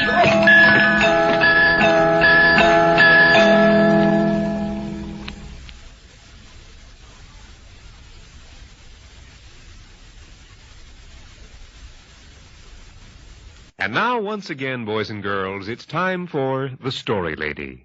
Hello, boys and girls. Today I'd like to tell you a story I call The Stupid Prince. Once upon a time there was a handsome prince who was very much in love with a beautiful princess. Their wedding day was fast approaching when a jealous witch told the prince he was going to be turned into an ugly frog until a beautiful girl gave him a kiss that would break this evil spell. Well, the prince just splashed around in his frog pond year after year, waiting for the kiss that never came. But one day it finally happened. A beautiful girl came right to his very frog pond. "Please, fair maiden," he pleaded, "a wicked witch turned me into a frog, and if you kiss me, I'll change into a handsome prince." "Silly," replied the girl, handing him a pocket mirror. "There's no such thing as witches." And sure enough, the stupid clod suddenly realized that for the past 20 years he'd been the victim of a practical joke. Thank you, story lady. Be with us next time, boys and girls, when the story lady tells us about Hansel and Gretel and the cholesterol problem they faced after they ate up the gingerbread house. It's time once again for the story lady. Today's story is one I call Swiss Family Robinson. Once upon a time, a Swiss family named Robinson went on an ocean cruise, and that's pretty hard to do in Switzerland. One day there was a big storm at sea, and their boat got blown off course and crashed ashore on a strange, uninhabited island. Well, they knew that they would be stranded for a long time, so they built a tree house, planted crops, and after a couple years of back-breaking labor, they were finally settled in an island paradise. Just about that time, a big real estate firm came and built thousands of tree houses that all looked exactly alike. And today, that island paradise is a suburb of Pittsburgh. Thank you, story lady. Be sure and listen next time, boys and girls, when the story lady will tell you why men's garters went out of style.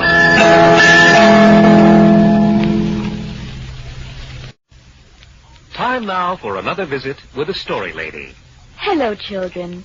Today we're going to hear the story I call The Tap Dancing Fool.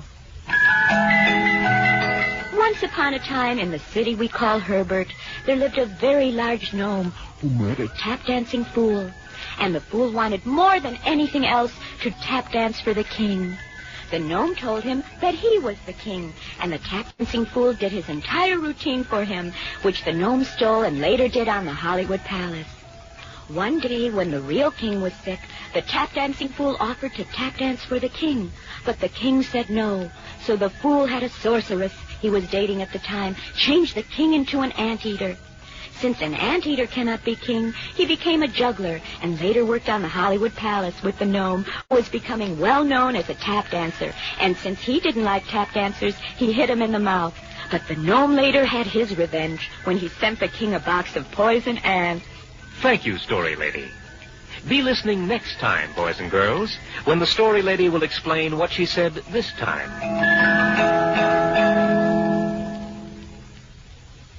And now it's time for another visit with the story lady. Today, boys and girls, I'm going to tell you the story I call Teeny Tiny. Once upon a time, there was a teeny tiny woman who lived in a teeny tiny house in a teeny tiny village. Now, one day, this teeny tiny woman put on her teeny tiny bonnet and went out of her teeny tiny house to take a teeny tiny walk. And when this teeny tiny woman had gone a teeny tiny way, she came to a teeny tiny gate. So the teeny tiny woman opened the teeny tiny gate and went into a teeny tiny meadow and was run over by a teeny tiny Dodge pickup. Thank you, story lady. Be listening next time, boys and girls, when the story lady tells us about the little Dutch boy who ate his freckles.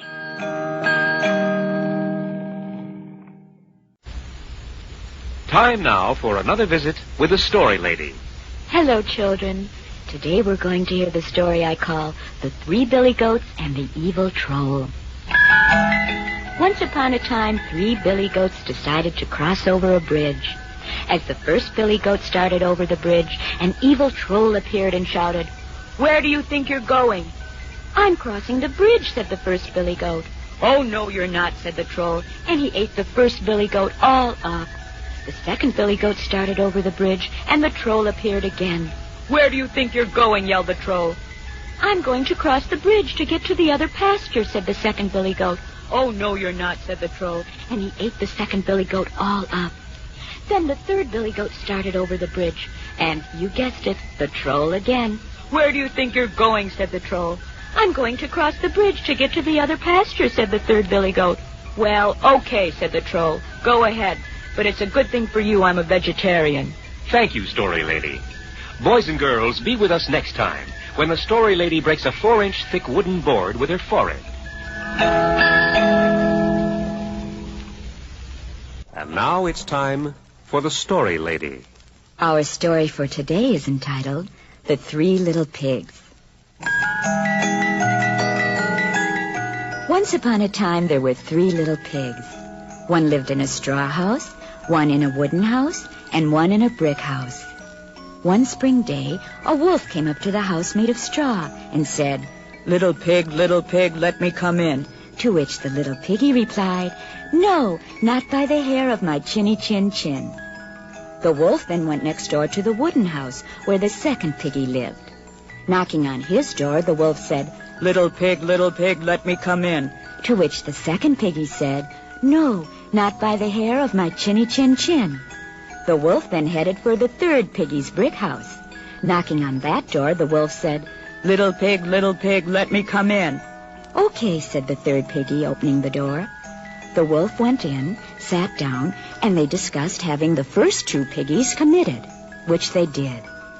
The wolf eventually moved into the wooden house and leased the straw house to the 3 bears, who lived there happily, except for one incident with a burglar. Thank you, story lady. Tune in again next time, boys and girls, when the story lady tells the warm and tender story of the fat man who got stuck in a drain pipe.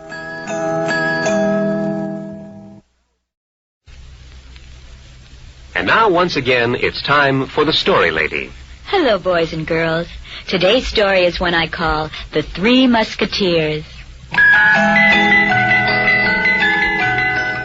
Once upon a time, a long while ago, there were 2 boys named Bobby and Jimmy, and a little Italian girl named Annette.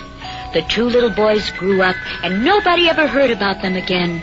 But the little girl really grew up and starred in a whole bunch of movie pictures about teenagers in bikinis. Soon she was... Story lady, I think you're a little confused. Why? What do you mean? Well, you seem to be talking about 3 musketeers. Of course I am. What others are there? Well, the 3 musketeers were 3 fellows who ran around in France sword-fighting, drinking wine, and romancing beautiful women. Well, you don't expect me to talk about 3 dirty old winos on a children's program, do you? I guess not. Now, can I finish about Bobby, Jimmy, and Annette? I'm sorry, story lady, but we're out of time for today. Well, I have a nice story about a little girl for next time. That's nice.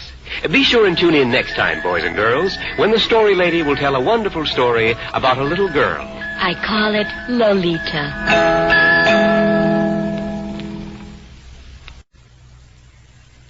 And now, once again, it's time for the story lady. Today, boys and girls, I have a fable called The Toad King.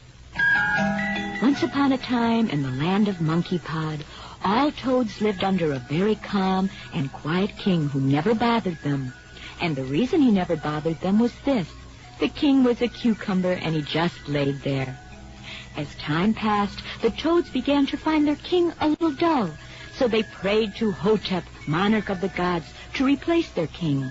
And they prayed so often that Hotep removed the cucumber that was king and replaced it with that vicious toad eater, the pelican, who immediately began to gobble up all the toads. Now, this was very alarming, so the surviving toads called an emergency meeting to make plans. It was a dinner meeting, so they had houseflies and spiders and stuff, and they all died of food poisoning. Thank you, story lady. Be listening next time, boys and girls, when the story lady will explain why one-way mirrors are your best entertainment.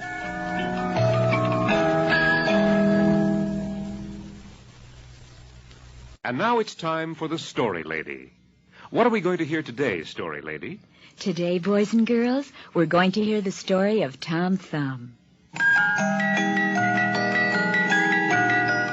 Once upon a time, there was a poor miller and his wife who had no children.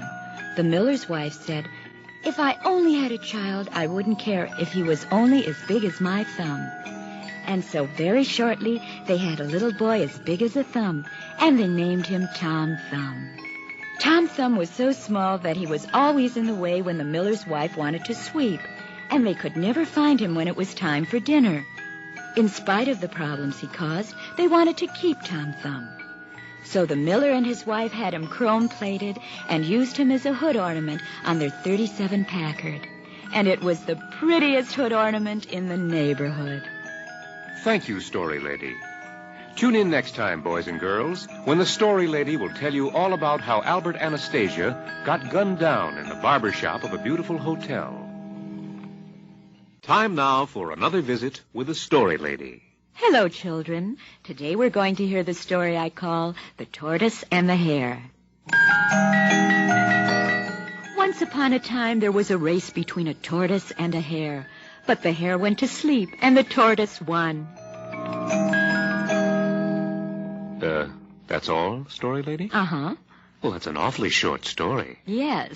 Well, there are short ones and long ones, right? But story lady... Look, I'm in a hurry. I've got to buy some muscatel for the weekend, so let me out of here a little early, okay? But what about your fans, story lady? Let them get their own muscatel. Now, am I going out that door past you, over you, or through you?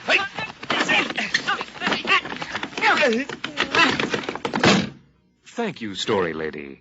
Be sure you're listening next time, boys and girls, when the story lady tells us where to go if you want a bone stuck through your nose. It's time once again for the story lady.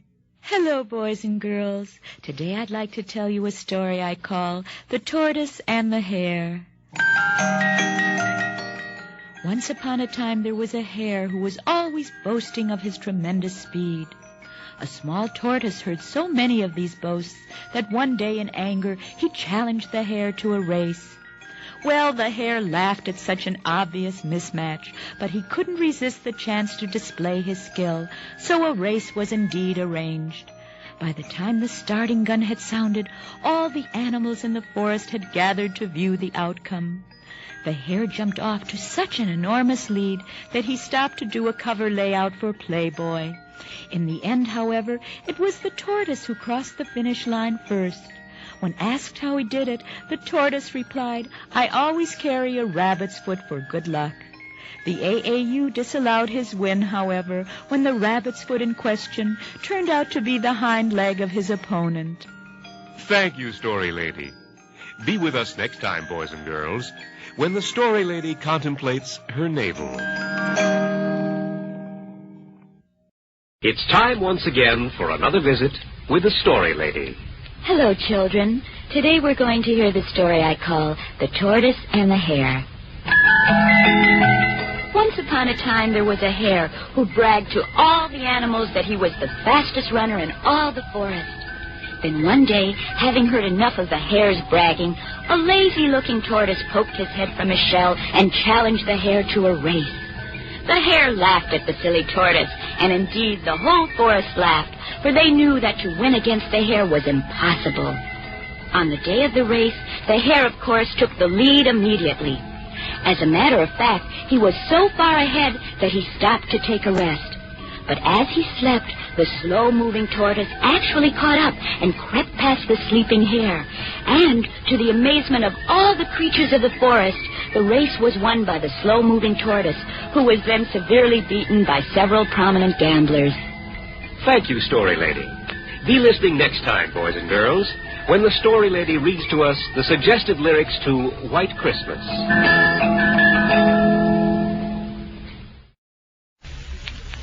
Now, once again, it's time for the Story Lady.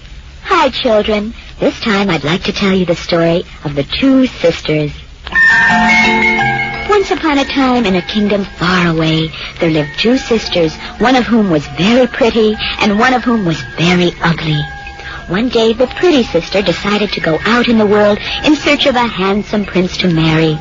Just as she was about to leave, the ugly sister asked if she could come along. The pretty sister could think of no reason why not, because after all, the ugly sister was no competition, so she told her to come along. Suddenly, about 8 miles down the road, the two sisters were met by a handsome young man on a white horse who told them he was a prince. Instantly, the pretty sister asked him to marry her. "Okay," said the prince, "but first you'll have to get rid of your monkey." Thank you, Story Lady. Be with us next time, boys and girls, when the Story Lady tells us about her business relationship with Christine Keeler. And now it's time once more for our very own Story Lady. Today's story is one I call The Ugly Caterpillar, and it goes something like this. Not exactly like this, but something like this. Once upon a time, there was an ugly caterpillar with lots of ugly eyes and legs and an ugly yellow stripe down its side. He was so ugly, none of the other insects would play with him, and little boys tried to step on him and make him all ushy. Then one day in late summer, while all the insects were making fun of the ugly caterpillar, something wonderful happened. Right before their eyes, the ugly caterpillar turned into an ugly butterfly. Thank you, Story Lady. And be listening next time, boys and girls, when the Story Lady tells you all about how no-talent girls get acting jobs in Hollywood. And now it's time, boys and girls, for today's visit with the Story Lady. Today's story is one I call The Ugly Duckling, and it goes something like this. Not so long ago, in a faraway land, there was a little pond, and in this pond lived 5 little ducklings. Each of them was as soft and cute as a duckling could be, except one, and he was very ugly. And all the other ducklings would laugh and make fun of his ugly feathers and ugly beak, and wouldn't let him play with them. So the ugly duckling would play by himself and wonder why he was so ugly. "Oh," he would say, "why can't I be like the other ducklings?" But as the days went by, something wonderful happened. While the other ducklings grew up to be fat, ugly ducks, the ugly duckling turned into a beautiful Guernsey cow. Thank you, Story Lady. And be sure to listen next time, boys and girls, when the Story Lady tells us about the choo-choo that became a manic depressive.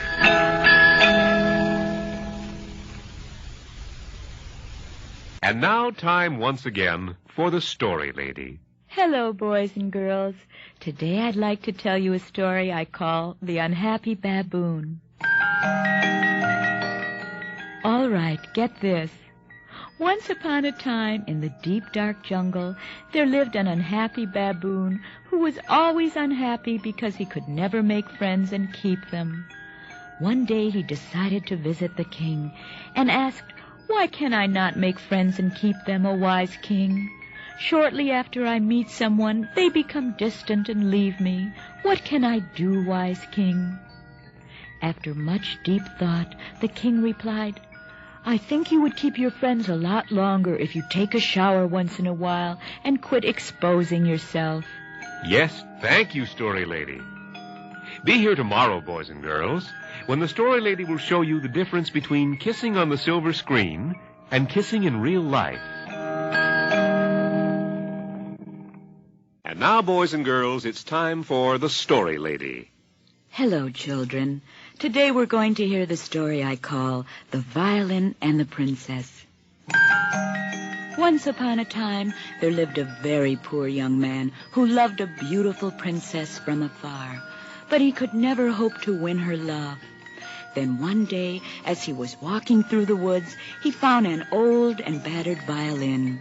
As he picked it up, the violin spoke to him, saying, "Take me and play for the princess. I will compose a concerto for her to tell her of your love, and it will be of such beauty that her heart will be moved and she will give her love to you." And the poor man went to the palace to play for the beautiful princess. His heart pounded as he began to play, but out poured music more beautiful than had ever been heard before. And when the music finished, the lovely princess got up from her throne. She came to the poor man and said, "Do you know Anchor's Away?" Thank you, Story Lady. Be with us next time, boys and girls, when the Story Lady tells us the beautiful story of the gnome who lost his comb. Time now once again for another visit with the Story Lady. Hello, children. Today we're going to hear the story I call The Wicked Troll. Once upon a time, there was a wicked troll who lived under a bridge and would allow no one to pass unless they paid him with a bag of gold. One day, a very poor family came to the bridge and started across. Instantly, the wicked troll was on the bridge and blocking their path. "Stop," he cried. "You cannot pass over this bridge unless you pay me a bag of gold." "But we are very poor," said the father, "and we have no bag of gold. The only thing of value we have is our goat." "I will have the goat then," demanded the troll. "Send him to me." And so the father sent the goat to the troll. But the goat lowered his head and ran at the troll and butted him right off the bridge. The poor family laughed at the troll and started across. And then the goat turned around and butted them off the bridge. Thank you, Story Lady. Be listening next time, boys and girls, when the Story Lady tells the wonderful story of the karate expert who was murdered with a poisoned brick. And now for another visit with the Story Lady. Today I'm going to tell you a story that I'd like to call The Witch's Fudge. Once upon a time, there was a plain-looking scullery maid named Yetta, whose great desire in life was to be beautiful. One day she read an ad in the newspaper about a witch that could perform great magic tricks, and so she took her little brother, little Billy, and went to visit her.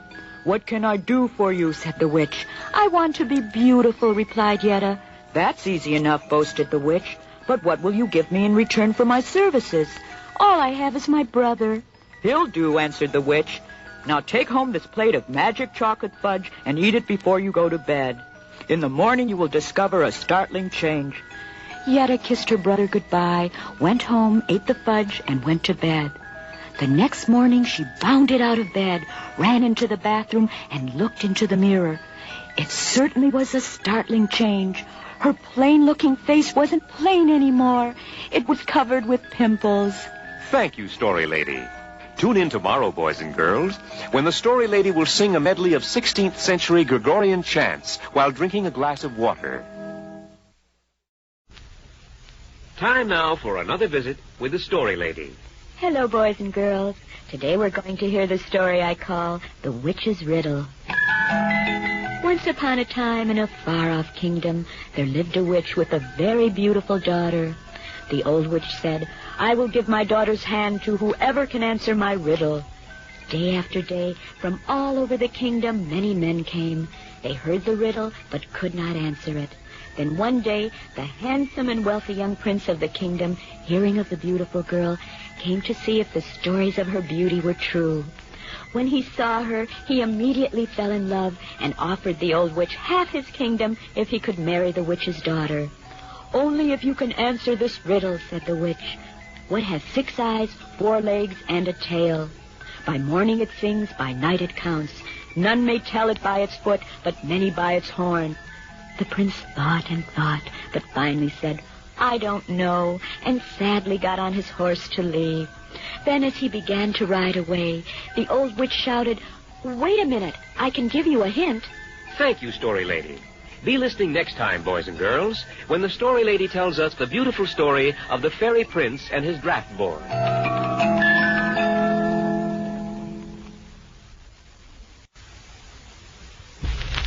Time now for another visit with the Story Lady. Hello, boys and girls.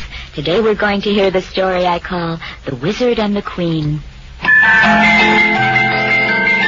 Once upon a time, there lived a queen in a kingdom far, far away, long, long ago.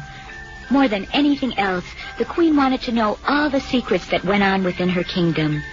She called upon the greatest wizard of all to help her. He listened to her request, and then he said, Oh, dear queen, I can indeed help you, for I have a device that I have conjured up after many years' study. With this device, you will be able to look through the walls of your castle and into the homes of all your subjects, whether the walls may be made of wood or brick or even iron. That's so wonderful, wizard, cried the queen. That is truly remarkable.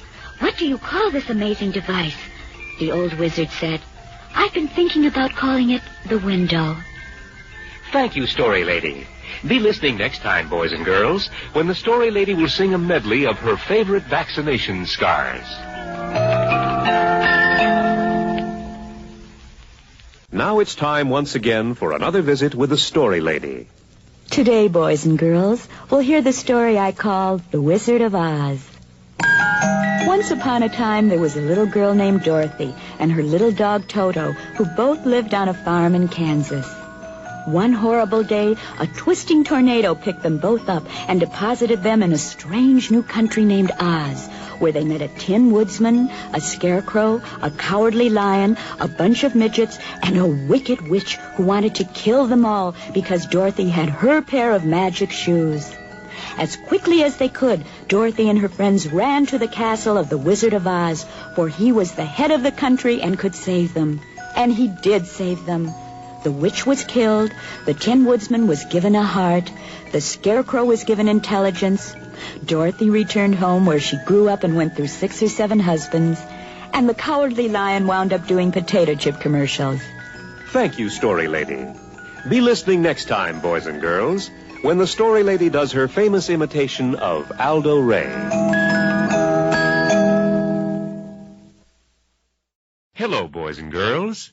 Time again for the Story Lady. Hello, boys and girls. Today I'd like to tell you the story of The Wizard of Oz. Once upon a time, there was a little girl named Dorothy, who by a strange coincidence met up with a tin man who lacked a heart, a scarecrow who lacked a brain, and a lion who lacked courage. Together they traveled from Kansas to Munchkinland, where they found a magical yellow brick road. This led to the Wizard of Oz, as well as the Man Act. The Tin Man, the Scarecrow, and the Lion immediately presented themselves to the wizard and asked him to solve their problems. Very well, said the wizard. To you, Mr. Tin Man, I give a heart. And with that, the Tin Man began to dance about the room. To you, Mr. Scarecrow, I give a brain. And with that, the Scarecrow began to solve the world's most difficult problems. And to you, Mr. Lion, I present a certificate of bravery. And with that, the lion ate up everyone in the room and went back to MGM. Thank you, Story Lady. Be sure to tune in tomorrow, boys and girls, when the Story Lady tells us where to go to get the Swiss national anthem tattooed on your chest.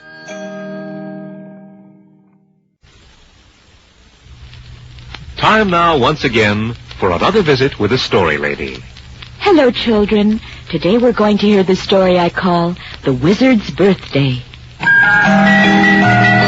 Once upon a time in a land far away, there was a wizard who was known far and wide as the greatest wizard in the whole world. For his birthday, the king decided that all the magicians and wizards in the world would come with great and wonderful gifts to pay tribute to this wonderful man. And come they did, bearing magnificent gifts. One brought a beautiful wand that sang like a bird. One brought a magic ring that would make the wearer young and handsome forever. Finally, there came one old and very poor magician who had fallen on hard times. "I have so little, but I have brought you a great gift of value for your birthday," the poor magician said. "I offer you the hand of my beautiful daughter." And the great wizard gratefully took the beautiful girl's hand. And the next year, the old magician gave him her foot. Thank you, Story Lady. Be listening next time, boys and girls, when the Story Lady tells us about the old woman who couldn't wait for her whip and chill to harden.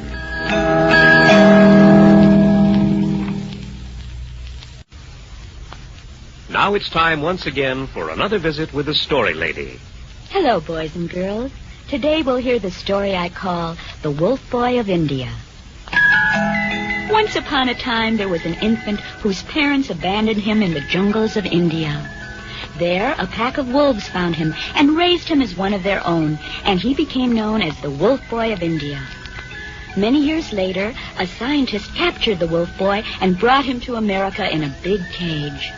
In just 3 weeks, the Wolf Boy learned to eat with a knife and fork.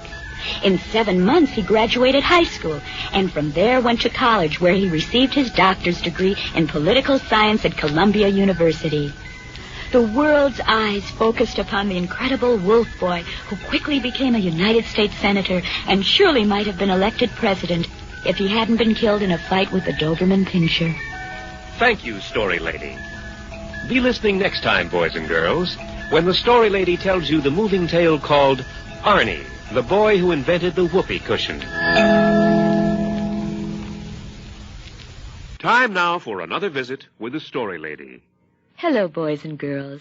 Today we're going to hear the story I call The Woodman's Sacrifice. Once upon a time, in a kingdom very far away, the queen decided that she would give a great prize to whichever subject in her kingdom could best prove his loyalty and devotion to her. Many people came and gave many gifts and paid great tribute to the queen. Finally, a very poor woodsman was ushered into her chambers, and there before all assembled he said, "My devotion to my queen is so great that I must come here on this day to prove it, for I am sure that I will win the great prize. And though I am very poor and have little, I will show my loyalty through making a great sacrifice to the queen." And with that, the woodsman, in one swift and sudden move, took out a knife and cut off his arm. The queen looked down at him and said, "Oh, woodsman, I am very sorry, but I wasn't paying attention. Could you do that again?" Thank you, Story Lady. Be listening next time, boys and girls, when the Story Lady tells us the beautiful fable of the foolish boy who washed his underwear in soy sauce.